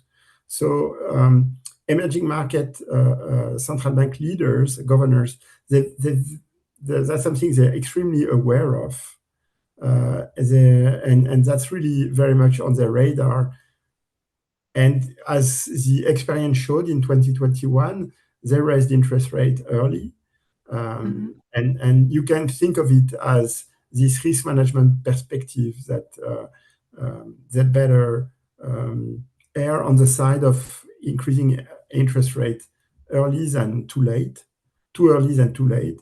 But of course, they're also extremely anxious of fiscal policy decisions that would not be seen as prudent enough by investors, which could trigger depreciation, pressure on inflation as they experience capital outflows from their domestic markets, financial markets. Thank you so much. Refet, do you maybe have something to say on this? Well, I must admit, not much. Benoit gave an encyclopedic answer to your question. So what I would like to say is, well said. Thank you so much. So, okay, when this risk premium channel kicks in how to fix that, or what are the ways to go? So in terms of how to counteract this risk premium increase. So there's a general answer to this, which is not helpful at the time it goes up, but one has to keep in mind beforehand, which is make sure that you're not one of the DT countries that has effectively a high global beta, right? What you really don't want is every country has its own problems, and every now and then, for internal reasons, we'll have problems, and that's kind of fine. And unless you are the US, you're going to be punished for this by your risk premium. US has the enviable position of US is able to create problems, which leads to a lower premium for the US. But that's a special case that we're not going to get to in other countries. So for the rest of the world, for countries like ours, the trick is to make sure that you're doing your economy policy right before any global problem happens, so that whenever some across the board issue is arising, the first reaction of financial market participants isn't to say, oh, this is one of the weird countries, let's dump their stuff, and then we'll think about why we are dumping it, right? So, and one cannot only do, public relations work of this. You have to get the fundamentals right. It really has to be that you fix your economy such that really there is no fundamental reason to be punished when things are going badly, and then you can communicate this properly. There is no way of consistently selling bad goods to people and hoping that repeatedly they're going to buy it.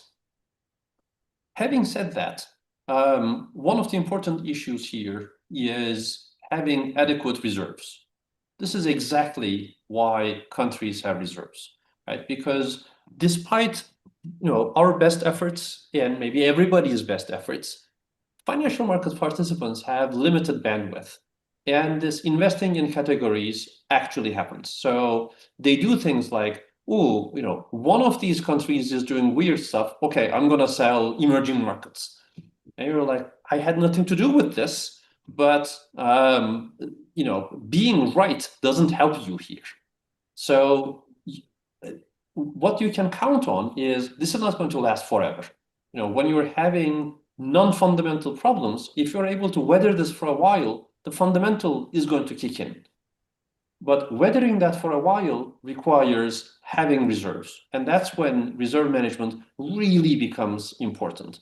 I mean, I think among the most telling here is the experience of the Southeast Asian countries, in particular Korea, that hasn't had a crisis essentially ever, and therefore never had the, thinking that they should have reserves the way, the Ukraines, Turkeys of the world should have reserves. And then in the 97, 98 Asian crisis, they suddenly realized that, ooh, this can happen to us too. And what happened was not afterwards, for a while, whatever. To this day, these are countries that have enormous reserves because they understood that they are facing risks that get, seldom realized, but when realized are very expensive. So there are two things, right? One, make yourself fundamentally sound so that there is no reason for you to fear non-fundamental fluctuations. Second is, regardless of what you do, stuff happens, right? And you should be able to weather this, because if you set yourself up such that you're very precarious, such that whisper of a mild sell-off pushes you to a much worse equilibrium, that is now fundamental. So you have to make sure that that cannot happen. And that's where having adequate policy ammunition, in particular reserves, to weather, a few months of volatility becomes very important. There's one more way. Now that you didn't cut me off, I'm going to also tip my hat towards Ukraine and say the other way is to have your reflexes ready. This is something for non-Ukraine countries I don't actually recommend, but capital controls and in general, regulatory ways of getting the same result out also work, right? Because one is everybody is trying to sell, hence I will be the buyer, I have the reserves. The other one is I'm not going to let people sell, okay? And that's the second way, the non-market way of doing things in general isn't very advisable, but there are cases where, that's the right way of doing things. But one really has to be able to convince themselves that, look, we are Ukraine in 2025, 26, and that's why we're doing this. Very good. Thank you. Volodymyr, any thoughts on that? Being Ukraine? Yeah, thanks. Actually, what Rafet said, I completely agree with it. So it's very prudent to have reserves. Sometimes it's costly, and you need to explain to the public why you're having such large amounts of reserves and why do you need them, because it's like costs overall to the state. But you need them, and it's better to accumulate them in a good times. And you need to be credible, and to be credible, you need to be quite active in communications. So you need to make sure that markets understand your reaction function, so you're not surprising anybody even in times of stress. So that's of course, central banks are rarely popular in societies, especially central banks which are quite adhere to their mandates and doing quite tough things when they need to do. But overall, it enhances your credibility, and you are probably in the short run, you are not popular, but in the long run, if your society has an experience of some hyperinflation episodes and some currency crisis episodes, so people start to understand that actually the prudent central bank policy is very important, because they want to avoid such episodes in the future. So my point is just to add that actually communications with your own society, and when you have access to international financial market with investors, is very essential. Thank you very much. We have a question from the audience. Alexander? Yes, thank you very much for this opportunity. And I just want to thank to all the participants and all the panelists, and especially to Katalin, how she structured this discussion. I have a very strange feeling being an NBU employee. Last year, we have been talking about integration, financial, economic integration. That was the answer to all these new normal challenges that we have. Today, during this panel, we are talking about individual buffers, right? Or individual shields that can protect us from the current happenings. So in this sense, it becomes a little bit frustrating. Where are we moving for?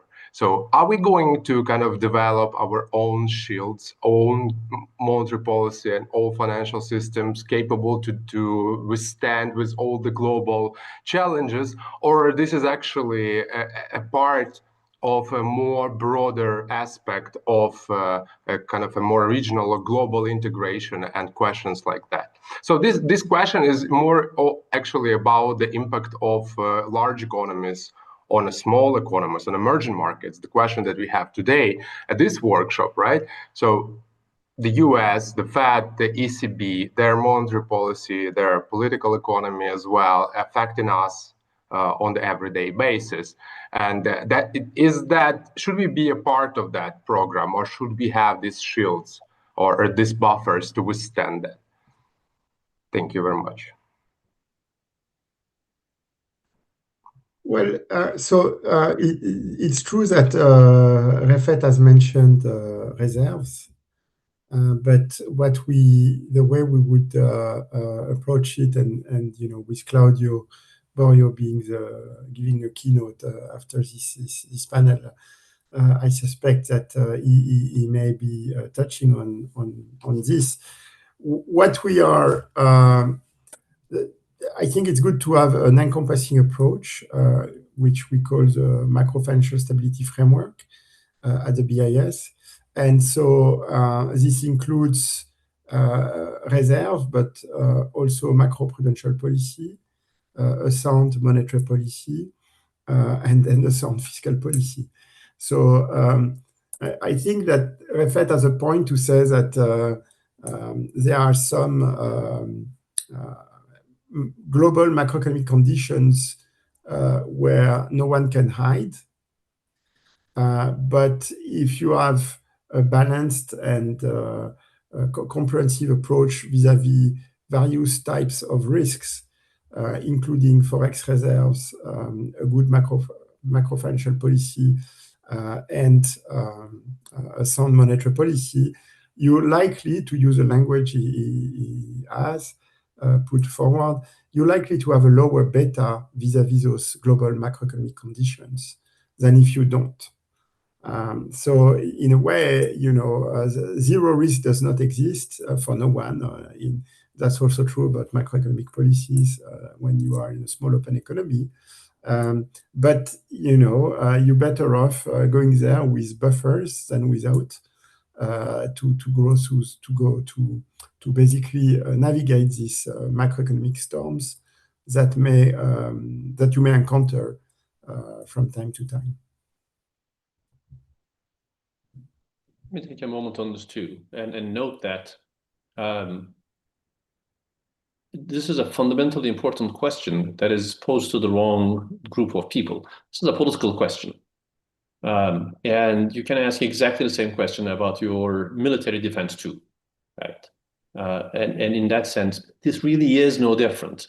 So the desired answer is, of course, that there's going to be a group coalition of countries that minds each other's well-being, but we're not delusional people. We understand that, in particular, at a time of aggregate risk being realized, so everybody is having a problem, every government is going to turn to its own country and trying to mind its own business.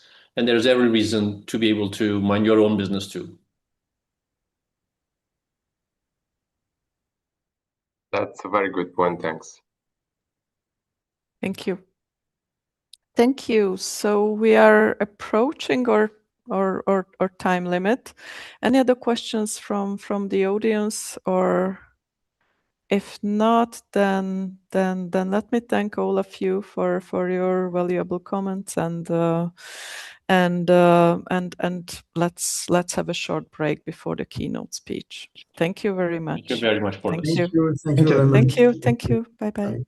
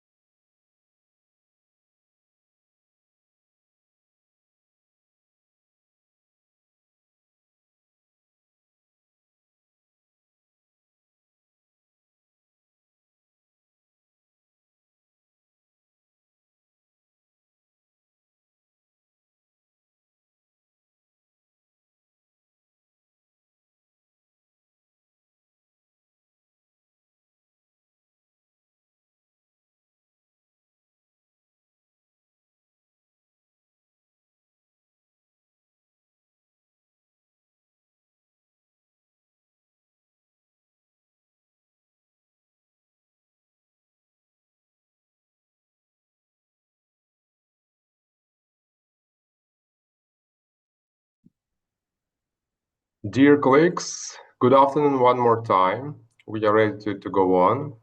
So it is my great pleasure to introduce our keynote speaker, Claudio Borio.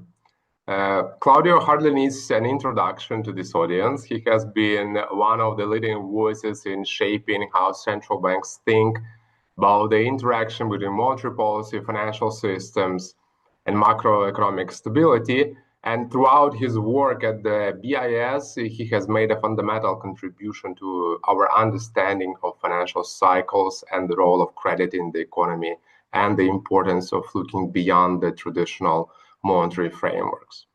So many ideas that Claudia emphasized years ago, particularly regarding the financial frictions, the role of balance sheets, the interaction between financial and real sector, have become increasingly central to the discussion that we have today.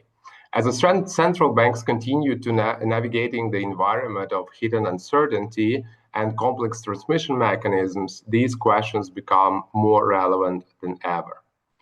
So I will avoid making any predictions today, but if there are any market for future Nobel Prize expectations, I would suspect Claudio odds would not be insignificant. So Claudio, we are truly honored to have you with us today, and the floor is yours. Well, Alexander, can you hear me first of all? Yes, I see that you see me. I see that you see me in the distance with this focus, but anyway, it's a bit different from what we tried the other day. But anyway, thank you for those overly kind words, and I would like to thank you and the other organizers for the very kind invitation. It's really a pleasure and an honor for me to be here. Of course, you can imagine that I wish circumstances were different. My thoughts go to the victims of the recent tragic attacks. And I think these attacks are a vivid reminder that, as the Deputy Governor said in his welcoming remarks, the world has radically changed from what it was even just a few years ago. And this links to my presentation. With you, we have agreed that I would provide an overview, offer a personal overview of the economic challenges that the global economy is facing. Now, clearly, this is not a research paper, but it is a policy paper. But it will allow me to draw on the research that I carried out over many, many years at the BIS, as you said, particularly on the nexus between the monetary policy frameworks and the financial system.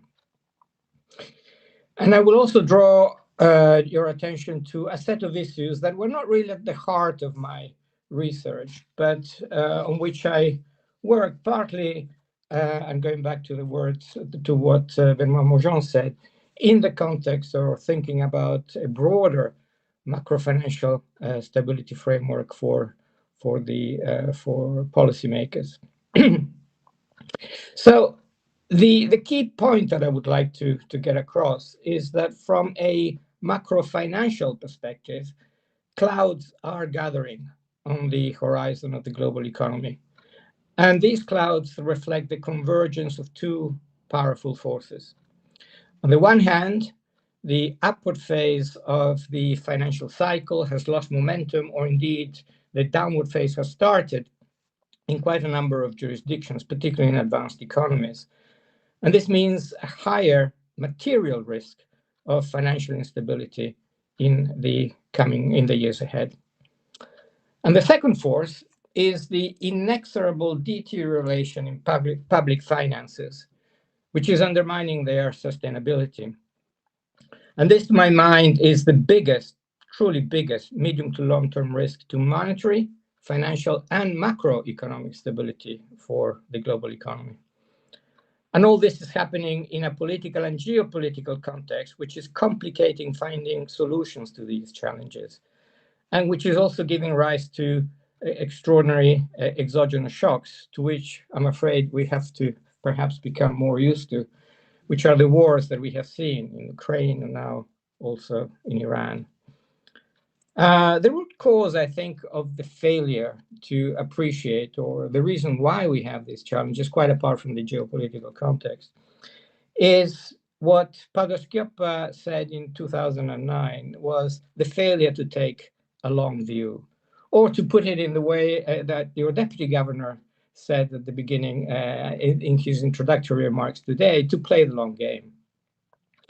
And I think it is unrealistic to expect market participants to take such a long view. But I think it's entirely appropriate to expect economists, and above all policymakers, to do so. As Jean Monnet once said, what is politics if not the art of making possible what is necessary? So let me say, first of all, a few words about the financial and regulatory cycle on the one hand, and then turn to the condition of public finances. By financial cycle, I mean the interaction between credit, risk-taking, and asset prices, especially property prices or real estate prices, which tends to generate booms followed endogenously by busts. Now, as the empirical evidence has demonstrated or found over the years, these financial cycles tend to be much longer than the traditional business cycle.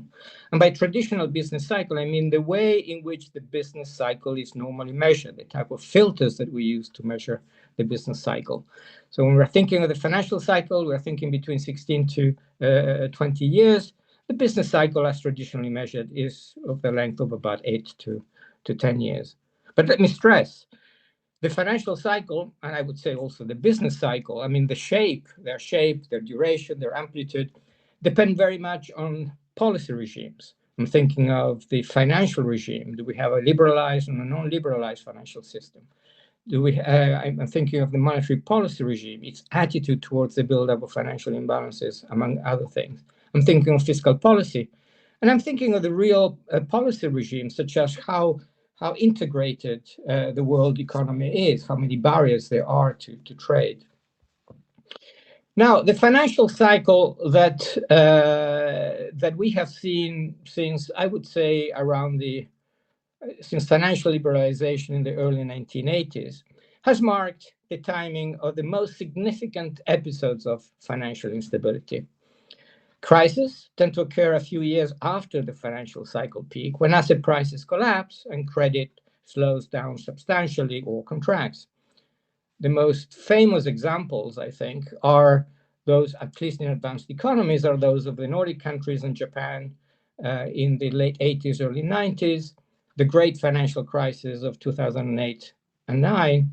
But going further down in history, we have also the Great Depression of the 1930s. I think an aspect which has been underappreciated is how big the previous financial boom and therefore the imbalances were. But of course, this is not a prerogative just of advanced economies. We have seen plenty of those in emerging market economies, like in Latin America in the 80s, and then Asia and the Asian crisis in the 1990s. All feature sort of similar characteristics. Now, over the years, the profession has developed a series of indicators to measure the financial cycle in real time. These indicators are by no means perfect, but I think they're useful to try and gauge, roughly speaking, where the financial cycle is. And I think from this perspective, the current picture is far from reassuring. The financial cycle is losing momentum and has entered a downward phase in many countries, especially advanced economies, and not least the United States, which, as we know, is at the epicenter of the global economy, of global finance, more precisely. And following a very long period of extremely low interest rates, serious financial strains have already emerged. We saw the failures of US regional banks in March 2023, which was averted only as a result of a timely and massive intervention on the part of the authorities, particularly the central bank. Think also of the failure of Credit Suisse, a globally systemic bank, in the same year. Now, the strains that we have seen have mainly reflected the materialization of interest rate risk, that is, valuation losses on largely what we consider as risk-free or at least safe assets like government bonds. credit risk, which is really more dangerous, has only now or more recently begun to emerge. Think, for example, of the failure of first brands or the problems at some US regional banks, or the latest strains in the private sector, in private credit sector. I'm thinking in particular of Blue Owl here. Now, the good news here is that the banking system has a greater capacity to cope with losses thanks to the strengthened prudential regulation and supervision that took place following the great financial crisis. Now, the bad news is that risks have not gone away. And the biggest ones today lie with non-bank financial intermediaries, which grew exponentially after the great financial crisis, partly, and ironically perhaps, due to the crackdown on the banking sector. Think of the very opaque risks from links between private credit and private equity. Think of the transfer of risk out of the banking system through instruments that are reminiscent of those that were used before the great financial crisis, structured products effectively.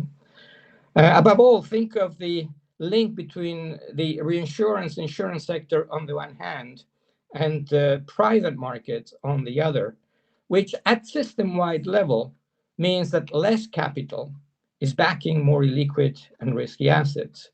And I think this is an underappreciated time bomb that sooner or later will explode. And there has been some work at the BIS and the BIS quarterly review, and then later a BIS longer report, BIS study, that looks into these questions. And when evaluating this picture, I think we should bear in mind, and this is critical, that the link between the banking sector and non-bank financial intermediaries is actually very tight, but it is not very transparent. So even if the overall picture is not as worrying as pre-2008, and I would very much like to stress this, this is not a repeat of 2008. We should expect further episodes of financial instability and prepare actively for them. Now, this is where the regulatory cycle comes in. At a time when the financial cycle is flagging or has entered its downward phase, we see that regulation has failed to keep up pace with developments in the financial sector. Now, the authorities deliberately shifted some risks outside the banking sector. This was the inevitable result of the tighter regulation there. But they have not strengthened sufficiently, pari passu, if you like, the controls on the non-bank financial intermediary sector. And now there is a growing pressure globally to ease regulatory and supervisory constraints on banks. This is what I mean by the regulatory cycle, in the illusory belief that this will lead to stronger growth. The great financial crisis is now only a distant and fading memory, and political and industry pressures are mounting. Now, the imperative seems to have become deregulate, sometimes under the pretext of simplifying. But clearly, simplifying does not mean diluting. And for example, in a recent piece in the BIS FSI review, we have argued, with colleagues, we have put forward a proposal to simplify the capital regulatory stack, but to simplify, not to weaken this important safeguard for financial stability. Now, importantly, we should bear in mind that in the long term, there is no tension between growth and regulation, quite to the contrary. And history shows that it is precisely at times like these, like the ones we're living through now, that supervision needs to be strengthened, not weakened. Let me now turn to the unsustainability of public finances. Excesses driven by the financial sector are just one challenge. And focusing on them, tempting as it might be given the experience of the great financial crisis, would be like looking in the rear view mirror.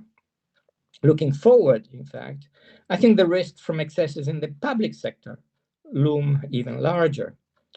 This is because the unsustainability of public finances can cripple the economy through inflation, financial instability, and in fact, most likely through both. And from this perspective, the picture has grown inexorably darker over time. This is why I say that the unsustainability of public finances is the biggest medium to long-term risk to the global economy. Now, the mechanisms through which unsustainable public finances can cripple the economy are well known. They can do so through inflation. For instance, high government debt can severely restrict the room for maneuver for monetary policy, even in the absence of direct political pressure. The reason is that when the fiscal credibility, sovereign creditworthiness are seriously questioned, tightening monetary policy would only exacerbate those concerns and fuel inflation, typically through a rise in risk premia and an uncontrolled depreciation of the exchange rate. So this is a form of economic fiscal dominance as opposed to political fiscal dominance. Another channel is via financial instability.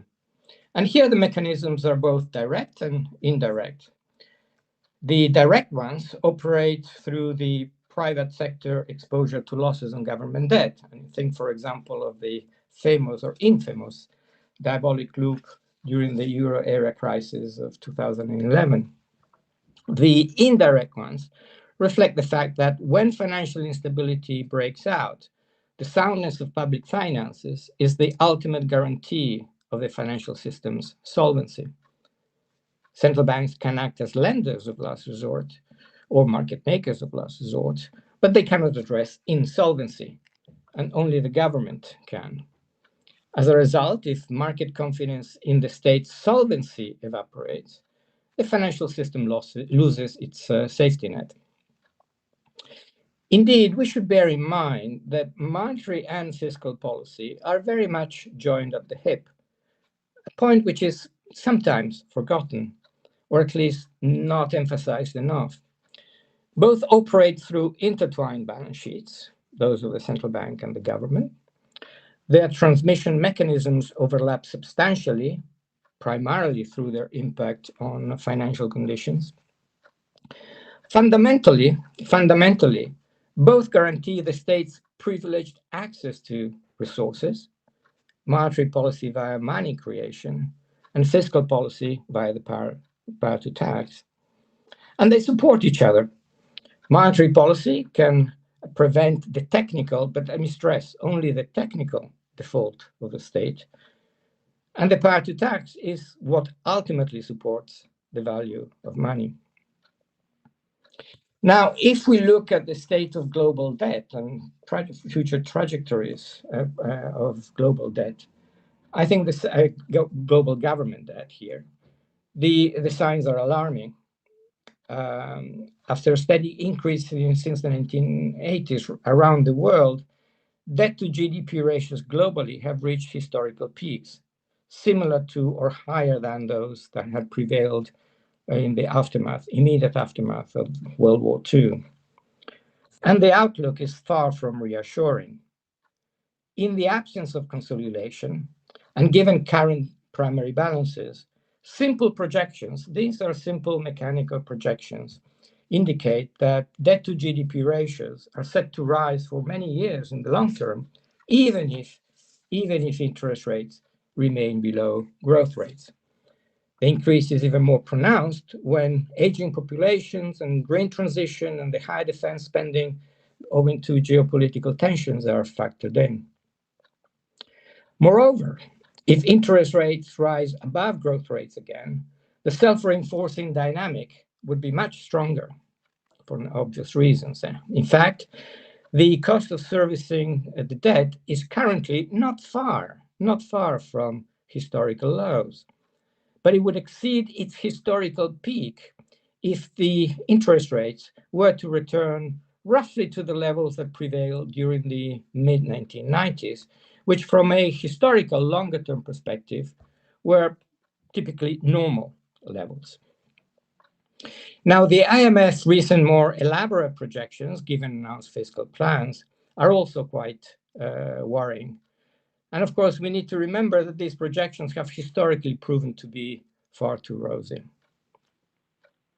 Now, some people are counting on the current wave of technological innovation, especially AI, to revive growth, and if you like, to save the day. Now, personally, I have always been very optimistic about technological progress in general, even when at the time when there were voices, reputable voices, who were arguing that, well, you know, the best days of technological innovation are past. We're now very close to the frontier and have exhausted the possible gains. But hope is not a strategy. And the impact of the latest innovation wave does not seem likely to significantly change the picture that I provided before, at least for many years to come. And then, of course, we have the additional problem of having to deal with the transition. If the impact on productivity growth, for example, is going to be quite high. Now, how did we get here? In short, I would say, because of the political inability to take difficult but far-sighted decisions. And this has been fueled by what at the BIS we have called certain growth illusion. That is the idea that growth can be strengthened sustainably, that is on a sustainable basis, through prolonged expansionary monetary and fiscal policies, even at the cost of reducing safety margins. Now, who is responsible for this outcome? I don't think there is a lack of candidates. Financial markets, which have proved unable to give warning signals in time. Rating agencies, which have proved too reluctant to downgrade, or at least have done so only belatedly. Even international organizations such as the OECD or the IMF, although the IMF has only recently begun to raise serious concerns. Those academics who, faced with an exceptionally long period of very low interest rates, even negative in nominal terms, spoke of a new normal with no end in sight, effectively eliminating budgetary constraints. And I would say that central banks too bear a certain responsibility, and this is an issue on which I worked for many years while I was at the BIS. To my mind, and given the evidence that I and others have found, contrary to popular belief, central banks can have a very long-lasting effect on real interest rates. And the coexistence of low and stable inflation on the one hand with low unemployment or output at potential is not an unequivocal sign that the interest rate is at an equilibrium level for the well-being or sustainable well-being of the economy. Pre-GFC, low rates most likely contributed to financial imbalances in the longer run, and here the risk-taking channel of monetary policy, about which there is growing evidence, has played, I think, a very prominent role, although it is not necessary for monetary policy to have that effect. And post-GFC, during the recovery of the economy, when the economy was already doing well, keeping interest rates low or reducing them further through QE did not deliver the desired effects. Inflation remained below target, and monetary, like fiscal policy, lost valuable safety margins. And I think this also contributed to the sudden post-COVID inflationary surge. Now, this question of monetary policy losing traction when interest rates are very, very low in nominal terms is something that we have researched quite a bit. And it operates through a number of channels. One is simply by weakening the profitability of banks, therefore the accumulation of capital over time, and capital is the key constraint on lending capacity. It operates through in investment through hurdle rates, and in consumption through possibly the fact that when interest rates become very low, the income effect becomes more salient than the intertemporal substitution effect. And more generally from the fact that if you think about it, what the intertemporal substitution effect does is simply to bring forward consumption from the future, but there must be limits to that, to the extent to which that can be done. So looking at this picture, my possible candidates, I think reminds me of Agatha Christie's Murder on the Orient Express. I think that one could say that we're all guilty, at least to some extent.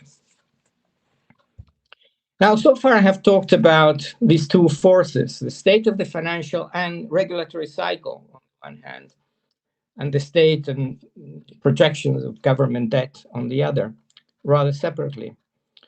But clearly these two forces interact and reinforce each other. On the one hand, the financial cycle has been a major factor behind the deterioration of public finances. And I think it's likely to continue to do so in the future as long as the regimes in place remain so as for the financial cycle to be long and ample, have an big amplitude. Financial cycle booms flatter the fiscal accounts directly by raising revenue. These booms are particularly tax revenue rich, and indirectly by biasing estimates of potential output and potential growth. And again, there is empirical research that looks very much into this question. And all this encourages a pro-cyclical fiscal adjustments. And financial cycle busts are a major cause of fiscal deteriorations, directly because asset prices and output collapse, and it takes time for the economy to recover, which leads in turn to permanent output losses. And indirectly because of the very generous fiscal support, which indeed was especially generous following the great financial crisis. On the other hand, working in the other direction, in the future, the fiscal deterioration underway could amplify financial busts by triggering financial instability by itself, or by reducing the room for policy maneuver to soften the blow that financial instability causes. So if this is the diagnosis, and at least for the moment suspend your belief, you buy it, what would be the implications? Well, first and foremost, policymakers need to maintain, as Schioppa said, a long view, without being distracted by short-term trends, sometimes distorted by their own policies. This means abandoning the growth illusion. It means recognizing the importance of maintaining safety margins or buffers in both monetary and fiscal policy to cope with the inevitable future recessions and with further future unpredictable shocks such as COVID. Put differently, fiscal and monetary policy clearly have to operate within a corridor of stability so that they do not derail the economy. And we had a special chapter of the annual report a couple of years back that was looking into this. And of course, and all of this and then we need strengthening the financial system through prudential regulation.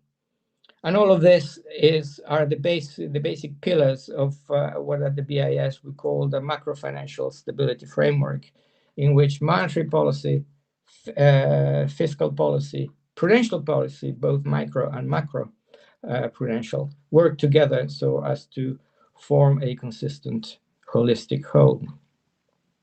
And above all, it means rediscovering the critical role of structural policies in allowing market forces to boost the economy on a sustainable basis. Now, just a few words about each of these policies. Well, clearly fiscal policy must regain sustainability. All too often, I think, the approach to fiscal adjustments has been of a kind of Saint Augustinian kind. That is, you know, that famous quip of his, Lord, give me chastity and continence, but not quite yet. And even when the need for consolidation is recognized, it's very difficult to find the courage to implement it and the wherewithal to get the electorate to accept it. As Jean-Claude Juncker once said, we all know what to do. What we don't know is how to get re-elected after we have done it. Monetary policy on its part must not lower its guard against inflation risks and must gain a keener awareness of its medium-term impact on financial instability. This means not giving in to the temptation or the political pressures to lower interest rates excessively when the situation arises, and thereby losing critical, essential room for policy maneuver. Prudential policy must never lose sight of the inherent instability of the financial system. And here there is a key difference between the real economy and finance. In the real economy, in any real economy sector, when the supply of a particular product or whatever increases, prices fall, and this is self-equilibrating. In finance, an increasing supply, and here I'm thinking in particular of credit or more generally of financing capacity, actually raises asset prices for some time. And this is the kind of self-reinforcing disequilibrium process that can generate financial imbalances. Thus, deregulating the real economy is welcome, but it is essential to safeguard adequate constraints on the financial system itself. Now, unfortunately, the current political and geopolitical context is not conducive to the necessary adjustments. And I'm really thinking beyond the tragic exogenous shocks that we have seen, the recent wars. We have seen a certain retreat from globalization and heightened geopolitical tensions. Moreover, largely due to the inability to manage the impact of trade and migration flows, the center of gravity of the political spectrum has shifted. This has heightened the pressure on the safety margins of all three policies that I mentioned earlier: monetary, fiscal, and prudential. A striking example of this is the growing questioning of central bank autonomy, of course, within the state, which is an essential element of what I would call institutional hygiene. And the broader context is also testing the very mechanisms of international cooperation that are necessary to respond adequately to the challenges of what is still fundamentally a highly integrated world. So let me conclude. The global economy has shown surprising resilience in the face of the political and geopolitical shocks of the past year. Think of the trade wars and think, unfortunately, of the military wars. But to see the most important challenges ahead, I think we need to look beyond the immediate surroundings. Only then will the storm clouds gathering on the horizon become fully visible. Storm clouds that could undermine the global macroeconomic and financial stability. The safety margins that are essential for implementing an adequate response are dangerously shrinking. As in any field of activity, maintaining safety margins is a fundamental strategic consideration. Macroeconomic stabilization policies are no different. A change of course is needed. Now, the real question is whether the world's political class is up to the task, whether it has sufficient awareness of the need for a change, and above all, the capacity to implement it. Now, perhaps the picture that I have painted is too pessimistic. I'm known for that. But Antonio Gramsci, many of you will know him, he was an Italian intellectual and politician. I think he was correct when he said that to achieve ambitious goals, we need to combine the pessimism of the mind and the optimism of the will. The best contribution that we as economists can make is to provide an analysis that is honest and disenchanted. It is up to the political class to take on the much more difficult task, it is much more difficult, of transforming that analysis into real change through concrete and determined choices. Thank you. Thank you very much, Claudio. This is indeed a very impressive speech, and this reminds me actually to my discussion, recent discussion to other researchers about the political economy of central banks, that today this is actually becoming a hot topic for discussion and for research. So I have a question by myself, but I also see some hands raised and some questions in the chat. So we have a bunch of questions to you. So let me start with one thing that it seems that we have already seen that. I mean, from historical perspective, everything you have discussed, this is something that people discussed in decades ago, right? If you come back to 70s, to 80s, to this Volcker's disinflation and to the role of monetary policy and to the this major conclusions for the monetary economics that we have to work in the long run, right? So we have to think in the long run. So does it something that we do not admit today, or is it something that we something is different today, or it just happens historically? We already know what will go on. My sense is that although what may happen in the long run depends very much on how you think the economy works. I think that central banks have always wanted to focus on the long run. And, we know that the whole arguments about central bank independence are based on the idea of insulating them from pressures to look too much to the short run. But my sense is that, and I would say particularly in advanced economies following the GFC, that sense of perspective was somehow underplayed because the impact of monetary policy on the financial system over longer horizons had been underappreciated. So because of that, there was a sense that you could actually achieve much more than was feasible by operating with your tools. You could boost the economy, you would be able to control inflation easily, and that somehow you could afford to test the limits of the power of central banking, and that the costs associated with that were not fully appreciated.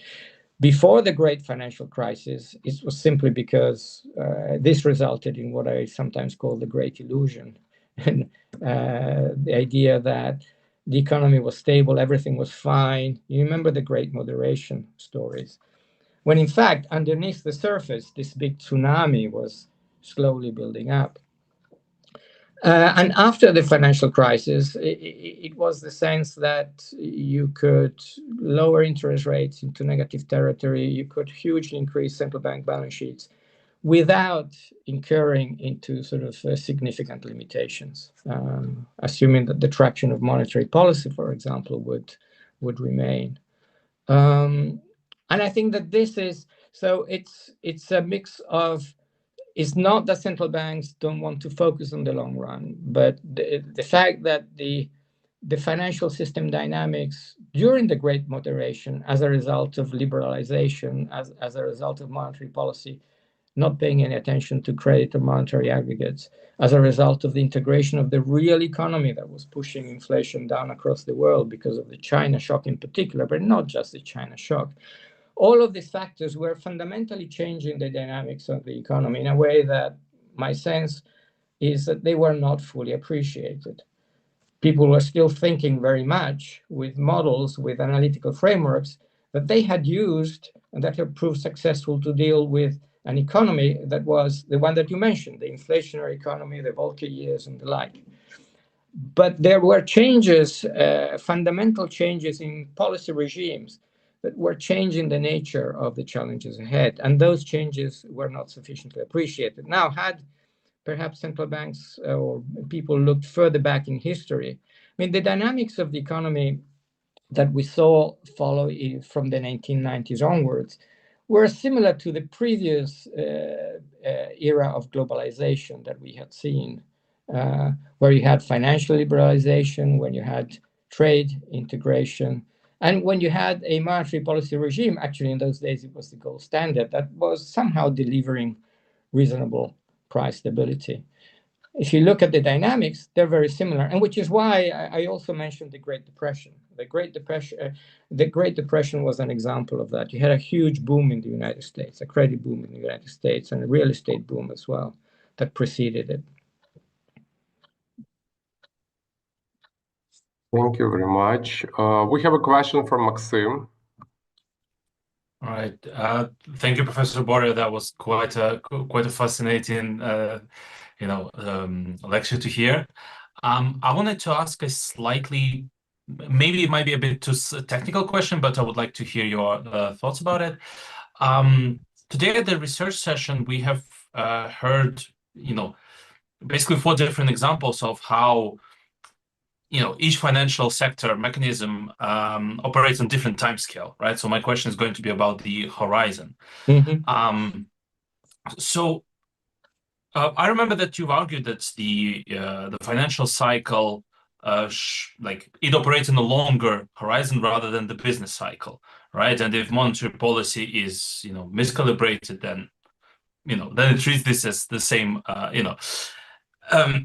Basically, my point is, are we still systematically underestimating how long monetary policy takes to fully transmit through the financial cycle? Like, is it still some problem that we didn't manage to tackle yet? What are your thoughts about it? It's difficult to say. Actually, if we were to get we are also witnessing a change in the broader environment. If the environment became, as it seems to have become, for a number of reasons, more inflationary, then the types of risks that would emanate from the financial cycle might be trumped by the inflationary concerns, and monetary policy would not be able to be as accommodating as it had been before the great financial crisis. But in general, I would say that what I found interesting in, if you like, in the politics or in the way in which thinking evolved, it wasn't so much politics, but the way that thinking evolved following the financial crisis, is that there was a certain, what I would call, ironic development. Now, people like me had, from the early 2000s, been pushing for establishing a macroprudential framework, to be precise, a macroprudential framework, on the view that regulatory prudential policy in general, particularly when it came to the banks, that's basically where it is at its best, was focusing too much on individual institutions and not on the system as a whole. And as a result, it was also losing the sight of these financial cycle developments that I have been talking about. But when I was arguing that with colleagues, it was very much part of a package in which both monetary and prudential policy would need to adjust, because the financial cycle, to my mind, was simply too powerful. It's too powerful, so you cannot really control it in a balanced way simply by acting on the prudential tool. And once the financial crisis erupted, the great financial crisis erupted, there was a sense among policymakers that, well, maybe indeed monetary policy is partly responsible for what happened, and we may need to adjust. But by and large, not everywhere in the world, there are a few central banks that did adjust. But by and large, what happened is that the macroprudential framework that had been ignored for so long became very popular, and countries started adopting it around the world. And then policymakers said, well, now that we have this macroprudential framework, monetary policy can go back to being business as usual. And this is what I think we saw following the great financial crisis, that financial considerations and the like had no longer figured significantly in the thinking of central bankers. Will that change in the future? Big question mark. But as I said, I think the even more important question is what is going to happen to the financial cycle itself. Fair. Thank you very much. Thank you, Maxim. Thank you, Claudio. We have another question from Yulia Akimova. Yulia, please. Thank you for inside speech. I joined NBU recently, and I'm very impressed by how our team navigates wartime challenges while keeping a long-term strategy. Earlier today at the panel, we discussed how countries build their buffers. You also highlight the importance of taking a long view and keeping safety margin. And so my questions is a universal recipe of country to survive current shocks and successfully play to long game, or is it strictly country specific? Are there any fundamental rules that apply to everyone? Thanks. Thanks. I think that, and I heard, I think Alexander had a slightly similar question to Benoit Moujon in the panel session. Now, this is a general prescription, and it's extraordinarily intuitive. Think about it. In any walk of life, you do need to build safety margins, if you can. You do need to build safety margins. You do it, think about electricity, whatever. Safety margins are essential. Why should it be different when it comes to stabilization policy? Now, the specific nature of the safety margins and the like, and the relative importance of the various tools and so on, may differ from country to country. So, for example, emerging market economies, and again, I'm generalizing a little bit, they are particularly exposed to the monetary policy that is set in the United States because of the role of the dollar. Or at least in Europe, you're also particularly exposed to what happens at the ECB because of similar reasons. But at the global level, it is the Fed and it is the dollar that really matter in the financial system. And therefore, buffers that to help you deal with external conditions, external capital flows are particularly relevant, partly because of the structural nature of the economies of the financial system in emerging market economies. But for example, monetary policy buffers or fiscal policy buffers, they're needed everywhere. Maybe the size could be different, but given the nature of the exposures, but they should be everywhere. In fact, what I have seen and I think Benoit mentioned this, I think that emerging market economies are fully aware, are better aware of the need for buffers than advanced economies are. And in some respects, my sense is that advanced economies have been, particularly on the fiscal side, they have been moving in the direction of emerging market economies, or where emerging market economies were in the past.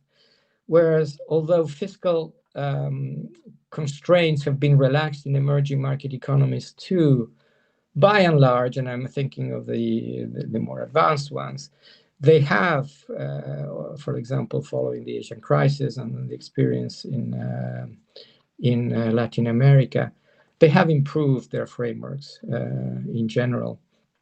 Now, there is a certain convergence, but that convergence, if you like, at the wrong level globally. Thank you very much. I think we have quite a follow-up question from the chat from Victor Kozyuk. So the question to Claudio, I will read it out loud. In many papers, you have been pursuing the idea of integrated approach and close coordination between monetary and macroprudential policy. And this is actually what has been discussed a lot. So this is my interaction. It has been discussed a lot in Sweden, for example, right? We know this story. We know this. Yeah. How do you assess current state of central banking of separation principle when monetary policy should be focused on macro issues and macro-pru should be focused solely on financial issues? And what is your vision on optimal design of central banks, having in mind monetary and financial stability challenges? So this is exactly, basically, what we are touching today in this workshop, how to combine, how to tackle this trade-off when we have monetary policy on one side and when we have financial stability on the other side. And sometimes it can be a trade-off out of that. Yeah. Well, as I said, I think the important thing is to keep a long-term focus.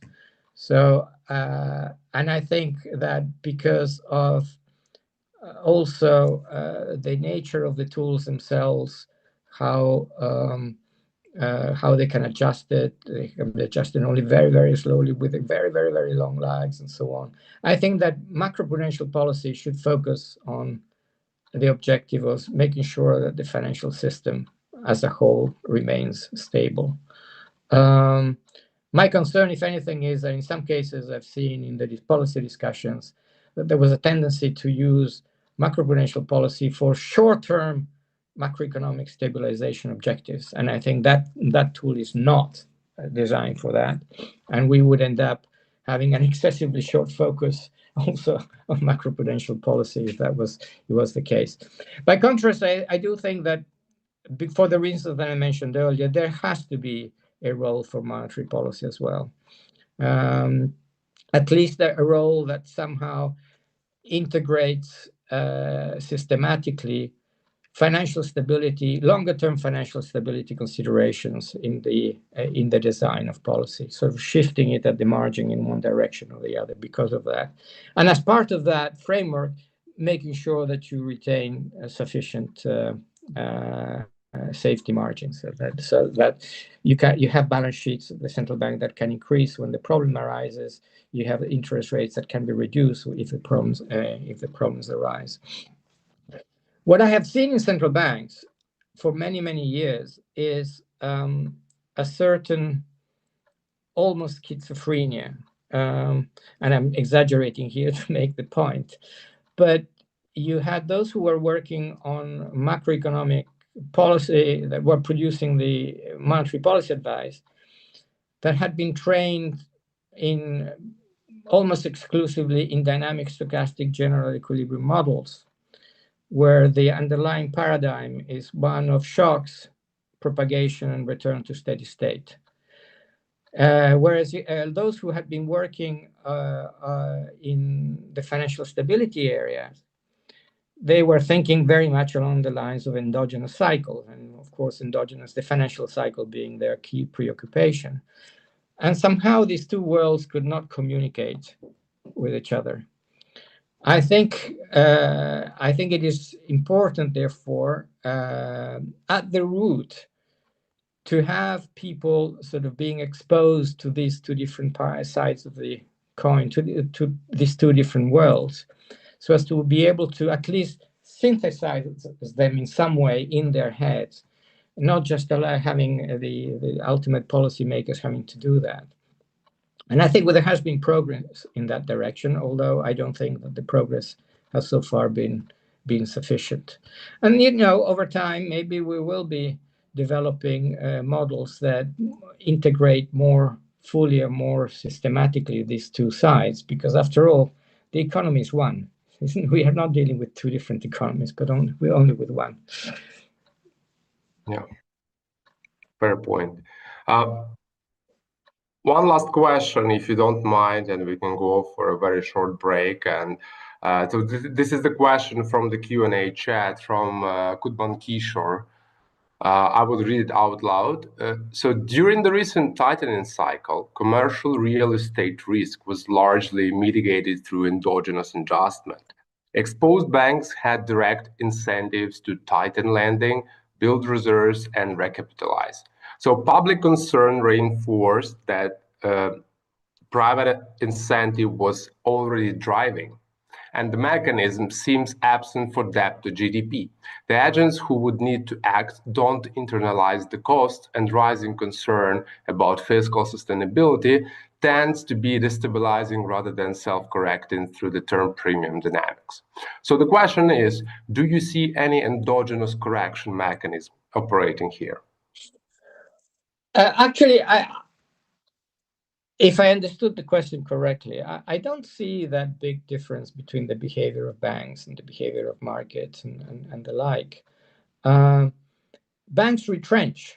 They retrench, of course, when stress emerges.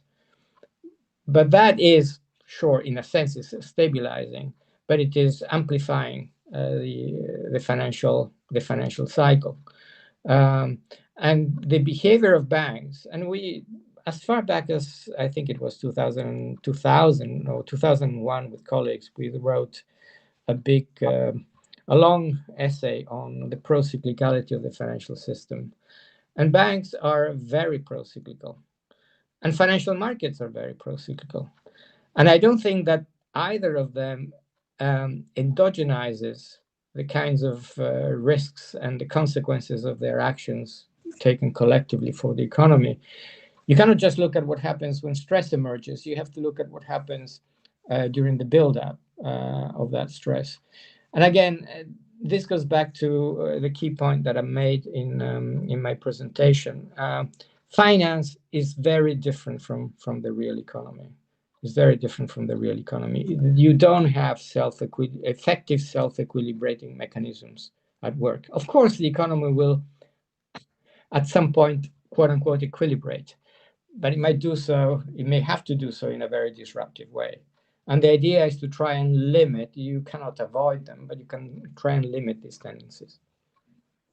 If I may add from my side, this is, I mean, like, from my perspective, Ukrainian case is a good example of that. I mean, this is something that shows that this endogenous behavior is not only, you don't really understand that, and it's not kind of a textbook endogenous response to all these issues, and sometimes it's purely driven by shocks, and it can be specific to a case, it can be specific to some wartime shocks. Okay, thank you very much, and thank you, Claudio, for this keynote lecture. Thank you very much for having the me. insights. Right. It's a big honor for us. And thank you very much for these insights and for the discussion, for your openness, and for answering all the questions. We really appreciate that, and I hope we will see you in person in Kyiv next time. I very much hope that that will be possible. Yeah. And again, my thoughts go to all of you, given what happened over the night. Thank you very much. We stay strong, and I'm sure, well, I'm pretty sure that people will, everyone who registered for this workshop, they probably will follow up with the streaming, and they will watch this engaging keynote lecture. But anywhere, anytime, we stay strong, and thank you very much for this keynote, and I hope to see you here in Kyiv. Thank you. Thank you. Thank you. Thank you to all of you. Bye-bye. So now we have like a couple of minutes of a break, so you can grab a water and have a rest for a while. And we'll be back in 3 minutes with another special lecture. So we'll start in a couple of minutes.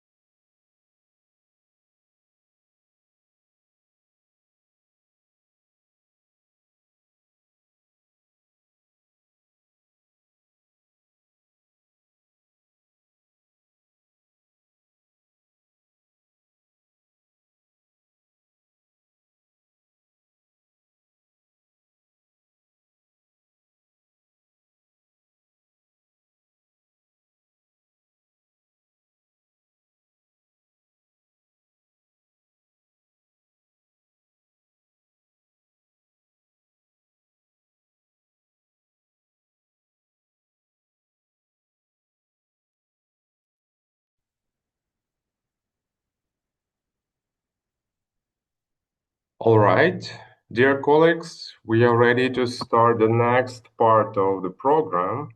I mistakenly said that we are going to have a special lecture, but first we are going to have a research session number 2 with 2 speakers and with 2 papers.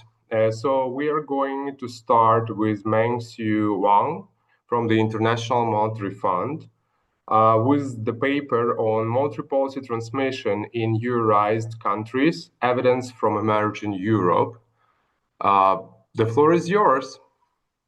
Thank you very much. Thanks for having me. This paper was done when I was working on the country Serbia and during the post-pandemic period. And there was a huge focus on the Euroization. So we thought it's an interesting question to look at. And that's how the paper was born. And let me share my screen so that you can see it on the screen. Give me a second.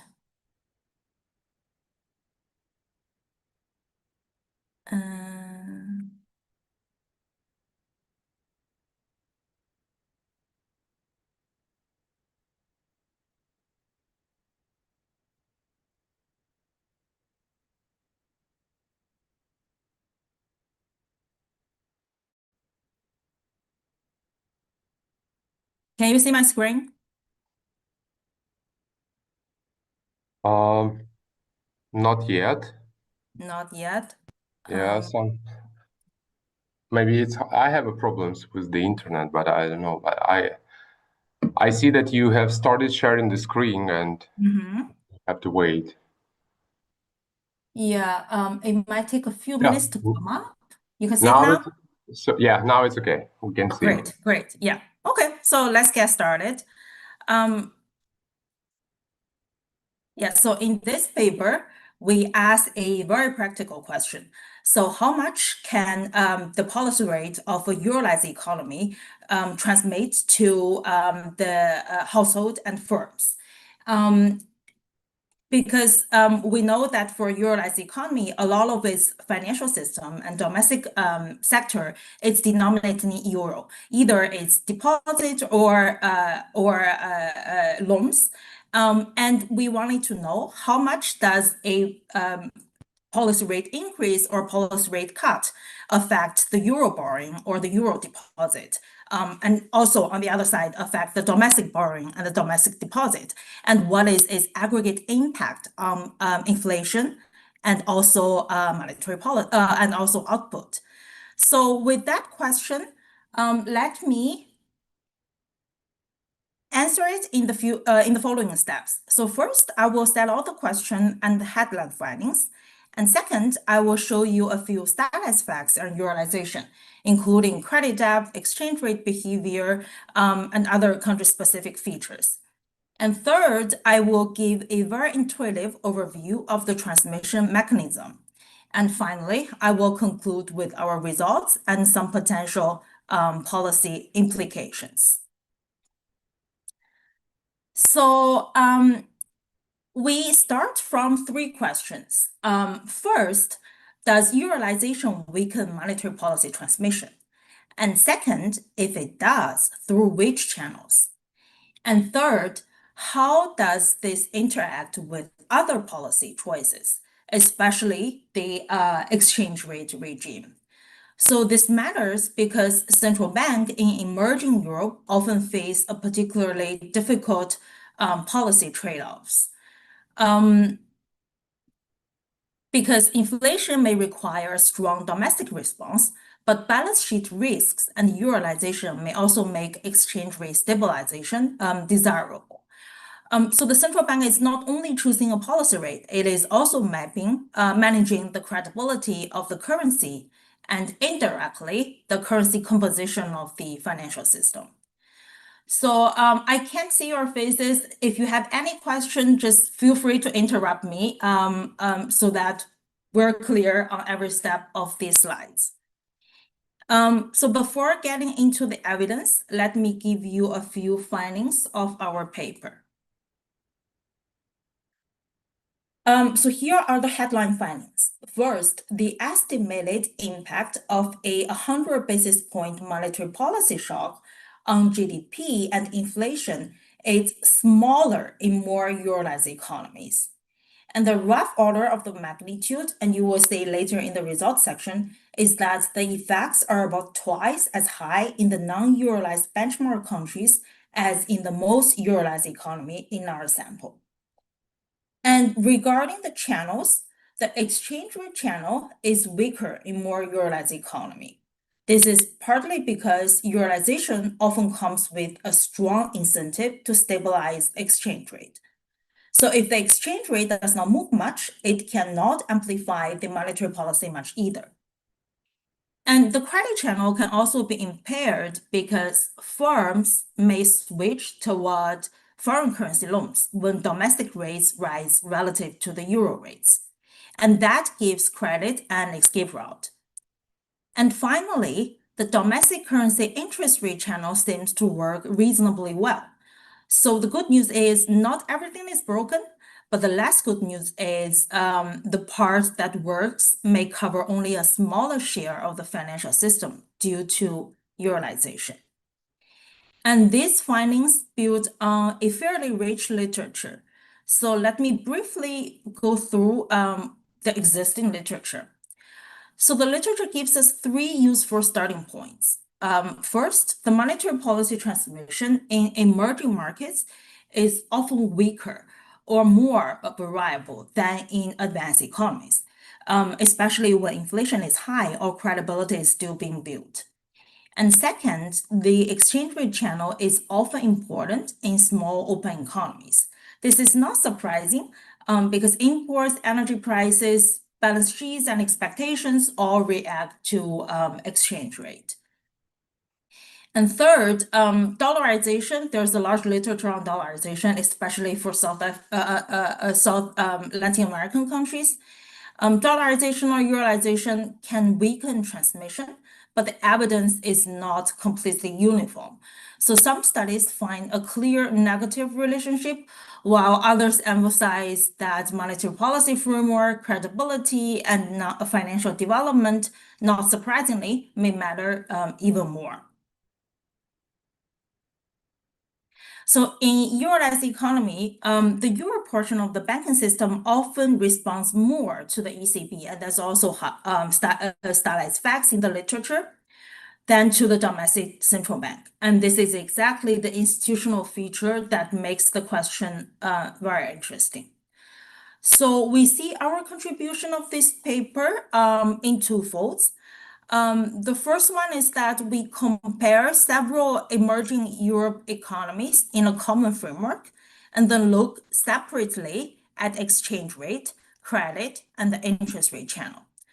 So instead of just saying that the transmission is weaker, we ask, where is the signal getting lost?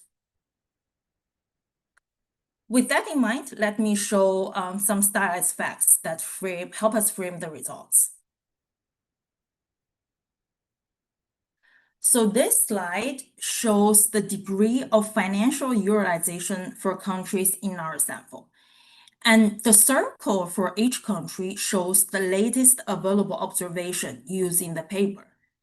And the square shows the same country roughly around 10 years earlier.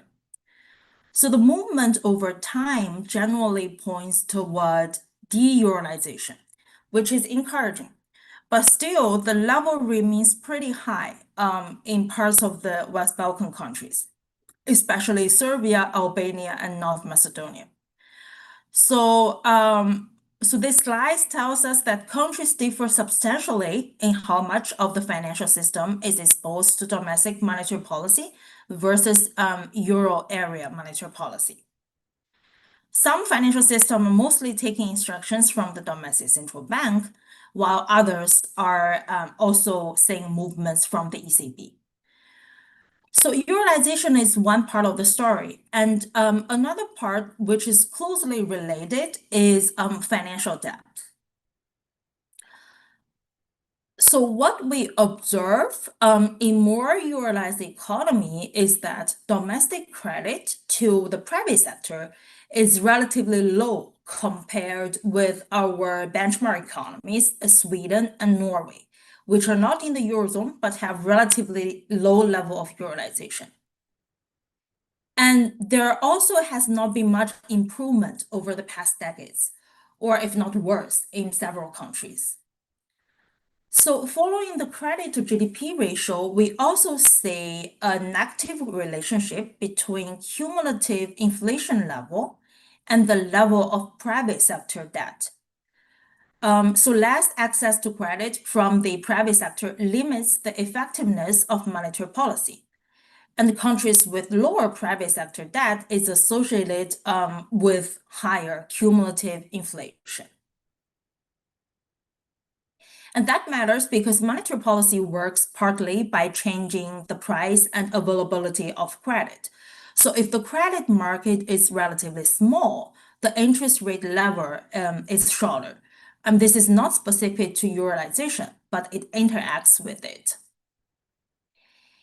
And the third stylized fact is about the exchange rate, which is where the policy trade-off becomes very visible for some of the countries in our sample.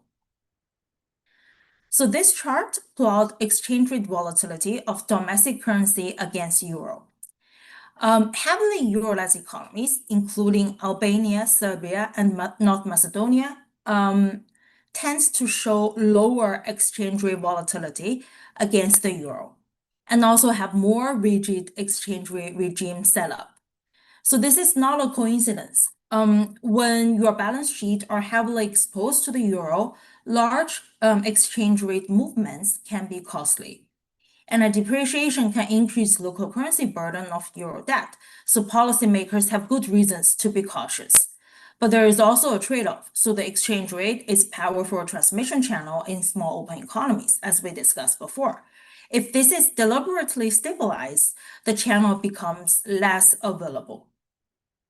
So to organize these ideas, let me show you a simple map of monetary transmission. I think in the interest of time, I'm not going to walk through every arrow, but the key channels are interest rates and credit, real money balances and exchange rate, and wealth and collateral values. And with Eurozation in the map, it may complicate some of the channels. So the interest rate and credit channels are weakened or potentially weakened because only the local currency part of the financial system responds directly to the domestic policy rate. And euro-denominated loans and deposits are influenced much more by euro area financial conditions. And the exchange rate channel can also become more constrained because highly eurozed economies often have a strong incentive to avoid large exchange rate movements. But the effect is not necessarily linear because Eurozation can also create balance sheet effects, depending on more assets or more liabilities that you hold in terms of foreign currencies. So with that in mind, we know that the message is not simply more Eurozation, less transmission, but it's more that Eurozation changes the channel, creates some complications that we observe, and makes the policy regime more important. And now let me turn to the empirical approach. So for the empirical work, we use a Bayesian structural VAR with sign restriction as our approach. And the reason is pragmatic because in some of these economies, more data incentive approaches cannot be implemented consistently. For example, higher frequency identification require deeper financial markets and very high frequency data, which we simply do not have for these countries. So the baseline model we included includes real GDP, the variable, and the HICP price index, the policy rate, and the nominal effective exchange rate, with data running broadly from 2007 to 2023, subject to data availability for specific countries. And the restrictions, the sign restriction we have are also quite intuitive. So a positive demand shock increases output inflation and the interest rate. A supply shock moves output and inflation in opposite directions, and a contractionary monetary policy shock lowers both output and inflation and also has a positive impact on the interest rate. With that, we arrive at the mean result. So these two charts summarize our mean result. On both of the horizontal axes, we have the share of FX loans, which is our estimate of our measure of the utilization. And on the vertical axis, we have estimated first quarter response to a 100 basis point monetary policy shock. The left panel is for GDP, and the right panel is for price level. And the pattern is clear. Countries with higher utilization tend to have smaller responses. In our non-utilized benchmark countries, Norway and Sweden, the estimated effects are larger.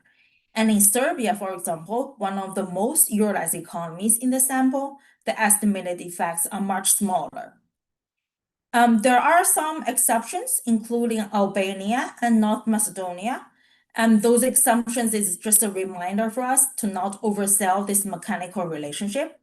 There are other factors we highlighted in the paper: that country framework, exchange regime, financial structure, and credibility, they all matter to the transmission results. A word on the magnitude. So the estimated GDP response is large, for example, around 7% compared to the steady state level in Sweden, and around 3% in Serbia. But the key word here is the shock. So this is not a regular, fully anticipated 100 basis point hike. It is an unanticipated 100 basis point monetary policy shock. So if markets already expect a 50 basis point hike, the central bank has to deliver 150 to make it a 100 basis point surprise. So for inflation, the first quarter response is also larger in the benchmark countries and generally smaller in more utilized economies. And the interpretation of the shock is the same for GDP. So the same message holds for both output and prices. Utilization appears to reduce the range of domestic monetary policy. And we have a robustness check. I'm just going to quickly go through in the interest of time. So we added a exchange rate shock, identified exchange rate shock further to the system, and find that the results holds with the baseline model. Okay, now let me move to the channels. So we examined 3 channels. The first one is the exchange rate. So the exchange rate channel works as the amplifier for monetary policy. In the textbook floating rate economy, obviously, when you have a depreciation, you would have when you have central bank raise rates, you would have a domestic currency asset becomes more attractive, and this can support domestic currency, and appreciation will help lower prices and also cool demand through net exports. But in more utilized economies, this channel is often muted. So the exchange rate, as you can see in the chart, responds less to monetary policy shock for more utilized economies. And we're not saying here that utilization mechanically blocks the exchange rate channel. It is that utilization often comes with a policy regime and financial stability concerns that make exchange rate movements more muted. And the second channel we looked at is the credit supply channel. So during the post-pandemic tightening cycle, several central banks in the region raised rates before the ECB did. And that widened the interest rate differential between domestic currency loans and the euro loans. So when that happens, firms may switch toward foreign currency borrowing. And the chart on the left shows that the share of FX loans to non-financial corporations increased in several countries during the tightening cycle. And the chart on the right shows that FX loans often grew more strongly or declined less than domestic currency loans. And Romania is a particularly clear case that during the post-pandemic tightening cycle, the domestic currency credit contracted, but FX credit growth helped keep the total NFC credit from falling. So that tells us that credit channel with eurozone economies can have escape clause, and domestic monetary policy tightens the local currency door, but some borrowers just move through the euro door instead. And the last channel we looked at is the interest rate pass-through. And here the news is a little bit more cheerful. So here we look at how much changes in the policy rate show up in the bank lending rates. And the chart on the left shows the pass-through to new mortgages and NFC loans in domestic currency during the post-pandemic tightening episodes. The main message is that the pass-through to domestic currency lending is generally quite strong, including in several eurozone economies. And the chart on the right looks at outstanding mortgage rates. So here the pattern depends more on the share of flexible mortgage rates, and which is also expected. But in terms of the country in our sample, the eurozone countries does not show a clear different pattern from the rest of the countries. So that is a good news. The more there does not appear to have a break pass through to loans denominated in domestic currencies, even in our eurozone economies. But the point for eurozone economy is about the coverage, that the channel works when it reaches, but if a larger part of the financial system is denominated in euro, it might not respond to the domestic currency increases or decreases. And with that, let me conclude with some policy implications. So we have identified that the aggregate monetary policy effects on output and prices are correlated with financial utilization. And in our estimates, the first quarter effects are substantially larger in the non-eurozone benchmark countries compared to our highly eurozone countries in the sample. And second, the channel helped explain why. The exchange rate channel is muted because eurozone economies often stabilize the currency. The credit channel can be impaired also because borrowers may switch toward foreign currency credit. But the domestic currency interest rate channel appears to work reasonably well. And the policy implication is that de-eurozation can strengthen monetary transmission, but it is not an overnight reform, we know. It requires credibility, consistent macroeconomic policies, prudent tools to manage currency risk, and deeper local currency financial market. So over time, hopefully lower eurozation can also make greater exchange rate flexibility more feasible, which in turn can support more effective inflation targeting. Okay, thank you very much. So happy to answer any question you may have. Thank you very much for the presentation. So we have some time for questions, so please type your questions in the Q&A section in Zoom, or in case you're a panelist, just raise your hand and I will give you an opportunity to ask the question out loud. So, but I will, as always, I will take a possibility to ask the first question by myself. Of course. Yeah, this is maybe my personal reflections from what is going on today in Ukraine. So we are now thinking a lot about the European integration, as you may know. And yesterday we had a very nice event together with the ambassador of the EU delegation in Ukraine and the governor of the National Bank of Ukraine. And they were discussing about the euro adoption in Ukraine. So the main answer, so the main conclusion here is this is an obligation to have an euro, to have a common currency. Okay, so the euroization itself is probably a path to this obligation to adopt currencies. And all the countries that you are mentioning here in your research, at the end of the day, they are obliged to have a single currency, right? In this sense, do you think your conclusions are going to change if you have a political obligation to move to a single currency in the union, or your conclusions will still hold since, well, yeah, so your views on this? Yeah, thank you very much. That's a very nice question. Yeah, we know a lot of the countries in our sample is on Euro accession as well.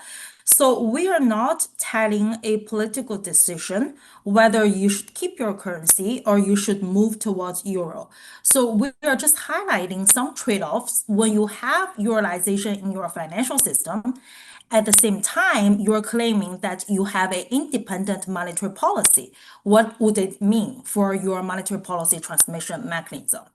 And actually, as you said, so we do observe for some countries in our sample, for example, Albania, their policy rate co-movement with the ECB rate is actually quite strong. And that helps in terms of bringing down the inflation during the post-pandemic tightening cycle. And I think that's also, you see that in our results, Albania is kind of an outlier. The reduction in inflation and output is actually quite strong in response to monetary policy shock. So that could be the help from the ECB. So we are not saying that when you're adopting a euro, you would have less domestic monetary policy effectiveness. If that's the choice, you are choosing to taking instructions from the ECB and to have your domestic variables response to ECB policy rates. That's also completely fine. It's just we show that there is this trade-off. You have to realize that if you do have domestic monetary policy independence, your domestic monetary policy rates might not matter that much. Exactly. Yeah. And this is actually very important in terms of transition, right? So this is not about tomorrow's decision to adopt euro adoption or something. This is a longer path, and this is important for countries such as Poland, such as other countries who are kind of moving and integrating to the euro exactly. system. And well, in our case, this is also important since we are in the beginning of this route. But anyway, this is exactly what matters a lot for us and in the nearest future to conduct policy. We have a question from Maxim.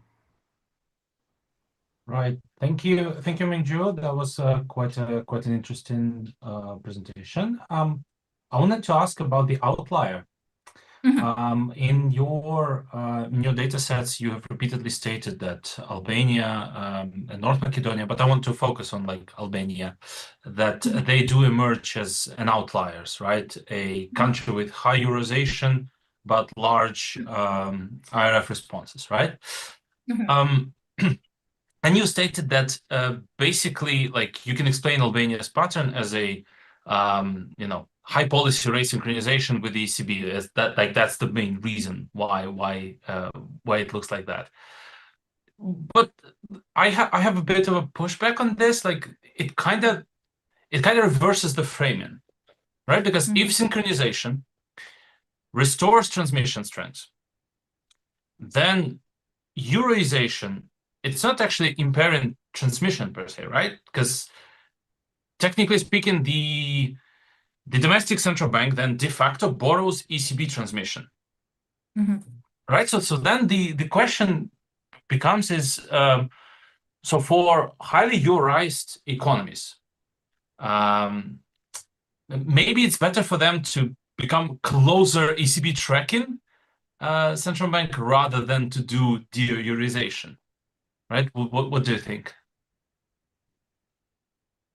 I think this is similar to what we just discussed. So what should you do in terms of tracking the ECB rates if you do have a higher euro share in the system? So as I said before, so we are not saying that you should not do that. You can definitely do that, and I think that's also very reasonable for a country with a lot of a large financial system denominated in euro. And if you think about extreme case, if you are in the euro area, the only thing you can do is just to take the ECB rates as given, right? There's nothing else you can do in terms of domestic monetary policy. And under that cases, country will have to think about other fiscal policies or macro-pro policies to help them in terms of other objectives that they would like to achieve. So that's an extreme case. And in our case, and also probably in Ukraine's case, part of the system is eurolized, and that's completely fine. And that's also naturally affected by the ECB rates. But what we're saying that if you still want to say how much your monetary policy can go, then it's naturally expected that only part of your monetary financial system and also the real macroeconomic variables will respond to your domestic policy rates. And at the same time, there is also this exchange rate consideration. If you decide to stabilize your exchange rate, then that means there is just no exchange rate channel that would work. And on the extreme case, if you're in the euro area, there's no exchange rate conception versus euro, right? So that's just, yeah, on the spectrum of how you view this question, yeah. So would we move to the, like, in Ukraine's case, would we move more closer towards Serbia, type pattern or the Albania pattern? Like looking at your data. Yeah, so I'm not fully familiar with the monetary policy system and also conditions in Ukraine. But for Albania and Serbia, we see the two countries are quite different. The first thing is that Serbia has a relatively managed crawl exchange rate compared to euro. And Albania is quite flexible in terms of exchange rate against euro. So you will have to see the difference between these countries and see which ones are more likely to be the case of Ukraine. Yeah. Fair. Thank you. Thank you. Thank you. We have a question or comment from Rafat.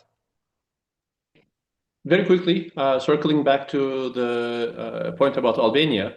Albania, surprisingly, is one of the few oil and gas exporters in Europe. Their oil and gas reserves are tiny, but the economy is tinier. So as a percentage, it's actually substantial. And that makes a lot of difference because effectively they are, local currency pricers since energy is priced in international currencies. And that by itself makes a difference, which is worth taking into account. Thank you. Yeah. Okay, thank you very much. Yeah, that's well noted. Thank you. Yeah. Thank you very much, Rafat. Thank you very much, Matthew, for this presentation and for this quite a hot discussion on the results. Great, appreciated, and we can move forward to the next presentation for this research session. So we are having Pierre De Leo with the paper on monetary policy in the short rate and the short rate disconnect in emerging economies. So Pierre, the floor is yours. Thank you, Alexander. Can you see my screen? Not yet. I can see you. Okay, try again. Yeah. Here.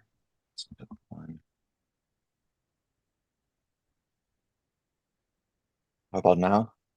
Yeah, we can see it, we can hear you, and we can see the slides. Fantastic. So let me start by saying it's an honor to present in this forum. This was a very insightful, coherent, and program I've learned from previous panelists as well as the keynote lecture, and I'm sure feedback will be very useful.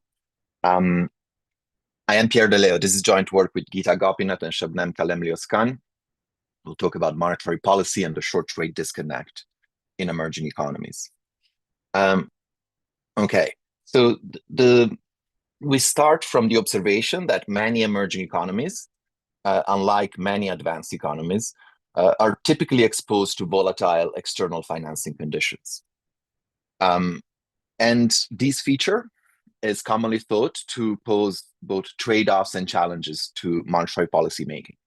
Like, consider, for example, the typical set of external shocks that tighten financial conditions around the world, and especially for emerging economies. Now, one common trade-off emphasized in this context puts central bank in front of two alternative options. On the one hand, raising the policy rate, sort of alleviating capital outflows and exchange rate depreciation, but at the cost of exacerbating the contraction in domestic economic activity, and on the other end, vice versa, lowering policy rates, stimulating economic activity, but potentially exacerbating currency depreciation and outflows.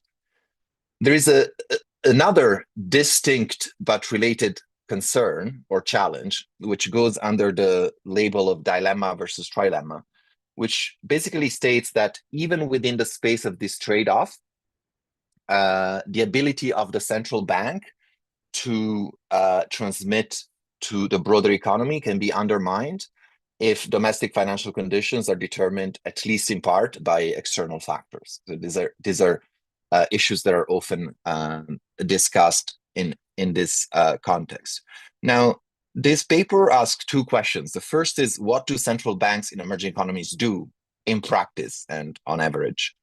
And the second is whether exposure to external financing conditions pose challenges to central banks' monetary policy making, and if so, how does this challenge manifest? And so we emphasize three messages. The first is that through a battery of empirical analysis, we find that monetary policy stance is countercyclical in this economy, typically. That is, central banks tend to lower policy rates during recession. This is true unconditionally, conditional on identified external shocks, and more broadly during certain episodes, recessionary episodes. The second point is that, however, short-term market rates, say 3-month treasury rates, tend to deviate from policy rates across the cycles in many emerging economies.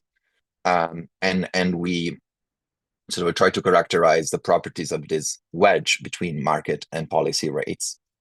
And the third message, which is related, is that this differential, this disconnect between market and policy rates in the short end appears to be related to a country's exposure to external financing conditions. We show that these two objects are correlated in the data. There is interesting country heterogeneity that's explained by exposure to external financing condition, and then we'll present a simple model that tries to formalize a connection between these two notions. Let me get into the paper. So let me first try to characterize the behavior of monetary policy rates in emerging economies. And to do that, we'll look at some estimates of central bank reaction functions, some simple correlations of policy rates with GDP growth, the behavior of policy rates around episodes of global distress, as well as the very responsive policy rates to identified US monetary policy tightening. The data sources for this paper are the standard ones, BIS, Bloomberg, and IMF, IFS. And we'll focus on countries and time periods with flexible exchange rate regime, according to Ilsetki, Reinhardt, and Rogoff classification, within the sample going from 1990 to 2018. The sample in practice has about 23 emerging economies and 12 advanced economies. So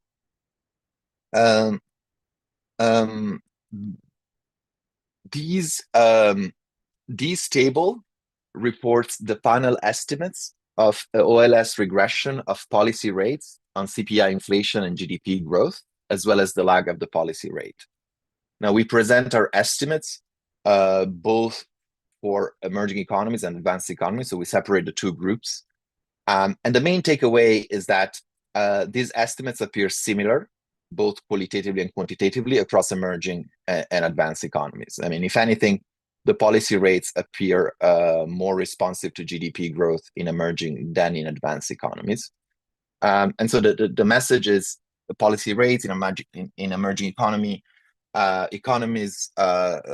increases when inflation is higher, when GDP growth is higher, and feature a fair degree of interest rate smoothing. And the estimates, once translated into Taylor rule coefficients, sort of align with typical estimates from advanced economies as well. In the paper, we have specifications where we use estimates of the output gap as a measure of slack, where we add the exchange rate depreciation rate, where we exclude high inflation episodes, and when we use IVGMM to address possible endogeneity concern associated with OLS, but the message remain by and large the same. So the monetary policy stance as coming from these estimates of Taylor rules appear to be counter-cyclical. These figures report the relationship between policy rates and GDP growth at different horizons. This is meant to capture cyclicality of policy rates, which was a concern, or at least sort of an object of interest in some of the early literature. We do that through dynamic reduced form local projections of the policy rate on GDP growth and the lag of the policy rate. And what you can see is that qualitatively, both in emerging and advanced economies, in the short term, policy rates are higher when GDP growth is higher. So this is also in line with the Taylor rule estimates signal a counter-cyclical monetary policy stance. Of course, you can also see that the extent of policy rate relationship with GDP, the cyclicality is less in emerging than in advanced, which is possibly due to the prevalence of supply shocks in emerging economies. If the movement between output and inflation differ between these countries because of a different shock composition than something that you would expect, it's this different betas across emerging and advanced. We're actually looking into this question more formally. But by and large, the message is similar. This figure reports the evolution of the policy rate around August 2028 or following August 2028. And what you can see is that the behavior of policy rates was very similar in emerging and advanced economies with few notable exceptions. And the same is true around COVID. So after February 2020, both emerging and advanced economies sort of lower policy rates in similar magnitudes. Of course, here it's a bit harder because many advanced economies were against zero or bound. So there's only so much that we can sort of learn from there. But at least a message that there is a tendency of monetary policy rates in emerging economies to act countercyclically seem to come out of these episodes as well. I want to now turn to looking at short-term market rates, and that's because sort of simplifying and generalizing, but the policy rate is set with the intention of influencing short-term interest rates and, of course, broader borrowing conditions in the economy. And here we've often looked at different short-term market rates, but now we settle on 3-month treasury rates, which allow us sort of to keep in the sample all these economies I've mentioned earlier, as well as sort of using a metric that is both short-term but also related to borrowing conditions in the economy more broadly. This is the same local projection framework, where now on the left-hand side we have the market rate. And we see that on average, market and policy rates display opposite cyclicality in emerging economies, but track each other very closely in advanced economies. So there's a tendency for market rate to be counter-cyclical, meaning that when output is high, they're typically below average, unlike policy rates, whereas they track each other very closely in advanced economies. Another way to say that is that the short-term wedge or short-term differential, the difference between market rate and policy rates, tend to be countercyclical in emerging economies. You see that the beta of the local projection is significantly negative in the short term, but it's very much insignificant for advanced economies. And it's worth noting that there's a tendency to use short-term market rates to proxy for the stance of monetary policy. In these cases, one should actually be cautious in doing that because of these potential differences. Yeah. Conditional on US monetary policy tightening, which here is identified following Gertel and Karadi high-frequency approach and then through local projection. We do see that on the left panel, both emerging and advanced economies lower policy rates by similar magnitudes.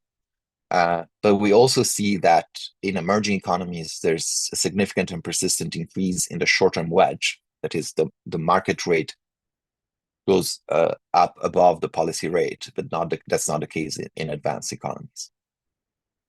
And similar patterns we do see around a specific episode in 2013, referred to as taper tantrum, when Bernanke sort of signaled that that the easing policies like QE would come to an end, causing some turmoil in financial markets. And that's kind of an episode that you can interpret as a monetary policy tightening, and an unexpected one. And here you see that there was a tendency to lower policy rates, but nevertheless, there was an increase in the short-term differential.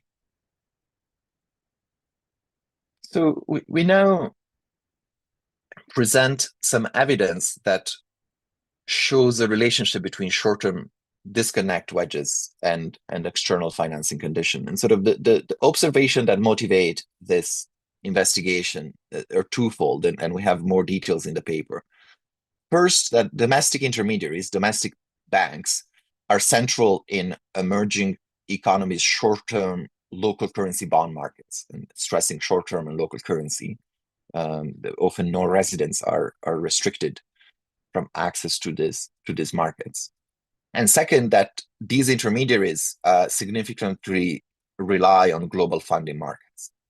Okay, and so in the data we consider two key empirical objects. One is a variable that we refer to external exposure, which is domestic banks' external liability share, the share of domestic bank external liability to total liabilities, as measured by Avgev and co-authors. And second, a measure of external financing conditions, or external premium, which we take as the MB spread. Now, the MB spread itself is the difference between the return on an emerging market country long-term US dollar government bond relative to the US Treasury bill. What we would like to do is to have a measure of short-term bank external financing condition. We can't have that for all the 23 emerging economies in our sample. But in the paper, we show that the MB spread is very strongly correlated with a measure of foreign currency borrowing cost for emerging market banks, which we construct for a subset of countries and time periods. These panels reveal that countries with larger external exposure, this would be the left-hand side, or larger external premium on average, feature a more pronounced disconnect. We separate countries according to whether they're above median or below median external exposure, or above median or below median external premium. And we see that those below median have a cyclicality of the short-term differential that's very much similar to advanced economies one, very much acyclical, but those with larger exposure have a significantly more pronounced disconnect, meaning a countercyclical short-term wedge. Relatedly, we look at a different dimension of this relationship, where we regress the short-term wedge of country C at time t on the country fixed effect external premium as proxied by the MB, and external exposure as proxied by the external liability share of domestic banks. And we see that in this country fixed effect regression, the short-term wedge does commove significantly with this object that capture external exposure and external financing cost. A 10% a 10% increase in the external premium is associated with about 2 percentage point increase in the short-term wedge, and a similar magnitude you see for external exposure. Okay, so there is a relationship between these objects. I want to spend the remaining few minutes on giving you sort of a very simple partial equilibrium model of the banking sector for emerging economies that tries to make sense of these latter relationships. So we have that domestic banks in a given emerging economies operate in the home currency bond market. In fact, their asset side consists of short-term home currency market bonds that deliver the market rate. And in fact, they are the marginal investors in this market. They price the market bond. On the liability side, they finance themselves both in home currency deposits, which deliver the policy rate, but also in dollar bonds, which funding cost is the dollar funding rate, R hat star, which we allow to be different from the international risk-free rate, R star, following some of the literature. Okay, so you have these two sources of financing, one domestic and one foreign. We also assume, consistent with prevailing regulation in emerging economies, that home banks hedge 100% of their foreign currency liability position at the forward exchange rate. So this is not about dollarization or time variation or stochastic properties of the exchange rate. This is about dollar funding cost directly, as I'll explain. And so in this very simple model, the home bank takes the policy rate as given, the dollar funding rate as given, as well as spot and forward, and decides what is the required return on the market bond that it wants, given the position it takes. The bank balance sheet basically states that the holding of the market bond domestically have to be equal to domestic and foreign sources of liabilities. And here our measure external exposure, like in the empirical analysis, is the domestic bank share of external liabilities in total liabilities. So this is it. So we can show that through simple algebra, that the simple zero profit condition, that the equilibrium return on the home market bond, this RM, is a weighted average of the policy rate, which governs domestic funding cost, and this covered peso rate, which is the cost of borrowing from the global funding market and immediately hedging currency risk. And here we assume that cover interest parity holds for deposit rates, which will allow us to pin down the forward premium. When we express the short-term wedge of country C at time t, the first order approximation, we see that this object is equal to, or at least as depends on the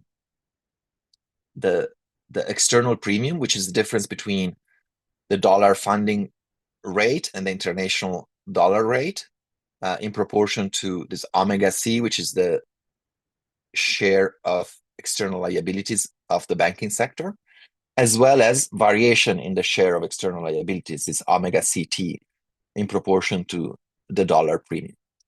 And so this is actually intuitive. To the extent that your banking sector finance itself, at least in part, from abroad, and we assume those share to be exogenous for simplicity, Well, to the extent that that's true, and to the extent that there is a premium to doing that, then part of this marginal cost will be reflected in the market rate above the policy rate. And as a result, time variation in this external funding cost and the extent to which you're exposed to it will also be reflected in time variation in the market rate relative to the policy rate. And remember, this is very much the relationship that I've documented in the data before.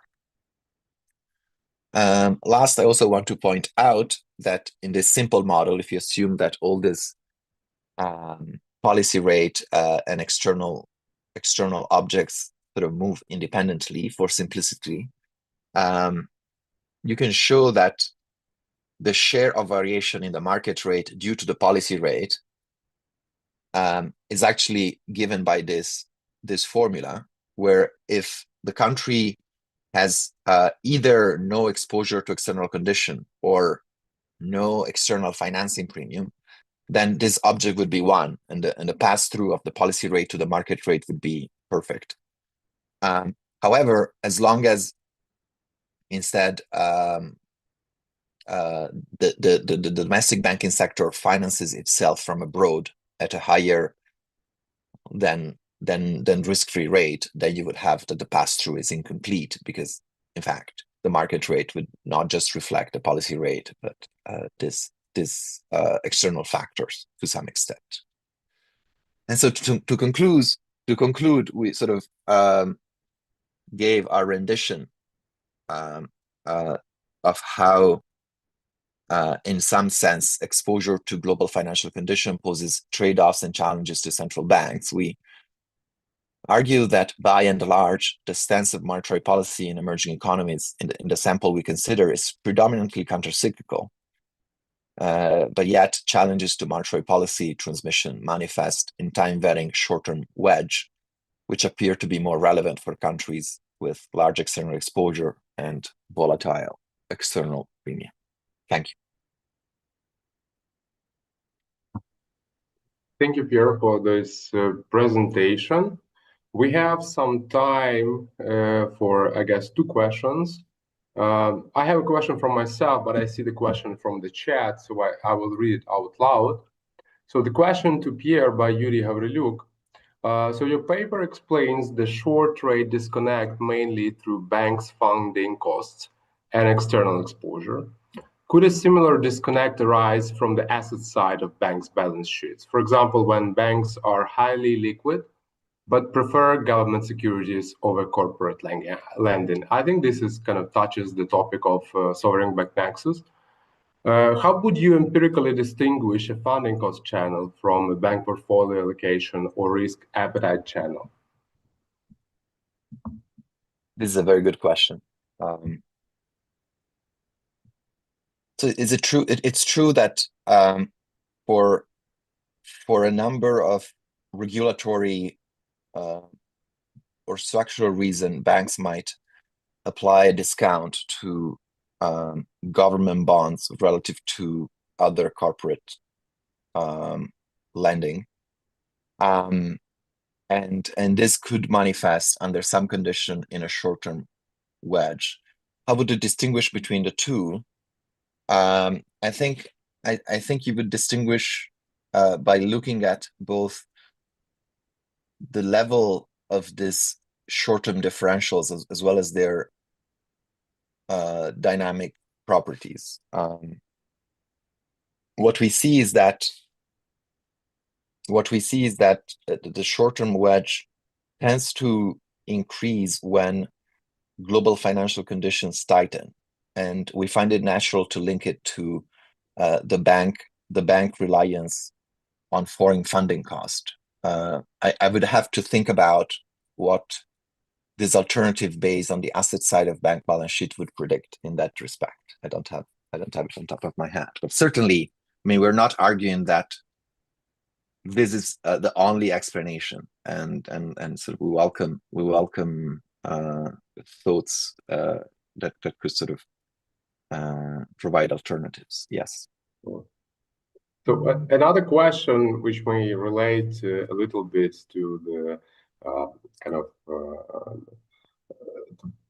why this wedge arises is, well, you talk about emerging markets, and we know that emerging markets are quite exposed to exchange rate fluctuations. So Victor Kuzuk is asking, is this wedge could be a consequence of imperfect sterilization of exchange reserve accumulation? I would have to think more about how would that manifest.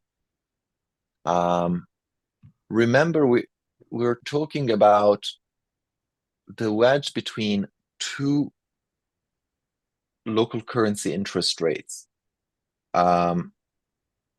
short term. And we find it natural to think about it as reflecting something in that pertains to the domestic banking sector. I'm not sure how imperfect sterilization of exchange rate foreign exchange reserve accumulation would manifest. I actually can't answer that on top of my head. Well, maybe I can extend a little bit this question in the case that the policy itself in emerging markets are often, so this fear of floating and stuff like that. So can it be kind of just a monetary policy with respect to exchange rate stabilization issues? I see. I mean, I see where the question comes from, and I do agree that in many economies there's a tendency to devote part of monetary policy to stabilizing exchange rate, and we actually find some of that in our extended Taylor rule regressions. I can't make a connection between that practice and the difference between the treasury rate and the policy rate itself. That's my answer. I mean, I think they're both facts. I'm not sure how they're related exactly. Well, thank you very much for the Thank you, presentation and for answers to questions and for this Q&A. We can move forward to our next step. We have already the time for the next part of our program, and this is a special lecture that we are going to have. So we will have Selim Elegdag from the International Monetary Fund, and he will talk about how IMF is seeing integrating the financial sector in the range of financial frameworks and models. So Selim, the floor is yours. All right, thank you. First, let's do a sound check. Can you hear me? Yes. Okay, great. Oh, I see one of my colleagues there. Professor Gürkaynak, great to see you. So let's see now if we can, first of all, okay, give me a moment while I try to take control of the screen. Let's see now.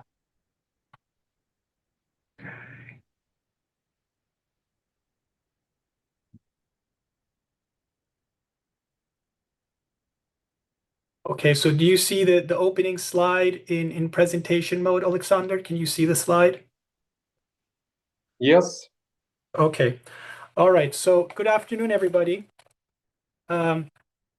Upon request, I'll be representing the Institute for Capacity Development and sharing with you some ongoing work on how we're incorporating macro-financial linkages into macro-financial frameworks.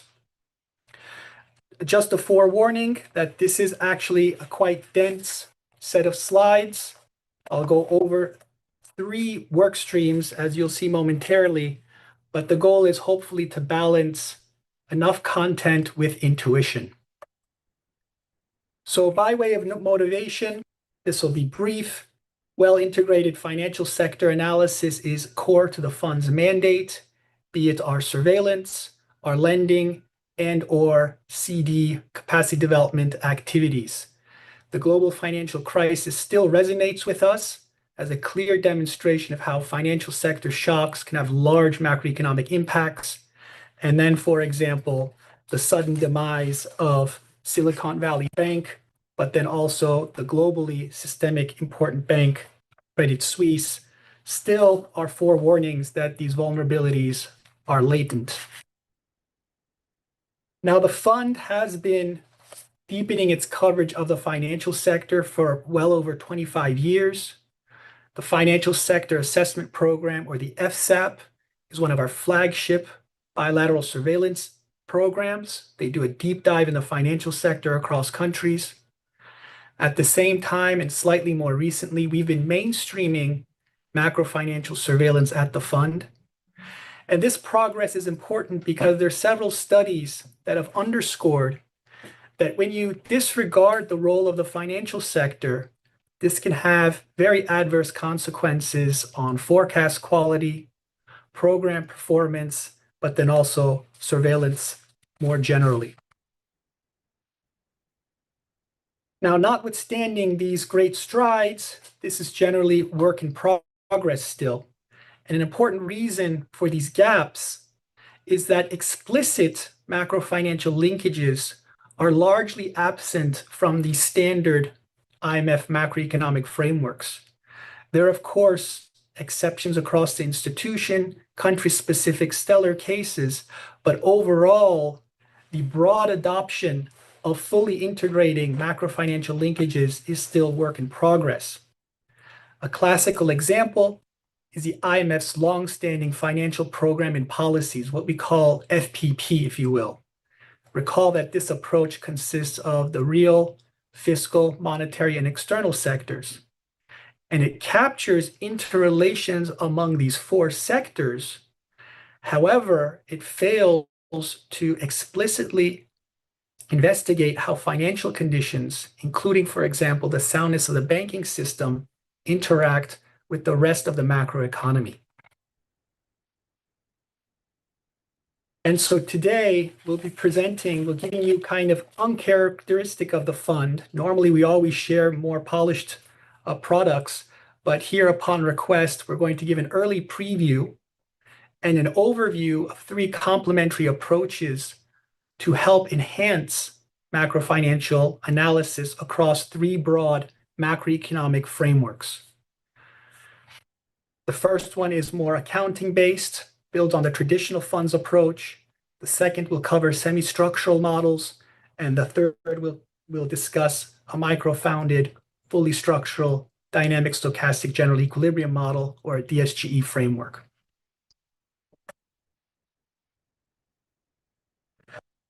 So for a lack of a better word, we chose FPP-FIN for this first extension. But from the name, you can already anticipate what it does. And the first bullet point indicates that we extend a traditional four-sector IMF macroeconomic framework with incorporation of a financial sector. And here we can think of this as just a representative bank or a banking system. And the goal here is to model key macro-financial transmission channels, including those associated with credit growth and interest rates. This approach is accounting-based, it's data-rich, and offers the most granular presentation of this aggregated banking system.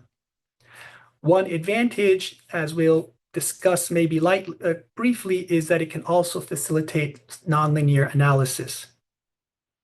And the guiding consideration here is, again, following the footsteps of the FPP tradition, where expert judgment plays a foundational role. So this schematic gives you kind of an overview of how the framework operates.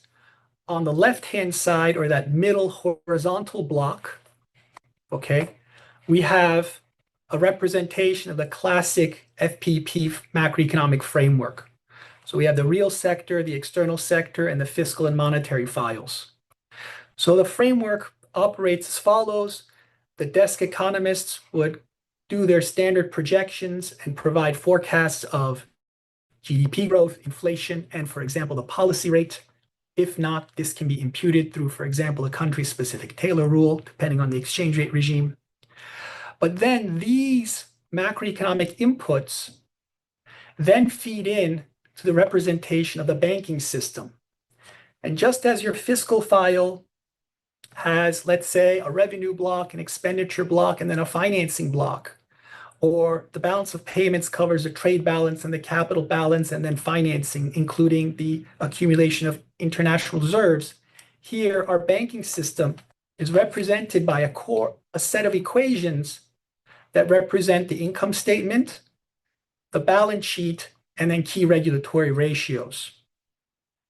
Now, in some applications, the macroeconomic projections were used and banking system projections like key ratios or key financial soundness indicators were projected, and that's where the project ended. In other applications, some country teams and in TA applications, these then banking system indicators were used to produce a lending rate and or a credit growth rate consistent with the banking system's capacity to lend, which then fed back into, for example, the real sector file, and that would influence then aggregate demand. And so this is how one way you can model two-way feedback. Now, I'm certainly not going to cover all of the kind of an illustrative example we track in this banking system representation. So for the income statement, we'll have net interest income, we'll have loan loss provisions, and then, for example, retained earnings. For the balance sheet, we'll have, usually we can model total assets. The liability side there, data tends to be disproportionately sparse. And then in terms of regulatory ratios, well, of course, we'll have the regulatory capital asset ratio, and then various then indicators that are much more relevant for the macroeconomy, such as lending rates.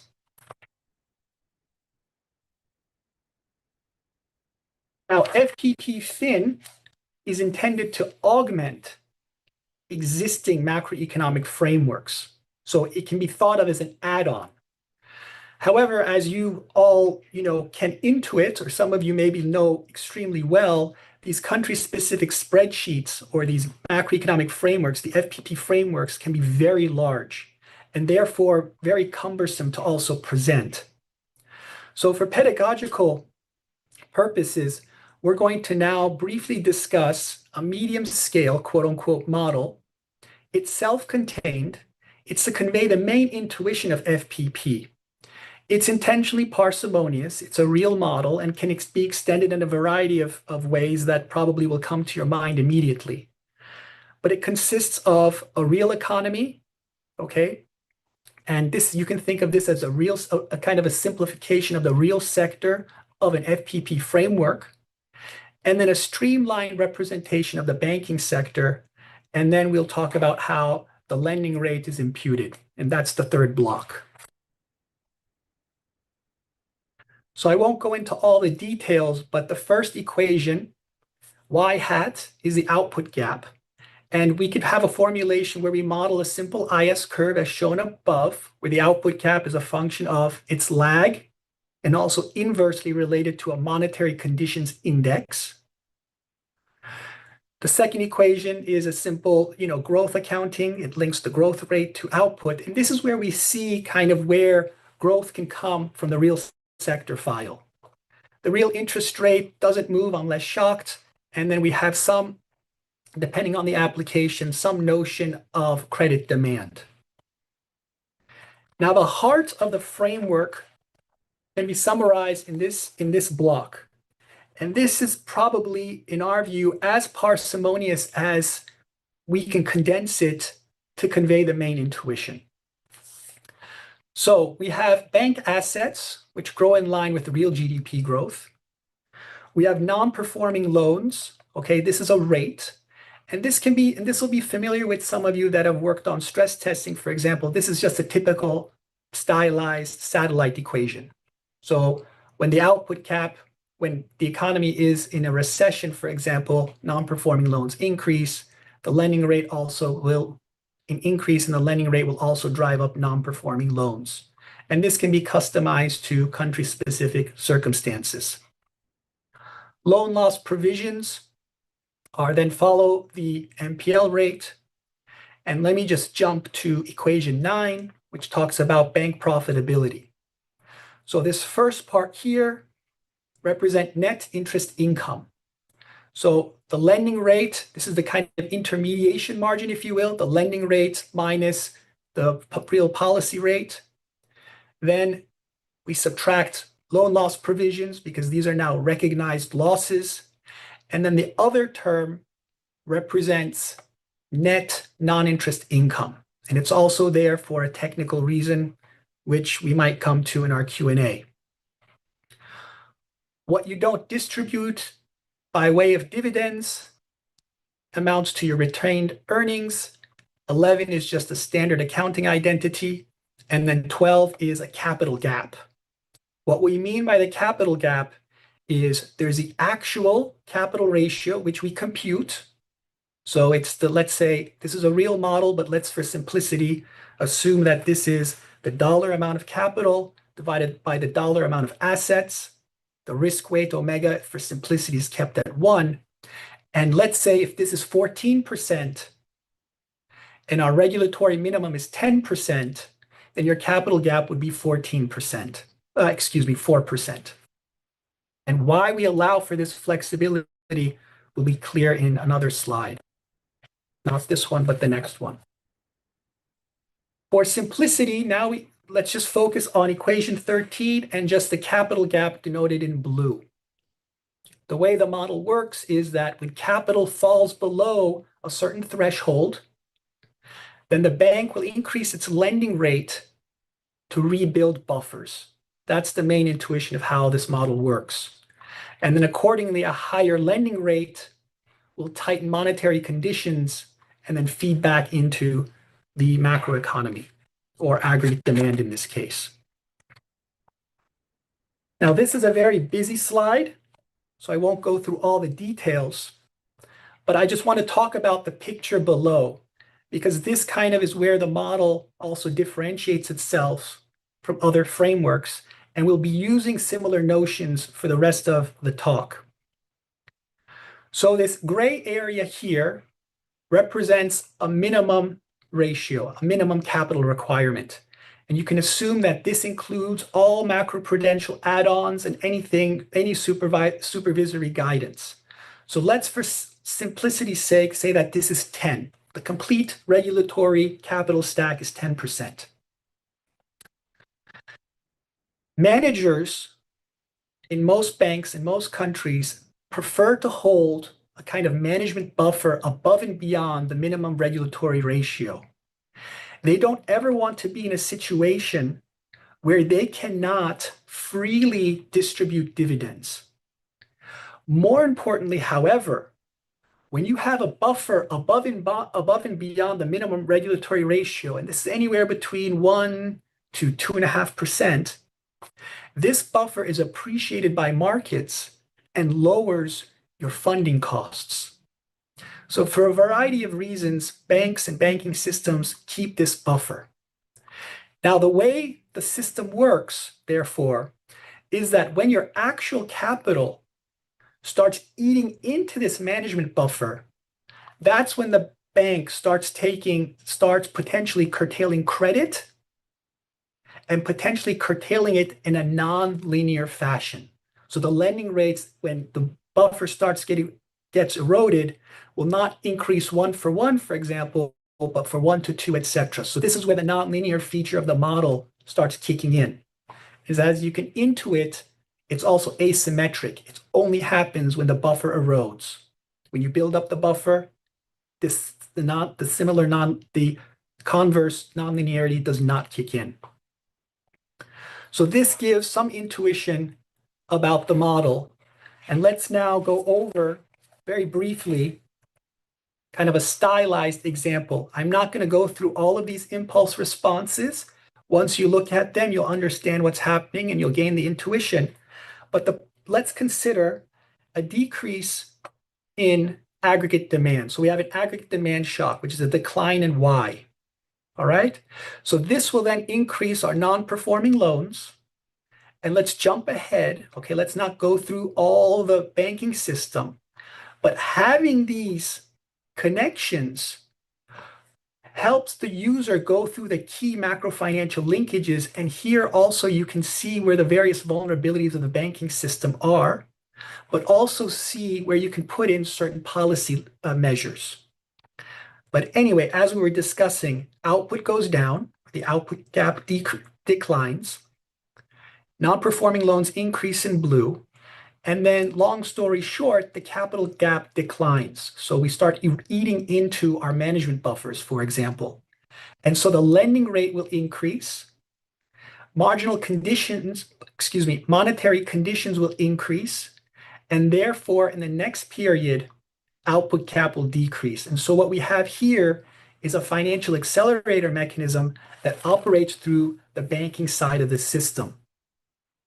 Why YT plus 1? Because this illustrative model is deliberately simple and it's fully recursive. And the way we did this is because so that it can be a wider segment of policymakers will feel comfortable potentially using this in their analysis. Very quickly, variations have been used in fund surveillance. 2 years, we did some work with the Kazakhstan team. We did this for some credit consistency checks, but also in the background, we did some regulatory scenarios. We did some FSAP follow-ups where we helped the team think through, for example, MPL recognition. Is financial deepening consistent with the current state of the banking system? So we did these behind the scenes, and then the team went out on mission and used this to enhance their engagement with the authorities, which they really appreciated. But in the staff report, we projected, for example, just these financial soundness indicators.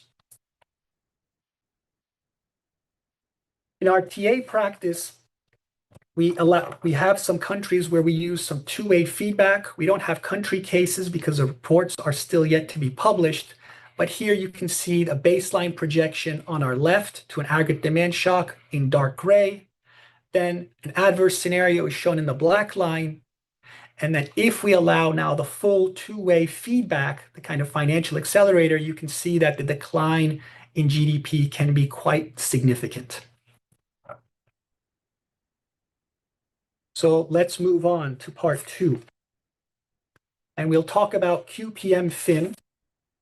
And as you can see that this title also reflects a complete lack of creativity in terms of naming. So we are open to ideas. But the intuition is also, you'll get it relatively quickly. It extends a canonical quarterly projection model, QPM. These are workhorse semi-structural models used for forecasting and policy analysis across many central banks. I wouldn't be surprised if there are many experts in the audience.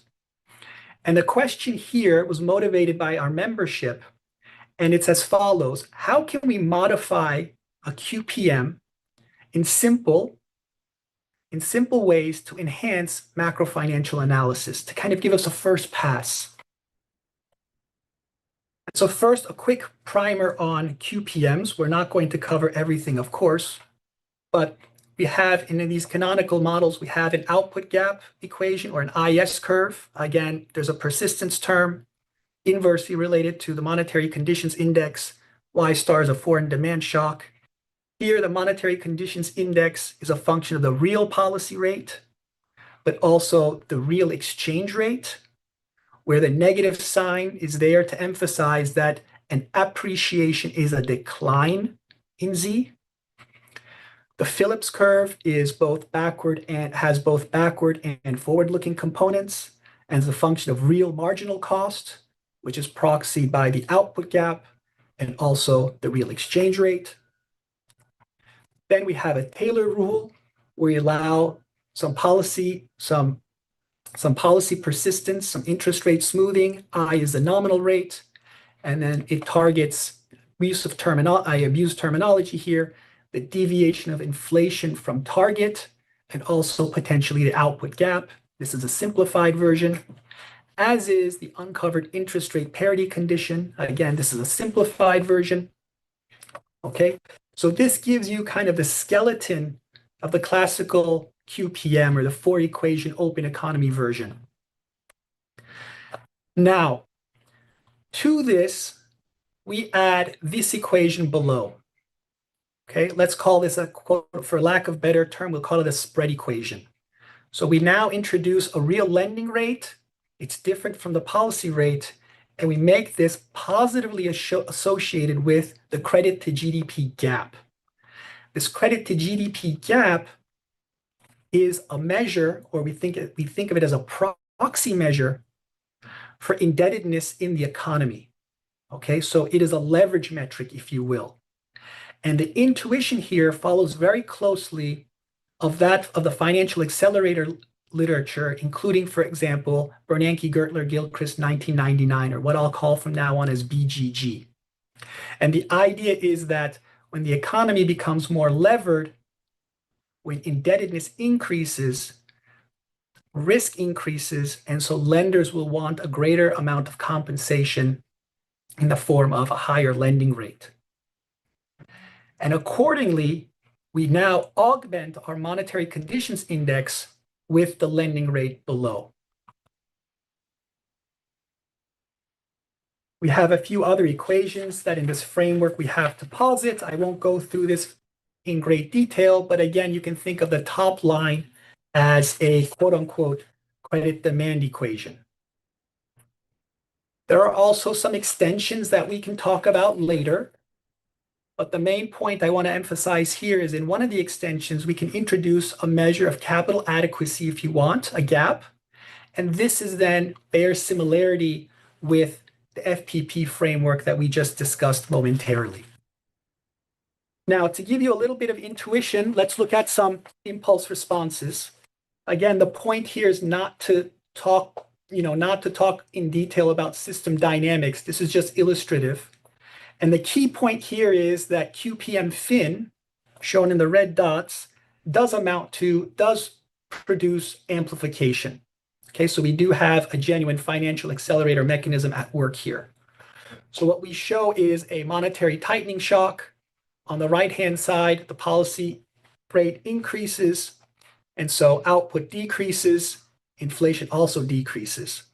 And then in the red dots, what you see is that output declines to a greater extent, okay? And that's because of, in this version of the model, which will be clear momentarily, also because credit will decline to a greater extent, okay? And factor is that now here we have two different cascades. We have the lending rate, which suppresses output gap, but at the same time, indirectly, it suppresses credit demand, and then that also will suppress the output gap. So now let's try to give you a little bit of more flavor in terms of what's happening here and kind of an illustrative scenario. First, what do? First, we augment our monetary conditions index. Okay, if you will, you can call this a quote unquote financial conditions index.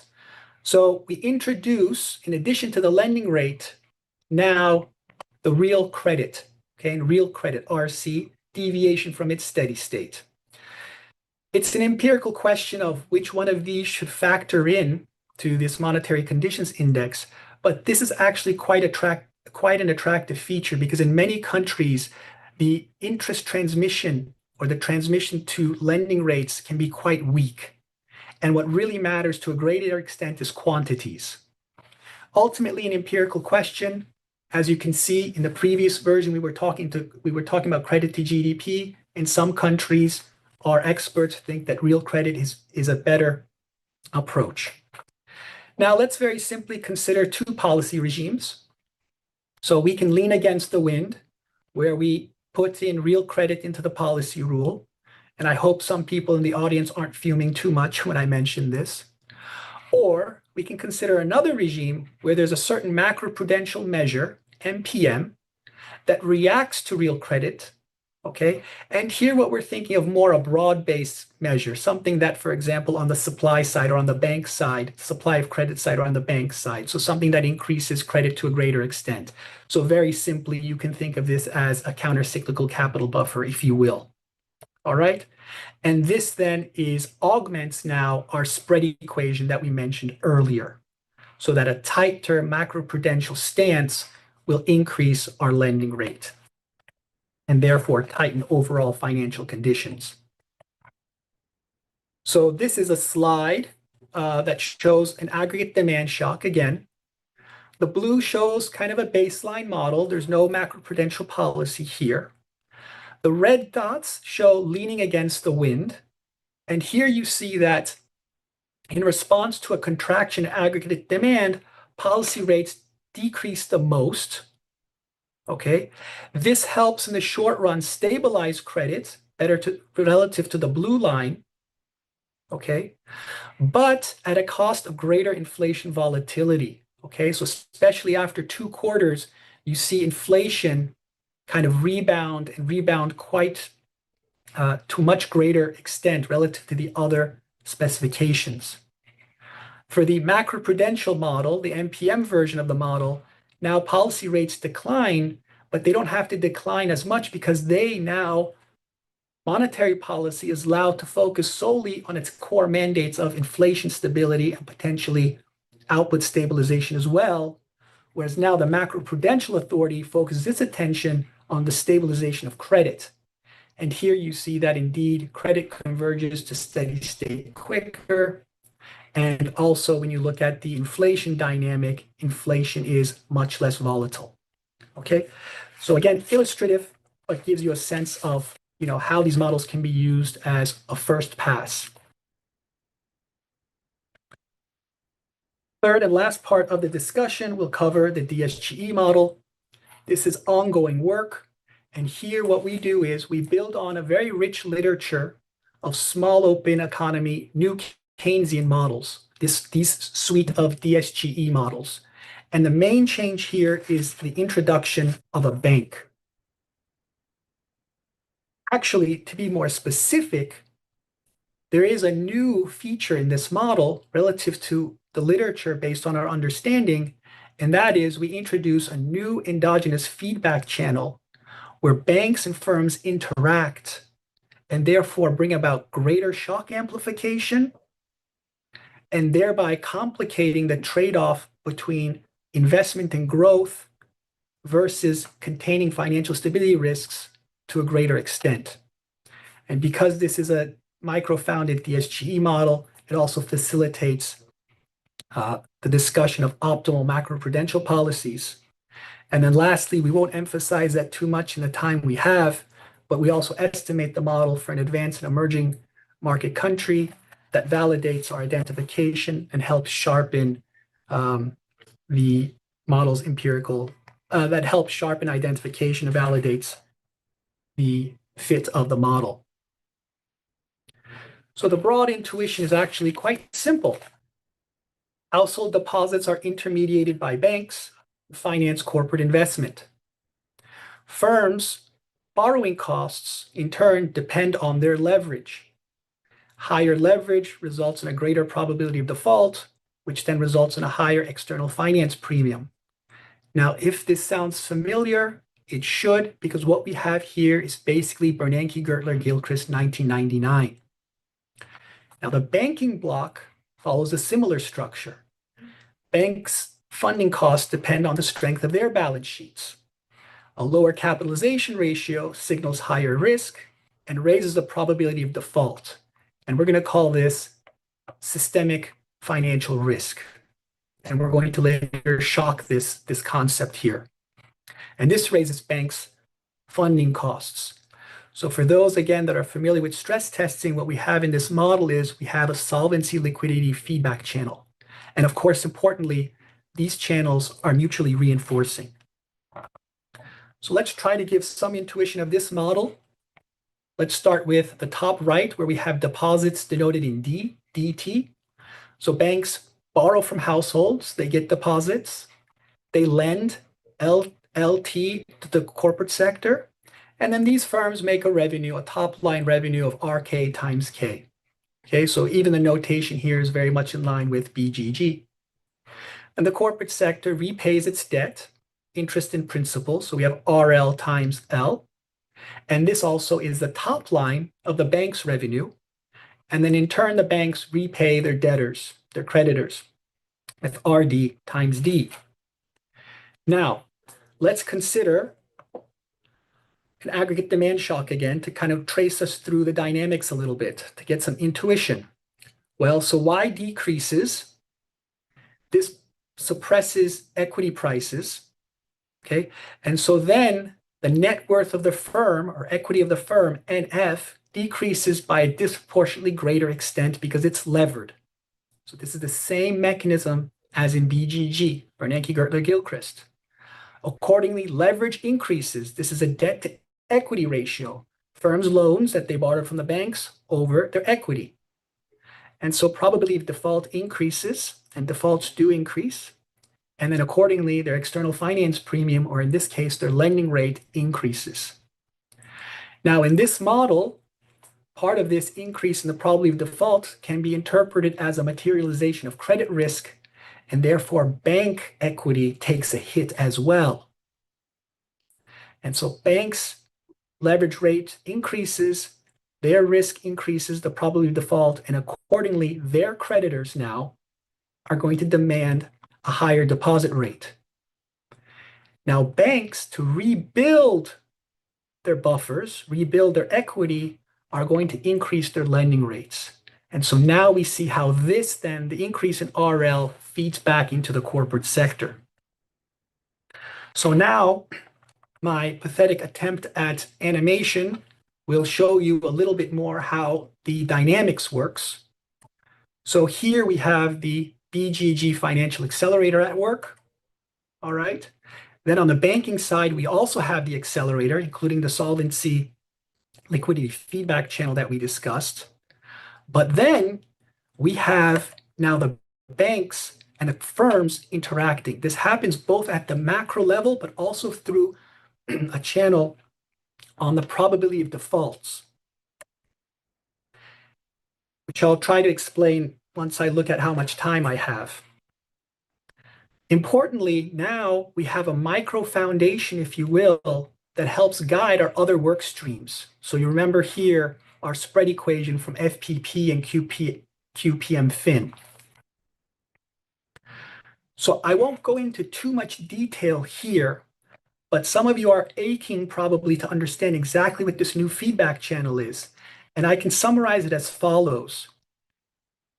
This is a firm's profitability. And their profitability depends on whether banks default on the right-hand side or whether banks do not default. Okay? And what you see here is this in red, the corporate sector default rate, PDD, depends on the state of the banking system. And that is the new channel in this model. Okay? All right.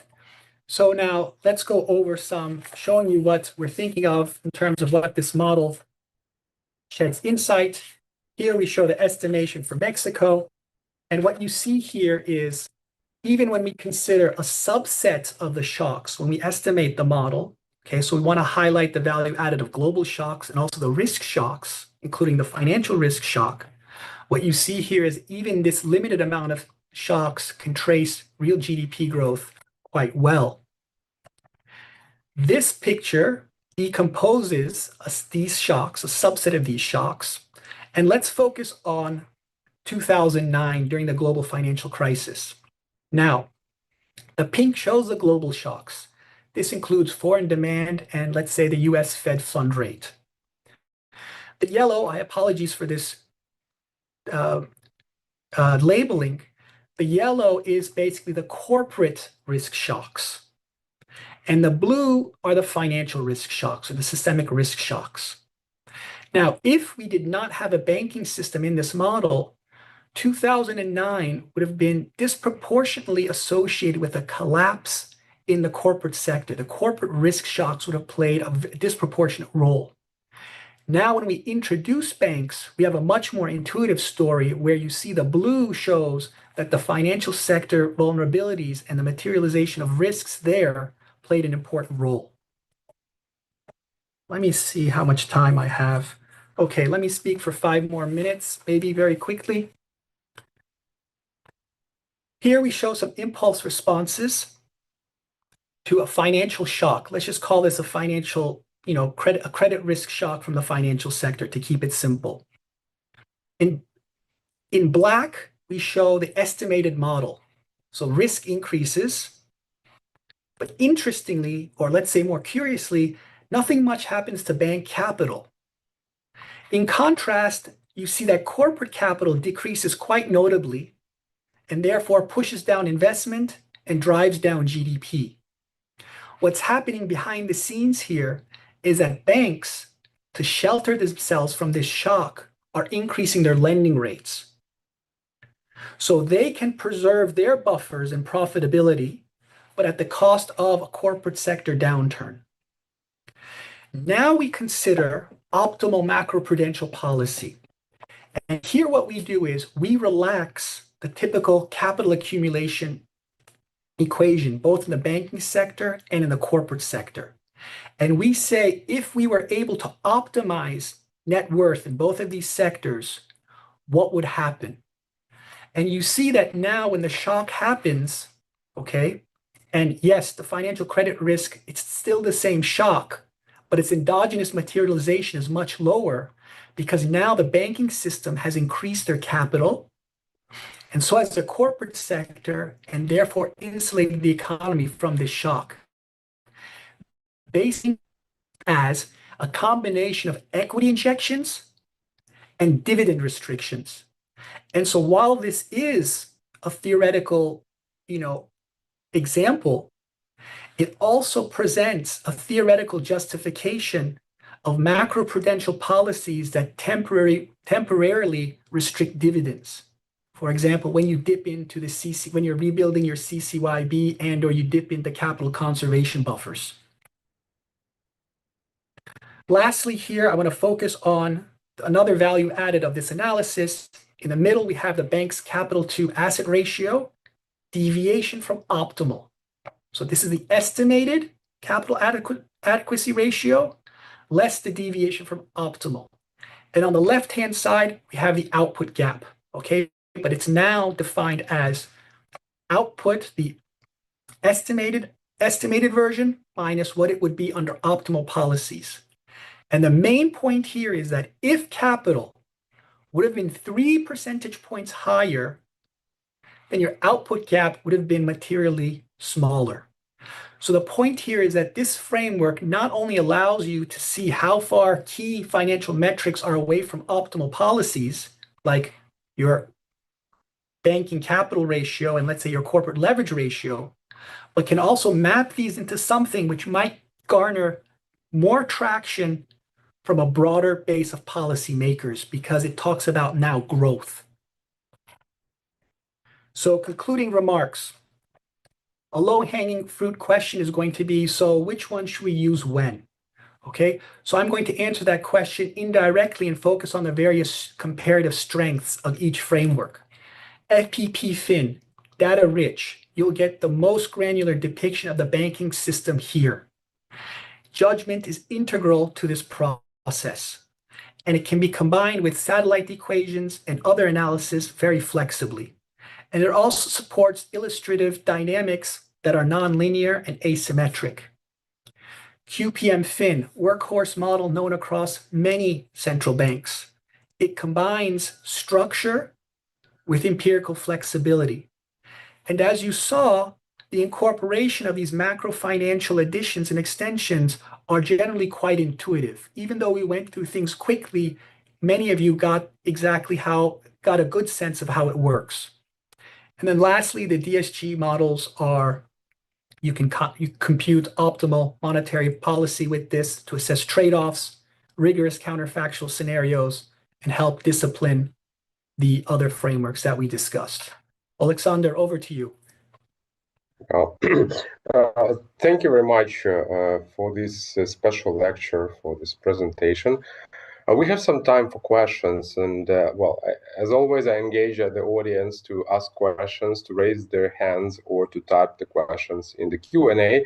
But as always, I will take the opportunity to ask a question by myself. My question is more conceptual, right?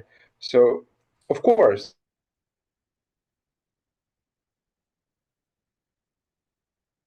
Alexander? Oh no. like macroeconomic Alexander, model, I you will lost not be you. able to respond to predict. Alexander, you got cut off when you said your question is more conceptual. All right, do you hear me now? Yes, yes. Okay, I'm very sorry for that. Maybe No it's worries, my no worries. connection. So my question is more conceptual, and it relates to more a broader kind of reflection of financial sector in macroeconomic models. And as I said, so we all know that we have experience of global financial crisis, and we all know now that without financial sector in your macroeconomic model, you will not be able to respond, to predict, or whatsoever to financial crisis. This is actually what we learned from the global financial crisis. On the other hand, we have a trade-off, right? So our models have to be simple. Our models have to be valid, and we have to understand these models very well, right? So when complicating the model to take into account all the recent features of the global environment, do you see any risks that at the end of the day we will stuck not understanding what is going on in the model? Yeah, no, this is Alexander. This is let me go to, and let's see, you know, maybe some of your colleagues who are the QPMers, quote unquote. Let's see. Oh, well, this is too slow right now, but let me just let me address your question. You're absolutely right. And in addition to models getting just too big, okay, because once they get too big, then people start discounting their results. You know, then they become black boxes. And you also lose the ability to understand really what the transmission mechanisms are, which ones matter the most. And this is extremely important, especially from my view for the financial sector, because that tells you exactly where then you can insert those various macroprudential measures and how it might affect the system. I mean, the example that we showed was very simple. There was a broad-based macroprudential measure that we instituted. So this is more something that will affect bank capital. But you need to be able to differentiate, for example, for borrower-based measures and where you incorporate those to understand the channels that they propagate, you know, where shocks, you know, propagate across the system. Now, more generally, in the context of QPM, we have some internal discussions here at the IMF too. We have some people that are, I guess, let's call them purists, and these are experts, okay? And they've been using these QPMs for well over a decade, have been presenting to their supervisors, have presenting to MPCs. You know, they're experts. They know how to, quote unquote, as a very senior modeler here at the IMF used to say before he retired, they know how to make models sing, all right? Mm-hmm. And what they're saying is that these financial, you know, we're sympathetic with these financial sector inclusions, but don't overburden the models. You know, because these are primarily workhorse models that focus on the core policy, you know, metrics of inflation, the output gap, and the exchange rate. Once you start introducing these features, you know, it starts complicating things. And then you also run into operational issues. For example, in some countries, this financial sector data comes with a lag. Sometimes they're, you know, at a very low frequency, you know, that they're made publicly available.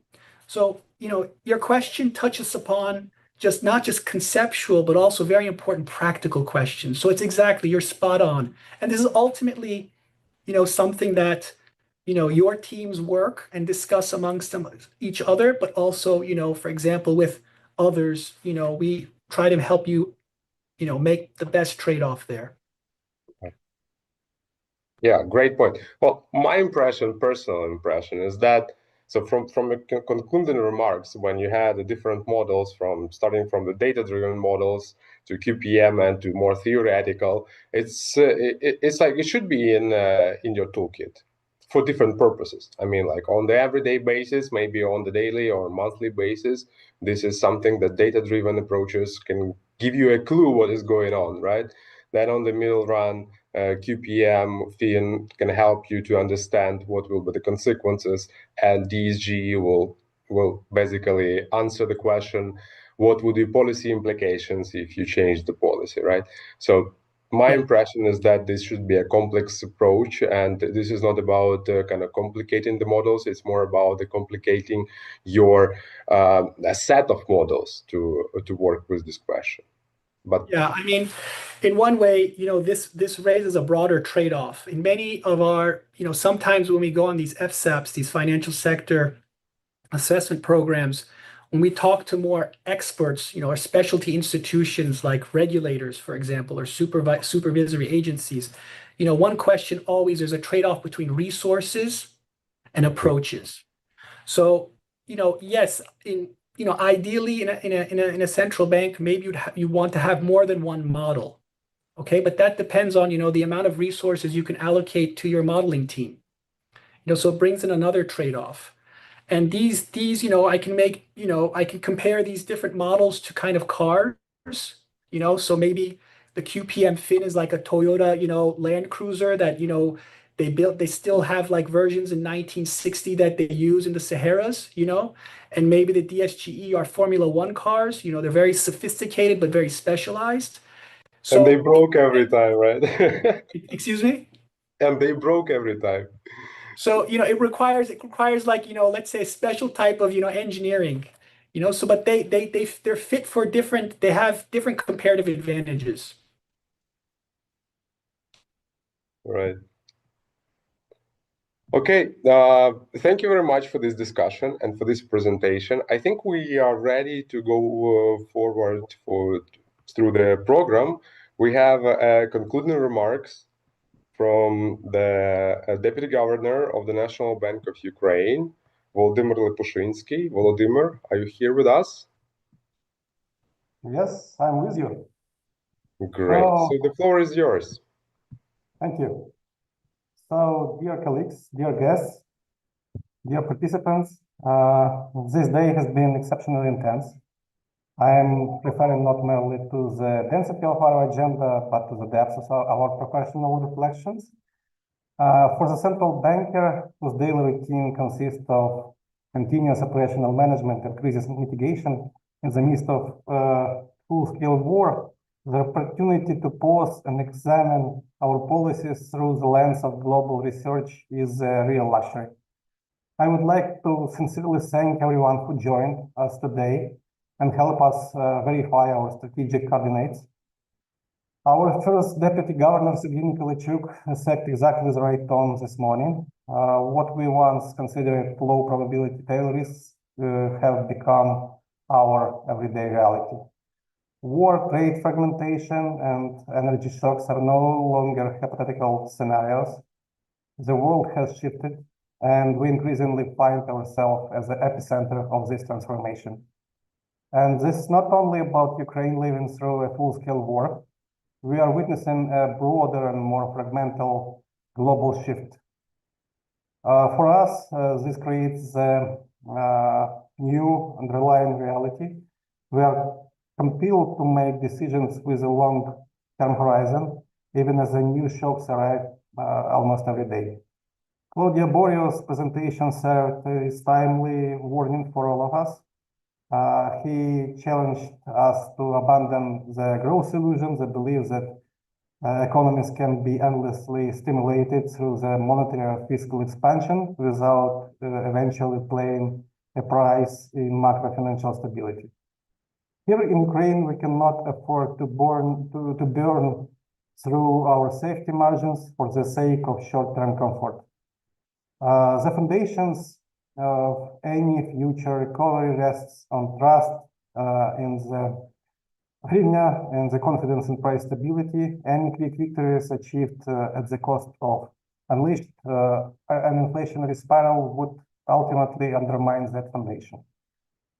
I particularly enjoyed the policy discussions that I had the opportunity to join. I fully agree with the Fed Gurkanyak who articulated a principle that I'm certain every central bank would endorse. We are not policymakers of last resort. A dangerous habit has emerged in the modern world. Whenever economic challenge arises, all eyes immediately turn to the central banks, expecting a quick miracle. But we must also have the courage to recognize the limits of our capabilities. If the real sector is structurally damaged, no interest rate cut alone will suddenly resolve all emerged issues. Mahon added another important dimension by demonstrating how architecture of our financial system itself can distort monetary impulses. In economies with elevated public debt, transmission can weaken significantly. You rise interest rates to contain inflation, but instead of lower inflation, you may face rising risk premiums that weigh on economic activity. Meanwhile, the growing role of non-banking financial intermediaries makes the response of long-term rates increasingly difficult to predict. What conclusions should we draw from this? If our transmission mechanism becomes impaired, our task is not to break the market, but carefully identify and remove bottlenecks. The research discussed today, including the work of Chris Hilland, Carlos Willards, Maria Melnichuk, Artem Devichenko, Ming-Se Wong, and Pierre DeLeo, is not abstract science. It is a detailed diagnostic map of our financial system. It shows precisely where the chain weakness or breaks. Moreover, we must integrate this knowledge into our analytical frameworks and models, exactly as Salim Eldak emphasized. Returning once again to Sergei Nikolaevich opening remarks, Ukraine did not choose to become the testing ground for monetary policy under extreme shocks. We were forced into this role, but the results speak for themselves. When we observe the traditional instruments are losing effectiveness due to war-related disruptions, high uncertainty and excess volatility, we adjusted our operational frameworks. We did not force the market to move in a certain direction. We changed the initiatives. The results are visible. Monetary transmission continues to function, inflation decline, while lending continues to grow at double digits rates on a market basis. But there is no excuse to relax. We need to continue to put our own house in order by building strong macroeconomic fundamentals and accumulating sufficient buffers during good times to preserve resilience during difficult periods. Only by becoming a strong link ourselves can we fully integrate into the global system. Finally, being tight is a part of our profession. Difficult central bank decisions rarely receive applause in the short run, yet societies that have experienced inflationary crisis eventually understand the value of macrofinancial stability. To preserve our most valuable assets, trust, we must continuously communicate our logic and reasoning. Gita Gopinath captured this idea particularly well in her recent speech at the NBER conference. We must move forward relying on clarity, credibility, and discipline in monetary policy. As the clarity of our thinking generates credibility, and credibility ultimately creates discipline throughout the economy. Thank you all for your intellectual honesty, your insight, and this profound discussion. We continue our work. Glory to Ukraine. Thank you. Heroyam Slava. Thank you very much, Volodymyr, and thank you everyone for joining us today for this workshop and for this intense program.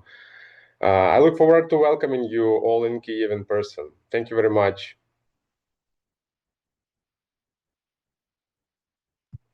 Thank you all. Thank you very much.